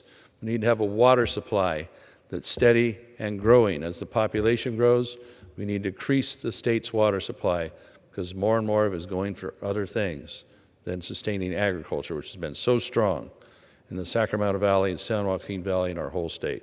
So happy National Ag Day. If you get food on your plate, it came from a farmer. So if you're going to complain about the farmer, just don't do it with your mouth full. I yield back. For what purpose does my friend, the gentlewoman from California, seek recognition? Mr. Speaker, I ask unanimous consent to address the House for 1 minute and to revise and extend my remarks. Without objection, the gentlewoman is recognized for 1 minute. In a time when books and libraries are under attack, I rise to celebrate National Library Week, which begins April 7th. Libraries bring people together and foster growth and collaboration in our communities. From story time and summer lunches for kids to continuing education and book clubs for adults of all ages, our libraries are truly a place for all. In Orange County alone, our library system served over 3 million people just last year, including my family. Yet these community institutions are increasingly targets of extremist, hateful censorship attempts. Libraries should be places where all Americans are free to read, learn, and come together without interference from politicians. During National Library Week, I urge my colleagues to recognize the value libraries bring to all our communities and recommit to supporting these important institutions. I yield back. For what purpose does the gentleman from New York seek recognition? Mr. Speaker, I ask unanimous consent to address the House for 1 minute and to revise and extend my remarks. Without objection, the gentleman is recognized for 1 minute. Mr. Speaker, I rise today to recognize the students of South Glens Falls. Here they go again as they celebrate another year of extraordinary commitment to their community. Earlier this month, they hosted their 47th annual South High Marathon Dance, a student-led event to raise money for worthy causes, from dedicated community organizations to local families in need. This year, they raised nearly $750,000, adding to an astonishing total of more than $11 million raised since 1978. I was honored to join them at this year's event, where I saw firsthand the enthusiasm and compassion that keep this tradition alive.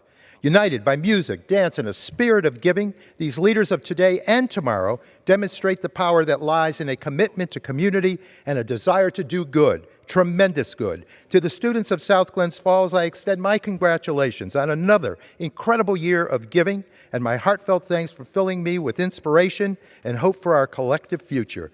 Go Bulldogs! You're loving, you're caring, you're inspirational, you are a strength for our future. Thank you, Mr. Speaker, and I yield back. Gentleman yields back. Let's see. Oh. For what purpose does the gentleman from North Carolina seek recognition? Mr. Speaker, I ask for unanimous consent to address the House for 1 minute to revise and extend. Without objection, gentleman is recognized for 1 minute.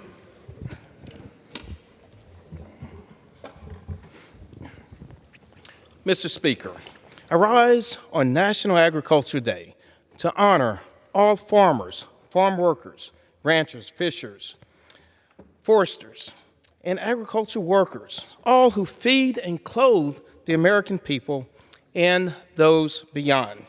Our nation counts on you, and you deliver every single day. Mr. Speaker, I may add, There's nothing more exciting than seeing the iconic blue jacket, an FFA emblem, and of course, a young person wearing it who is interested in agriculture. I can attest firsthand to the talent, passion, and dedication of our young agricultural leaders who are indeed the lifeline. In North Carolina, agriculture is our leading industry, and in the East, a big part of our heritage and way of life. Agriculture plays a crucial role in shaping the future of our region. There's no better time than now to recognize the significance of our agriculture community as we continue cultivating our agricultural leaders of tomorrow. Mr. Speaker, thank you, and I yield back. The gentleman yields back. Under the Speaker's announced policy of January 9, 2023, the gentleman from Arizona, Mr. Schweikert, is recognized for 60 minutes as the designee of the Majority Leader. Thank you, Mr. Speaker Pro Tem. We're going to try to do three things tonight. One, I'm going to spend a few minutes sort of talking about folklore. I've tried this a couple times. It hasn't worked, but, you know, hope springs eternal. Sort of walk through some of the comments you get and try to explain, and maybe they're bots, maybe they're made up, but what reality is. The second thing, we're going to walk through the borrowing numbers off the Treasury's website so they're up to date on what's actually happening, and I need to do it over and over and over and over because I'm trying to get this place to understand how fast the numbers are moving away from us. And number three, we're going to do some thought experiments.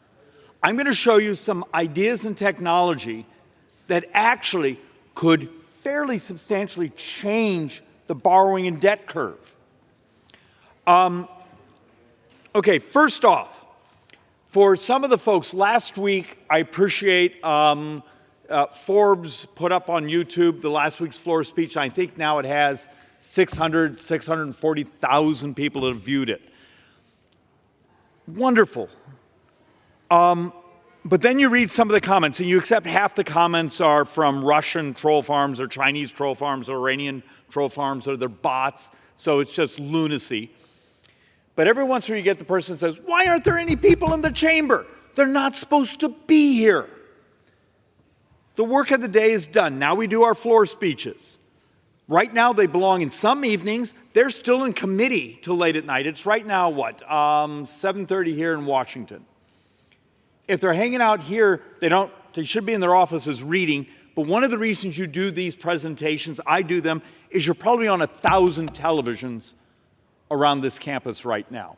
And maybe there's some staffers who all of a sudden are willing to listen to math. Remember our running joke, this is a math-free zone? Second thing, and I'm just going to do this one because I'm tired of people that don't think. Stop being trite. The scale of the debt problem is real. And whether you're on the left or the right, you have to understand the solutions we move our mouths about saying, we can raise taxes on rich people. And you get about 1.5% of GDP, but you're borrowing about 9.6. And those of us who want to cut things, we got to be honest. I can find you 1.5%, 2% of cuts. But if you're borrowing 9.6% of GDP, which we are this year, you're not really moving the needle. So one of the comments, just to understand how absurd and how stupid, excuse me, that's not fair. I take that back. I apologize. Please take this seriously. So when you have the person that says, and maybe it was a bot, and you see in the comments 20, 30 times, you know, if you just got rid of congressional salaries, we're probably overpaid for our work product. In an entire year, every U.S. senator, every member of the House, get rid of their salaries. It would cover 16 minutes of borrowing in an entire year. In a day, it would cover 2.6 seconds of borrowing. But this is what we call it's fun rhetoric and it's stupid math. And when you have someone willing to say things like that, it once again shows you're not willing to understand the scale that's moving against this country. Remember, over and over and over and over, it's debt that has crushed republics. So let's actually go through some of the other math, and then there's a number of things we're going to go through here, just trying to understand how absurd what's going on is. So I grabbed The Economist magazine, wonderful magazine. It's a little liberal, little European-centric, but you see their cover. Their cover is trying to make the point is we have actually a remarkably healthy economy considering all the stupid that's gone on. Yet, what does it mean to you when magazines like this are actually doing covers saying, well, the amazing American economy, it's still growing, and yet at the same time, last week I was here and told you we were borrowing over $95,000 a second. Now it's no longer $95,000. It's $98,000, I think $300 a second. If we try a little harder, maybe we'll get over $100,000 a second. If you go over the last 365 days, as of today, we're borrowing over $98,000 a second. And almost every dime of that growth in borrowing is interest and different types of health care. And yet, when we look at these, I keep trying to explain over and over and over every dime. So think of this as just, and this is a more update version. So here's what we call discretionary. You see there in the blue or purple, whatever that color is, about half of that's defense. About half of that is everything you think of as government. It's the FBI, it's the Park Service, it's everything else. It's other than mandatory earned benefits. Every dime a member of Congress votes on is borrowed. All defense is borrowed. All discretionary is borrowed. And we're heading towards a time where we may actually see, and this is off, if we actually get close to 2.8 trillion and all discretionary is about 2, start thinking that. When you start having another $800 billion of Medicare, of things of that nature borrowed, shouldn't that actually start to create a little sense of stress, panic? Are we going to continue to play the game around here where the left lies saying, we can raise taxes, and then we do stupid things like, well, if we got rid of foreign aid, yes, it would take care of a whole week or so of borrowing. What I'm asking for is to think with a calculator. We have to change policies in a big-time way to save this country. And it's going to be complex. It's going to be hard. You're going to have to read and read and read and understand. But there is hope. I can show you over and over. I've come to this floor and said, if you do these things, you can crash the price of health care. If you adopt these technologies, you can crash the price of this government. And yet these hallways around here are full of people that they're not here to help us cut spending. They're here to help us, but actually help themselves. They want money. They want to either defend their bureaucracies or they want to defend their business models, and they use Congress as a barrier to entry. So let's walk through some more of this. Hand that to you. So one of my other frustrations is, how do you plan? So last May, when we were supposed to be building the 2024 budget, a year ago May, and we're going to vote on some of the rest of it this week, which shows you how dysfunctional we've been, but we were too busy trying to get rid of a speaker. And think of this. In that time, we were fighting over like $16 billion. We're borrowing about $9 billion a day. So we've gone how many months, and we never got around to actually working on the real problems because the theatrics are around here. So The Congressional Budget Office last year said, hey, we may only borrow $1.744 billion. And I like to use gross numbers instead of publicly borrowed. And over here, when you borrow from the trust funds, because you got to pay them back, and we do pay interest to the trust funds. So when you borrow out of Social Security, borrow out of the Medicare Part A trust fund, when you borrow out of transportation, we do borrow that money right out, goes to Treasury, goes out the door, and then we give them sort of Treasury note IOUs with interest.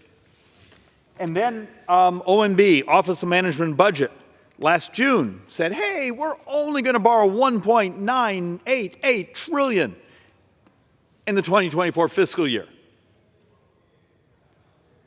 And that bottom number is just what we've already borrowed to date, which if you work it out per month, you're looking at a number of 2.8, 2.9 trillion. How do we keep missing the number by $1 trillion? Is that part of the scam? Is that part of the game? Is say, hey, we're going to give a number of prediction, and that's what all the talking heads on television, radio, and the newspapers, and the really diligent press around here fixate on, because it's in their little book, and they're not paying attention that every day, that first board I showed you, you can go onto the Treasury's website and do the math yourself and see where we're actually at. And part of one of the drivers is nothing you get to vote on here. It is the continuation of rising interest rates. So I've had to adjust this. And understand, today's 10 years, I think, was at 4.3. So this is the blend interest rate, which means, let's see if I can make this make sense. So you have a country with about $34.5 trillion of borrowing. But it's really closer to 27, 28 trillion is sold to the public. The rest of that is borrowed internally. What is sold to the public has a couple factors on it. It's duration. Hey, they sold a 6-month. They sold a 1 year. They sold a 5-year. They sold a 10-year. They sold a 30-year. These are bonds. These are notes. These are paper. There's just different names for the different durations. And some were sold years ago when interest rates were basically close to zero. This year, in the 2024 year, with the new issuances of bonds because of our current borrowing, and then the refinancing of old, there's about $10 trillion that gets subject to the new interest rates. So as bonds are rolling off, and then you saw when we had that stressed bond auction, what was it, last November, where the market makers had to buy 24% of it? And a couple of weeks later, Treasury rolls out and says, hey, maybe we're just going to start selling shorter on the curve, because at least that way we know we have the demand, but yes, we're going to pay higher premiums on it. So every couple of weeks, we get the calculation of what our interest load is, and it keeps ticking up on us. And I'm going to show a couple boards here. And look, interest on outstanding debt, the non-negotiable is the debt internally. Publicly held is right now about 3.259 and may continue to tick up as they go shorter on the curve. I know this is geeky. If you don't like math, please go watch something else. But we're selling more and more of our debt short because there's demand there, but that interest, we are paying a premium. And then you want to know why the debt and borrowing keeps going up. It's about how we're financing.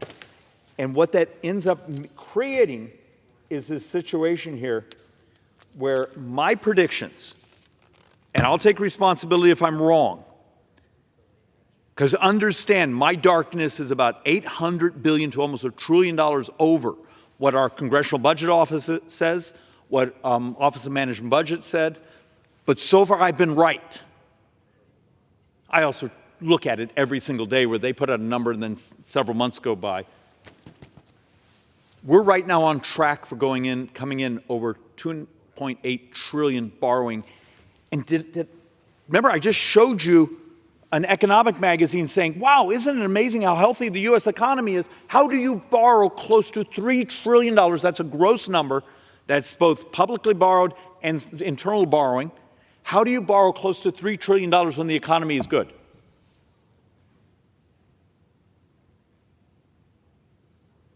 need you to think about this, because tax collections are not that far off from the historical average.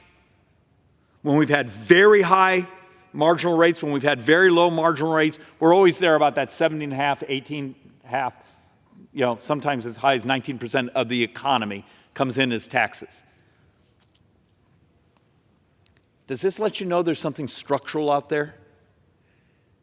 And it's the dirty little secret that we all know, but we're afraid to say because it gets us unelected. We tell the truth about where the drivers are. 100% of U.S. borrowing from today through the next 30 years will be interest, healthcare, and if 8 or 9 years when the Social Security Trust Fund is emptied out and we decide whether we're going to let the immorality of doubling senior poverty in America, seniors taking a 25% cut, or do we backfill it with general fund revenues? And if we do that, those three things are 100% of the borrowing for the next 30 years. Everything else is modeled to be pretty flat. Matter of fact, general fund, and related to discretionary, actually has a slightly positive over the 30 years. We got old. It's demographics. We're not supposed to say that around here because we might hurt someone's feelings, but understand, and I brought the charts here a couple weeks ago with the update on fertility rates. In 15 years, this country has more deaths than births. What are we doing to plan for that?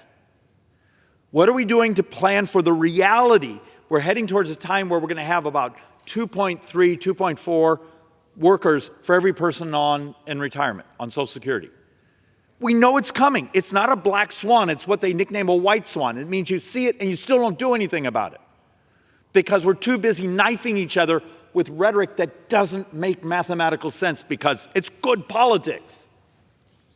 And now we've done the updates again, and our latest update is no longer this year fitting just interest in this year. I want to say this in a way where I get it fairly accurate.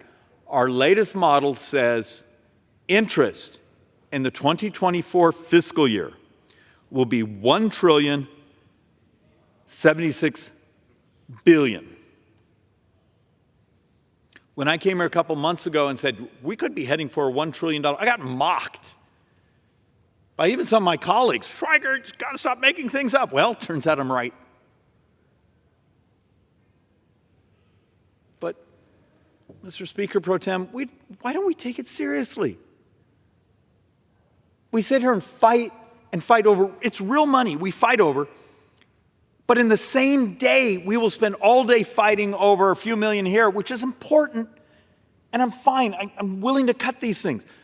But we're picking up pennies off the ground as the avalanche is crushing us. Because that same day we fought over those millions, we borrowed $8, $9 billion that day when we were fighting over millions. And understand, millions has a lot of different, a trillion has 12 zeros. Start to work your zeros and understand the scale. So, I just put up this slide just because this is our prediction slide, but also to make another point. Here's how spending will work this year, just so people understand the hierarchy. Social Security, we expect $1.45 trillion to go out the door.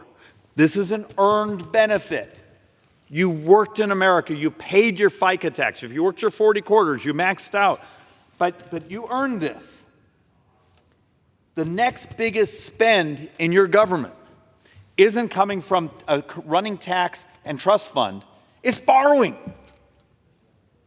And both net and gross. The difference there, once again, is net is just the interest we pay out the door to people that bought our bonds. Gross is also because we owe interest to Social Security and Medicare and all the other trust funds. Both are coming in as the second biggest expense in the U.S. government. Number 3, Medicare. Number 4 is now defense. How many people, if you and I walked down the street and said, hey, what's the number 1 spend in the U.S. government? What's the number 2? Would they say interest is the number 2 expense in this government? And if you think interest rates are about to crash down to where they were the last decade, remember the last decade was a fantasy. We're just now getting back. If you take a look, if you remove sort of the previous decade with the value of money manipulation and interest rates, if you remove that, look at the 35-year average. We're not even high enough to be in the 35-year average yet. The fantasy has to come to an end here. This is reality. And this is one of my continuing frustrations, is I keep looking like CBO. We try to work with them. They do their best. They have to operate with, hey, here's the GDP growth they expected. Here's where Treasury tells them what receipts are going to come in. We call tax revenues receipts. That's the proper term. And then, but over and over and over, we keep missing the numbers. And when you start missing your numbers by $1 trillion,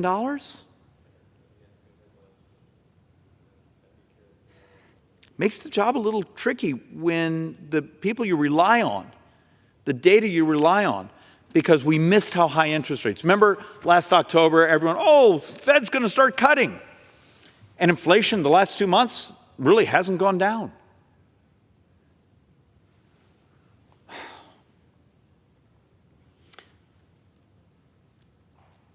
This isn't a non sequitur, it ties in. We suffer inflation because we spent too much money. Even the left-wing academic studies from last year, which wanted to blame supply chain, had that as part of it, but some of them said as much as half was supply chain. Some said it's only about 40%, but supply chains are fixed. Here we are a couple years later. How are we still running hot again? We are paying the price for spending money in ways that did not actually spike productivity.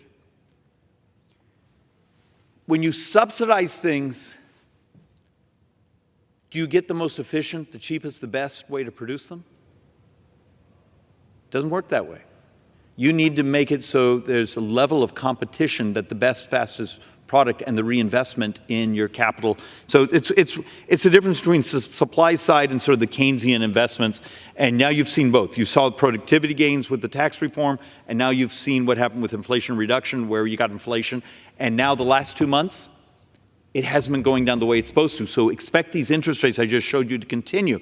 And if you live in my neighborhood, if you live in the Scottsdale, Phoenix area, wonderful area, absolutely incredibly beautiful this time of year, and from January 21 till last month, actually 2 months ago, if you're not making 23.6% more, you are poorer today than you were in that January 21. You want to know why people are cranky? Understand how many of our brothers and sisters around the country, particularly in the working class, you are poorer today. In my area, if you're not making 23.6% more than that January 21 date, you are poorer today. And look, if we want to go down the rabbit hole, part of the idea of stabilizing debt, when someone says, we're going to go pay it all off, really? Let's see, the debt basically equals the entire size of this economy. Just the debt. You're going to go pay it off? From an economic standpoint, right now, be joyful if we could just stabilize it. That means the growth of the debt can only grow as fast as we are being productive as a society, as the growth of this economy. But right now, you have a problem. In 2023, at that time, and this is publicly held debt, this isn't my gross debt, we borrowed $2.6 trillion from the public, and the estimate is the economy grew about 1.5. But it's that delta that kills you until you squeeze those two back together. So you only grow debt at the pace you grow the economy. That's stability. And then maybe you can get some more discipline, adoption of technologies and better ways to do things, and you start to separate those so you can start to pay down that principal, because the interest doesn't buy you anything. All right, I'm not going to make you have to deal with some of these All right, now here's where you light yourself. How do I say this nicely? Here's where I hurt people's feelings. Remember how a little moment ago I was trying to explain the primary drivers of U.S. sovereign debt? I need to update this board because the 30-year number was $116 trillion of borrowing, and that's from a year or two ago. Our best math right now is close to $130 trillion of borrowing over the next 30 years. So, if you're still a decade from retirement and you think you're going to live another 20 years, you've got to understand the sort of dystopian level of what we're going to have to do to the U.S. dollar, to your savings, to those things. You don't think this is going to crush your retirement? How about me? I accept I'm an old dad, but I have a 20-month-old and I have an 8-year-old. Do they deserve to have prosperity? Understand, my little boy, when he is 23 years old, I believe is the number, U.S. taxes, every U.S. tax has to be double what it is today just to cover projected spending. And that's baseline spending. That's no war, no recession, no pandemic, just baseline. So if any of you plan to be around here in 20-some years, are you prepared to have your taxes doubled? That's the math. I mean, I know this is a math-free zone, but at least some point I'm pitching to your self-interest. Do you care? And it doesn't have to be that way. There are solutions. But the hard part of this board is trying to explain to people 100% of the borrowing that's coming over the next 30 years. Medicare, if we backfill Social Security when the trust fund is gone in 8-9 years, and interest that we're paying on these. The rest of the budget actually has a slightly positive balance, meaning it comes in under its growth curve, underneath the projected receipts. And now we're going to talk about first understanding one of the key problems in our society, and then we're going to try to think a couple thought experiments. Can we be creative to understand the problem and be disruptive? What could we do to have a healthier, more prosperous society? Well, one of the first things is you got to understand some of the things that are wrong here. The U.S. is an outlier in disease and disability trends. Or, for some reason, we are dramatically sicker than much of the rest of the industrialized world. Okay, it's just math. We have the data. You're all smart, at least if you're punishing yourself enough to watch an idiot like me talk, you've got to be either interested or not have a life. But somewhere here, you understand here, there's something wrong in the U.S. We are sicker than much of the rest of the world. And the fact of the matter is, you just saw a chart that I was showing that healthcare costs are the primary driver of U.S. debt. Okay, so let's actually walk through. So what are the good things? What could we do? What could we do to disrupt that? There's a couple of amazing articles from a couple of years ago for my Democrat colleagues who tell me how important taking on income inequality is. Really interesting abstract studies that sort of say, is it education? Yeah, that's a big play. Turns out health was it was actually above everything else in the disparity of creating income inequality. Urban poor, my tribal poor in a place like Arizona, rural poor. And you look at it, and when diabetes is 33% of all of our healthcare spend in America, why doesn't this place go nuts in trying to fix diabetes? Instead, what we did something that's absolutely absurd. So in the Inflation Reduction Act, they take $16 billion, give it to the very big pharma that they complain about that was gouging on insulin. At the same time, 75 miles from here, there's a co-op making 3 brands of generic insulin cheaper than the subsidized price. Why wouldn't we take a fraction of that money and put it into saying, we want competition, we want everyone battling to give us the best product and the best prices. I'm going to show a weird little technology just as part of the thought experiment. But instead, they subsidized the very big pharma that they complained about was gouging people. And then you crushed the competition and was trying to come in cheaper because now they can't compete against the subsidized price. This is the absurdity of this place. We need more of this. There's finally, you start to see the curve. There's finally, because of some of the breakthroughs in synthetic biology, we're going to talk a little bit about AI. The artificial intelligence is about to have a revolution in bringing cures to market dramatically faster. Dramatically faster. We've actually now had the first couple AI drugs designed to make it through the FDA. As you know, 6 weeks ago, we had the first genetic drug cures sickle cell anemia. Sickle cell. And what we learned from that technology, there's more coming. How do we make it possible that it doesn't take $100 million or $1 billion to bring one of these drugs to market when we now have the ability to crunch data in ways that we were never able to do before, to understand efficacy and safety and effectiveness? We could do it by policy. Is that Republican or Democrat, or is that just sort of joining into this century?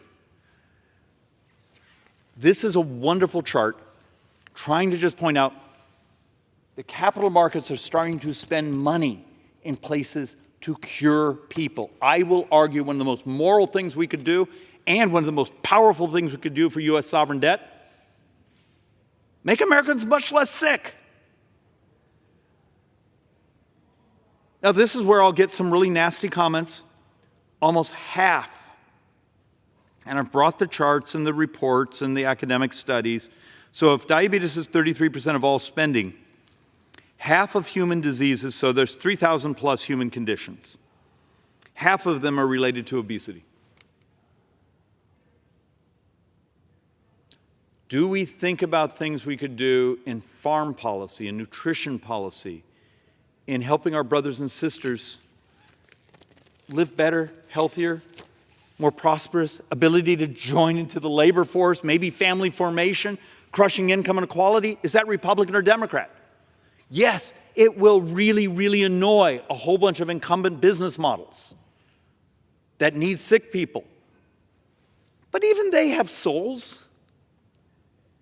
We're on the cusp of miracles. Why aren't we doing this?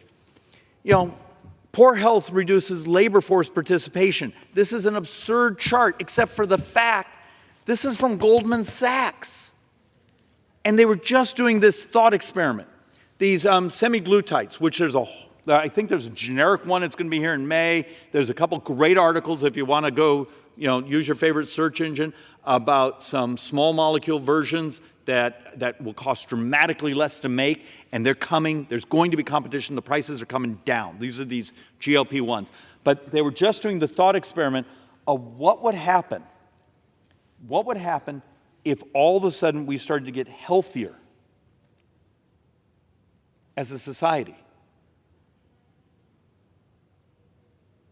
Okay, is that Republican or Democrat? Be the most powerful thing we could do for U.S. sovereign debt? Are we ready to step up and take on the armies of lobbyists here who are upset with us every time we come up with... Do you remember when we were trying to do telehealth? Before the pandemic, telehealth was one of the most lobbied against technologies in Washington, D.C. And then the pandemic hit, and it turns out people had figured out how to work their phone. Believe in the American people. Stop treating them like children, but also stop coddling those who make money off of our illnesses. So let's actually take a look. This was fascinating. And once again, I want to thank Joint Economic Republican staff for being willing to go down the rabbit hole, talk to the Goldman Sachs economists, and try to understand how they got these numbers. The basic pitch here is they were trying to figure out if there was a wider use and accessibility for the semaglutides, the GLP-1s. These are the hormone molecules your gut produces to tell you you're full, and it helped reduce diabetes, helped reduce obesity in America. they were actually coming up that it actually had a substantial effect on growing the economy. It actually increased GDP.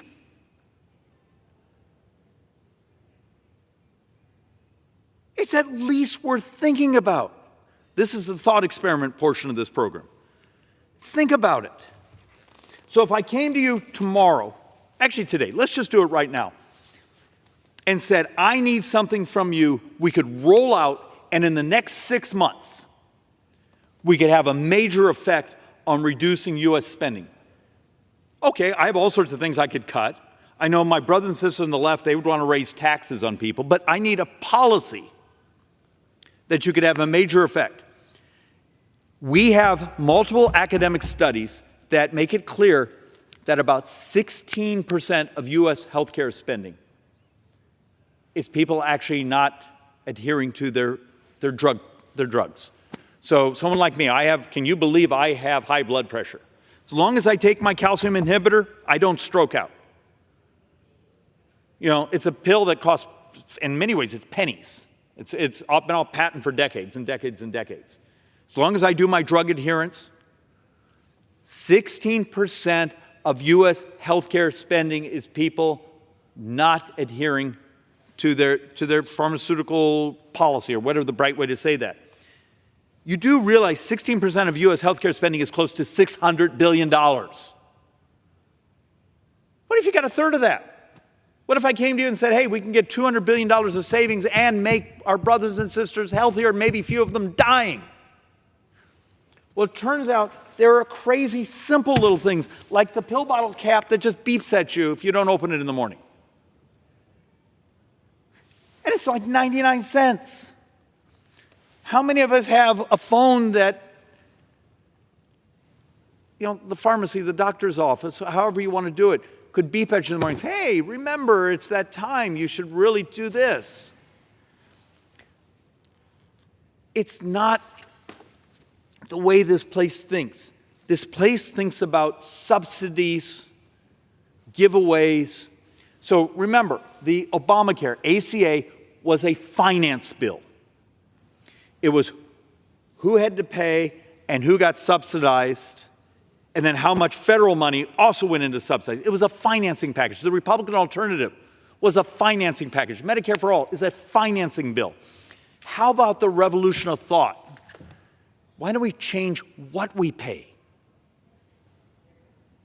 by making our brothers and sisters healthier, or maybe curing some things? So this is one of the simplest thought experiments I can give you. If U.S. healthcare, 16% of it is people not engaging in adherence, why not take that on? Is that Republican or Democrat? Or is that just the adoption of technology? Is it just trying to be creative? Look, there's other quirky things, and this is more my personal fascination. I actually am blessed to have a couple staffers who are doing experiments with some of the different wearables that actually can use the data to help them stay healthier, to find out their bodies, because the beauty of you get data off you for 24 hours a day, 7 days a week, and it starts to tell you things. Oh, when I ate that, my body didn't like it. Oh, when I slept this way, my body did like it. These have crashed in price. There's even some health insurance companies now that are working with you saying, will you do a wearable? Look, a couple years ago, I came here, I met a material science professor who had come up with this thing, and we always joked, we called it the flu kazoo. It was something you blew into, it was a breath biopsy. It could almost tell you within a couple minutes, a couple moments, you had a certain type category of virus. It could bang off your health records, and then could order your antivirals. Would that help us? Would that make us healthier? Would that cut down the cycle time so you don't wait in the waiting room? Yes, except the problem is in most places that technology would be illegal because it would be the algorithm writing a prescription. And every time I say this, I will get someone that says, David, we're going to try to run ads against you because we make money writing prescriptions. I'm just trying to make America healthier, and I'm trying to find a way to take down the debt so we don't crush ourselves.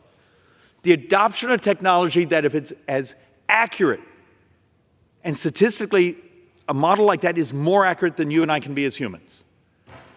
Why don't we promote it? Why don't we allow people the freedom to take care of themselves while using technology? All right, now here's a crazy one, and I'm going to do this one just because it amused me. Remember how a couple minutes ago I was complaining about Democrats and the way they approached insulin because it was a great campaign issue, but it was technologically vacuous? So here's one. How about if you'd taken a couple of dollars or just actually helped this? So it turns out they have succeeded at doing a DNA tweak to some cattle, and the cattle will produce insulin at a fraction of the price. And you could actually do different tweaks for different types of insulin. I mean, I'm just starting to read the academic article, but it exists. These are quirky solutions. And when you have debates around here, it becomes a debate of give away money or give away more money. It's not embrace something that disrupts and makes people healthier and actually at the same time doesn't blow up the U.S. debt and deficits. You can be moral and also have a fiscal brain around here. It just requires some literacy. Maybe along being a math-free zone, we don't read things. I subscribe to a lot of crazy journals, so I come up with this stuff. I guess my reason for the thought experiment, Mr. Speaker, we're in real trouble. There is hope. But the hope only works if this body finds some way to think differently.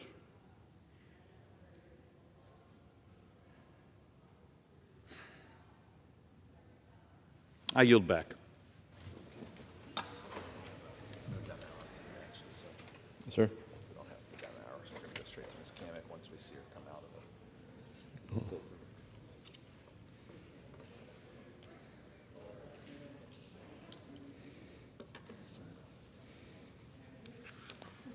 The gentleman over here.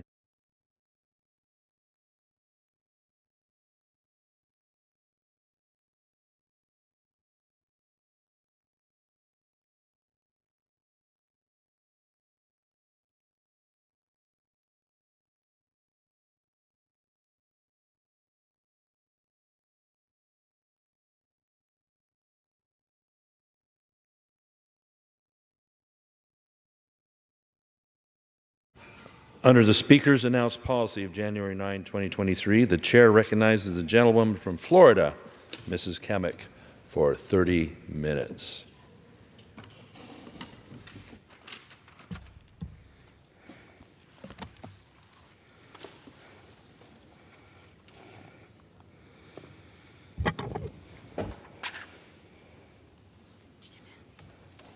Perfect.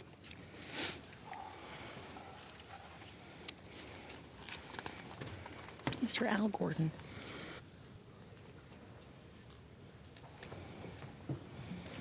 Can you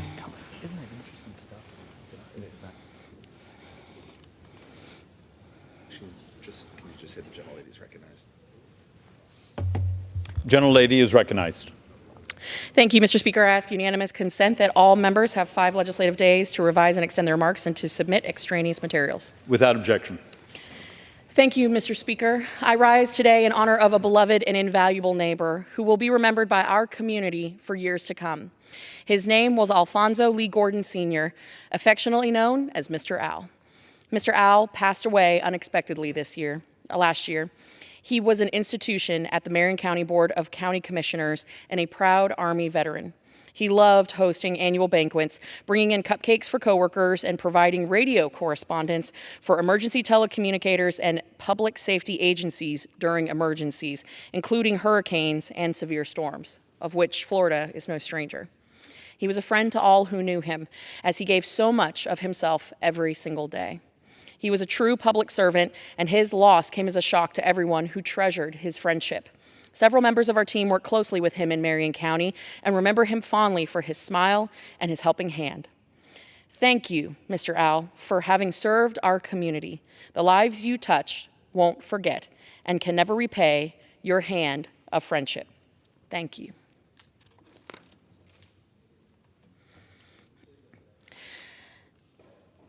Thank you, Mr. Speaker. I rise in celebration of the Gator Nation's very own Dr. Juan Gilbert. A professor from the University of Florida, Dr. Gilbert has his PhD in and teaches computer science. On campus, he leads the Computing for Social Good Lab, dedicates time to the National Society of Black Engineers, and mentors students. Additionally, he has 17 publications and 40 awards and distinctions. It's impressive. His entire career is decorated with outstanding and admirable works. But today, there is one milestone in particular that I would like to recognize Dr. Gilbert as having been awarded the National Medal of Technology and Innovation, the highest honor given only to trailblazers who have made technological advancements for the betterment of our nations and fellow Americans. Applauded for his expertise in human-centered computing, he is the inventor of a universal voting system that revolutionized the accessibility and reliability of elections around the world. This honor is a tremendous one, not just for Mr. Gilbert, but for the entire University of Florida community. Go Gators. I have never been shy about the accomplishments of our beloved university and the incredible talent that it brings to Gainesville and certainly the world. This is no exception. Thank you, Dr. Gilbert, for your commitment to serving our country, and go Gators. Mr. Speaker, I rise today to honor Mr. Olajuwon White, Florida's 3rd Congressional District Veteran of the Year for 2023. Mr. White currently serves as the Director of Veteran Services for Levy County, Florida. And in this role, he works to help veterans with casework related to compensation, pension, burial benefits, educational assistance, and so much more. His career began as a hospital corpsman in the United States Navy. He's certified as an independent duty corpsman and surgical technician. And following his military service, Ollie, as we like to call him, worked with Alachua County as a senior veterans claims counselor, working with hundreds of veterans to file claims and leading educational sessions for our local veterans and their dependents. He also has experience working with the VA as a field examiner in Tampa. Now, outside his professional capacity, Mr. White works hard to engage veterans in Levy County and the surrounding area, turning what was once a quiet area for our heroes into a vibrant community where veterans know that they will receive the attention and support that they need at the federal and local level. It was an honor to recognize Ollie in our Gainesville district office in January for all of his hard work leading to this honor. He is a treasured member of our district veteran community and an irreplaceable leader in Levy County. Congratulations, Ollie.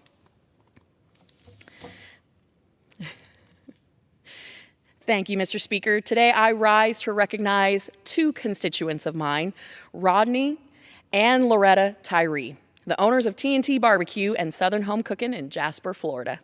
As Hurricane Idalia made its way across north central Florida, thousands of Floridians were left without power for days. The small community of Jasper, located just a few miles south of the Georgia border, it's a tight-knit community. And quite frankly, when disaster struck, they sprang into action. The owners of T&T Barbecue worked to serve the community using a standby generator, providing fresh meals to all of those whose homes and businesses had been damaged or lost in the storm. They worked out of the kindness of their hearts during a time of need for many. It's folks like the Tyree family who make North Central Florida the best place to live, work, and play, and raise a family. Thank you, Rodney and Loretta, for everything that you do for our community.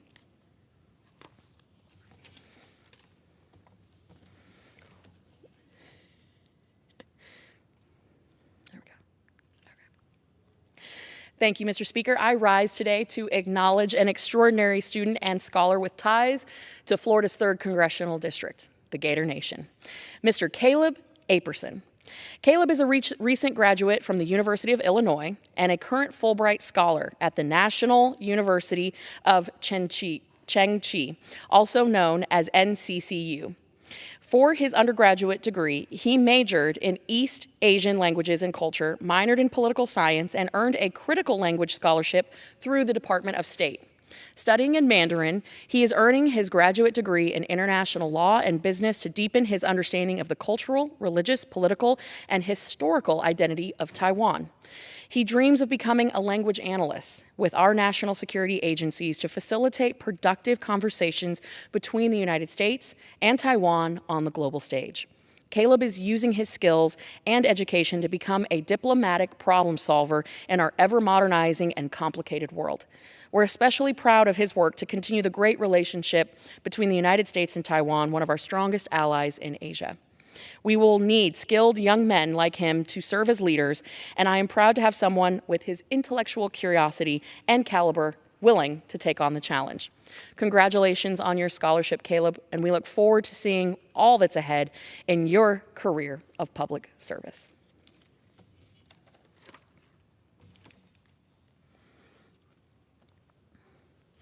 Thank you, Mr. Speaker. I rise today in honor of a beloved and invaluable neighbor who will also always be remembered in our community for his servant leadership, selflessness, and goodwill to all.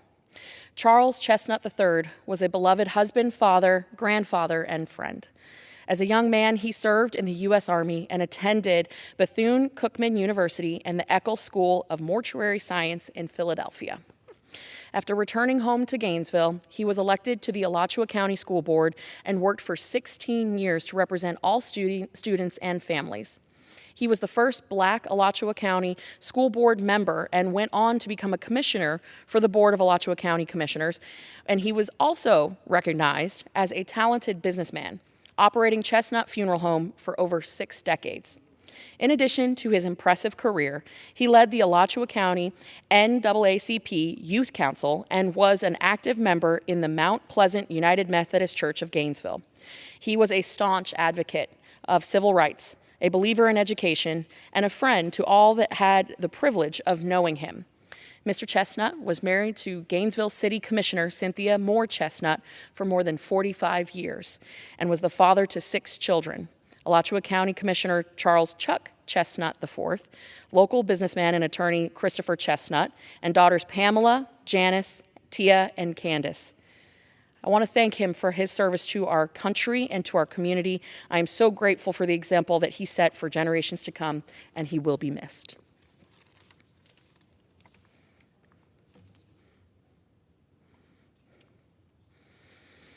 Thank you, Mr. Speaker. I rise today to thank and congratulate my friend Susan Crowley on her retirement from the University of Florida. Ms. Crowley retired in January from her role as Assistant Vice President for Community Relations after an impressive 17 years serving the Gator Nation. Her efforts to connect Alachua County and the university were felt across the last 2 decades and will undoubtedly impact future Gators. She has fostered a community of service and connection through her 2 signature programs, Discovery Breakfast, of which I have attended many, and Gators Volunteer, of also a program I have been a part of. These programs have educated, connected, and served our neighbors in the greater Gainesville area, connecting UF students with surrounding communities. Susan also served as a point of contact and liaison between the University of Florida, local chambers, local governments, and has spearheaded fundraisers for Keystone organizations. She has helped raise millions of dollars for organizations including the Boys and Girls Club of Northeast Florida, Florida Wildlife Care, and the Lupus Foundation of America. She has also spearheaded the UF campaign for charities, giving an annual $1 million of effort. Susan, your impact has been monumental in bettering the lives of our neighbors in North Central Florida. Thank you for everything that you have done, and we hope that you enjoy your well-earned retirement. And of course, go Gators.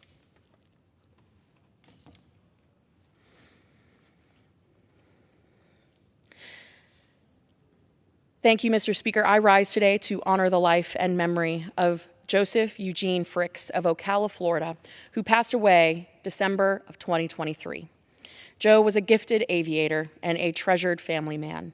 During his life, Joe had the honor of serving on the flight deck and transporting the Presidential Press Corps during the presidencies of Nixon, Ford, Reagan, Bush Sr., and Clinton.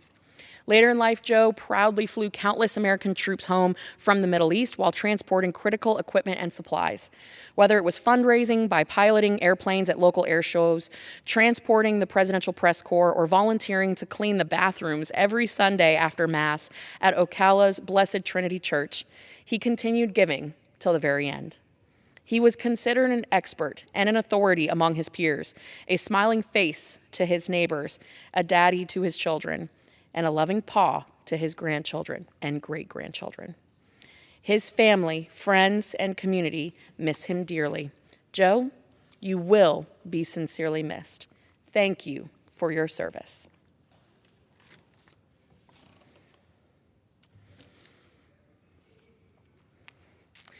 Thank you, Mr. Speaker. I rise today to recognize Dr. Scott Engel, the University of Florida's newest provost, appointed by President Ben Sasse. An author to over 300 scientific publications and holder of 7 patents, Dr. Engel's knowledge is unparalleled. During his time as a professor with UF-IFAS, Dr. Engel's areas of expertise included management of natural resources, food sciences, soil sciences, and more. He most recently served as the Senior Vice President for Agriculture and Natural Resources before transitioning to his role as current provost. As Vice President of IFAS, he undoubtedly made the University of Florida's Institute of Food and Agricultural Sciences a center of excellence and actively strived to improve the education of each and every student. In this role, he promised an immersive education, and he certainly delivered. His mentorship and example encouraged students to immerse themselves in internships, study abroad experiences, professional internships, competitive teams, leadership development, the ambassadors program, and the Leadership Institute. And of course, a first-rate university like UF would only have a first-rate leader such as Dr. Scott Engel in the position of leadership to guide the next few years of this top 5 public university.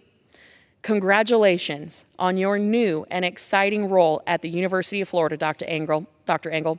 It is such an honor to know you and to have worked with you over the years. I have no doubt that you will continue to do amazing things. And as always, it's great to be a Florida Gator.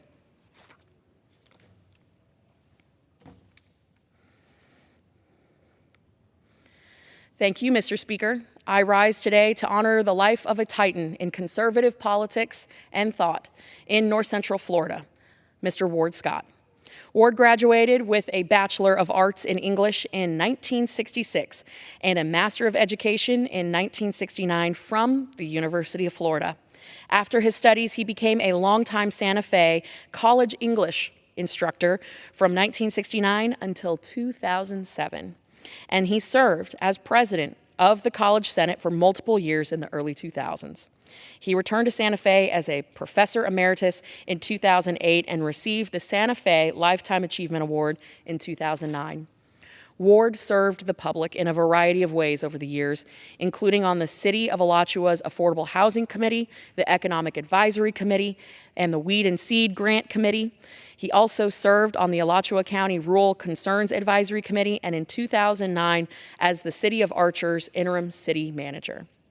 He was an avid tennis player, skier, and supporter of the arts. Most recently, in his retirement, Ward hosted the Ward Scott Files, a podcast, live show that he broadcast on Facebook to discuss local, state, and national issues. I was honored to join his show on a number of occasions after my election to Congress, and it was always wonderful to talk with him and hear his passion for our country and the issues that mattered the most to him.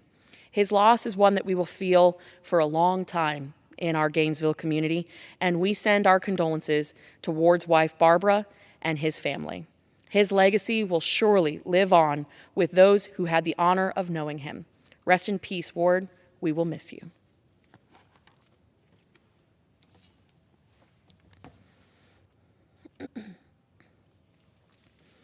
Thank you, Mr. Speaker. Today I rise to honor the life and memory of Mr. Roger West, who passed away peacefully at home last month. He fought against a recent reoccurrence of lung cancer with great courage. Roger would say that he was a cattle rancher his entire life, learning about raising cattle from his grandfather in Polk County, Florida. He was the first in his family to attend college at the University of Florida, where he focused his studies on the cattle industry and agri-science research. And while at UF, he met fellow Gator Ellen from Miami, who would later become his wife.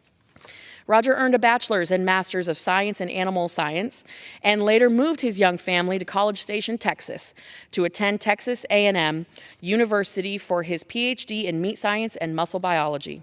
The West family then returned to Gainesville and UF shortly thereafter, where Roger taught and did research before becoming a professor in 1983. After 20 years on the UF faculty, Roger retired as a professor emeritus in 2003 and spent his retirement doing what he loved most, spending time with his family and developing his cattle ranch.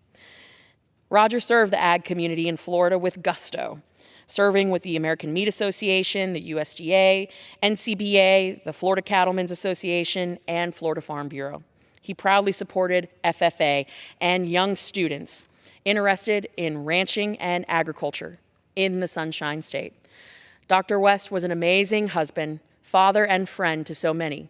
I certainly considered him a friend of mine. His legacy will certainly live on in those who had the honor of knowing and working alongside him. He will be missed.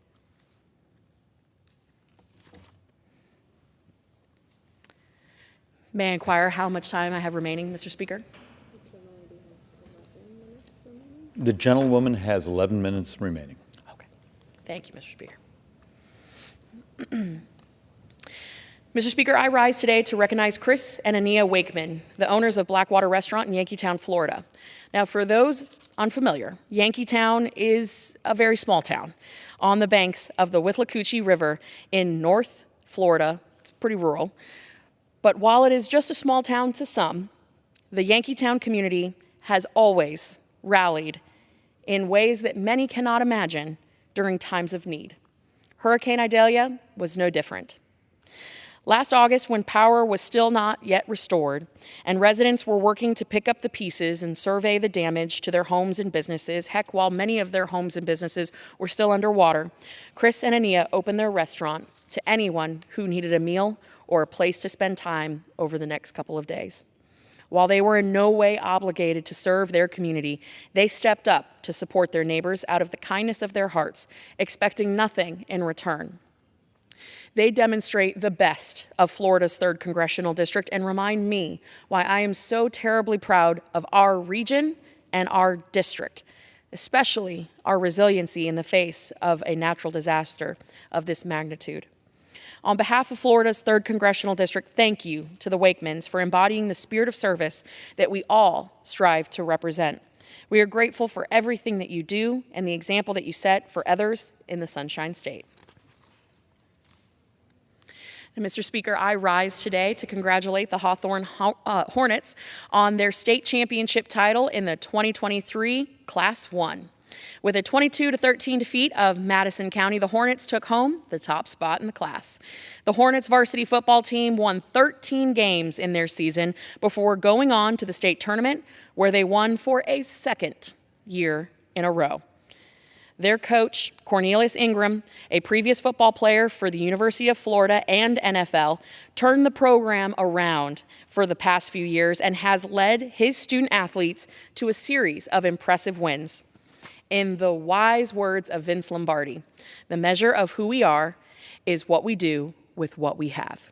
These young men gave it their absolute best and have made their high school, their community, and our congressional district so incredibly proud over these past 2 years. Congratulations to the Hawthorne Hornets and to Coach Ingram for taking home the football state championship. Go Hornets. Thank you, Mr. Speaker. I rise today to congratulate the Bradford Tornadoes on their state qualifying football team. This varsity football team, coached by Jamie Rogers, won 14 games before going on to the state tournament, where they played their absolute best and showed their school spirit. Bradford County High and the surrounding community is so proud of this football team and their hard work. I know I am. Congratulations again to this amazing team of talented young men on an outstanding season. Go Tornadoes. Thank you, Mr. Speaker. I rise today to honor the bravery and heroism of Downed Canine Deputy Canine Leo, a beloved member of the Marion County Sheriff's Office. Canine Leo was shot on Saturday, February 17th, and died from his injuries on Tuesday, February 20th. Canine Leo and his handler were responding to a battery and strangulation call when the suspect at the scene fired shots at Canine Leo and other law enforcement officers. The Marion County Sheriff's Office transported Leo to the University of Florida's emergency veterinarian clinic, where he was treated but ultimately succumbed to his injuries. Paying the ultimate price, Canine Leo did exactly what he was trained to do: serve and protect. My thoughts and prayers are with his handler, Corporal Justin Totora, and the Marion County Sheriff's Office, as well as Ocala and Marion County communities. Canine Leo won't soon be forgotten, and we know that his legacy and superior training will be passed on to the next generation of law enforcement canines in Marion County and in the Sunshine State. Rest in peace, Canine Leo. We've got the watch.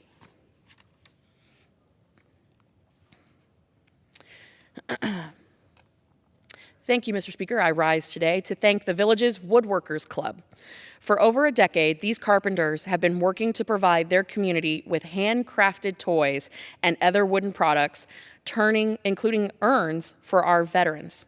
What began as a small group of people making Christmas toys for children in Florida's 3rd Congressional District grew into what is now an organization of more than 1,400 people making more than 6,000 toys a year.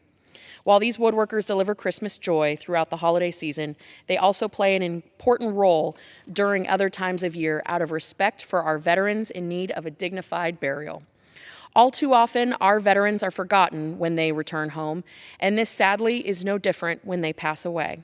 Inspired to provide beautifully made urns for veterans who do not have family or the financial means to afford funeral costs, our village carpenters give veterans a beautiful and final resting place. The Villages Woodworkers Club works closely with 6 cemeteries in North Central Florida to ensure that each cemetery always has 10 urns on hand. They have also donated 50 urns to the Missing in America project. These patriots have selflessly given their time, expertise, and craftsmanship to ensure that our veterans are remembered and respected. Thank you for taking care of our own. We certainly are grateful for your service. All right. And with that, Mr. Speaker, I yield. Does the gentlewoman from North Central Florida have a motion? Mr. Speaker, I move that the House do now adjourn. The question is on the motion to adjourn. All those in favor say aye. All those opposed say no. The ayes have it. The motion is adopted. According to the House, stands adjourned until 10 a.m. tomorrow for morning hour debate.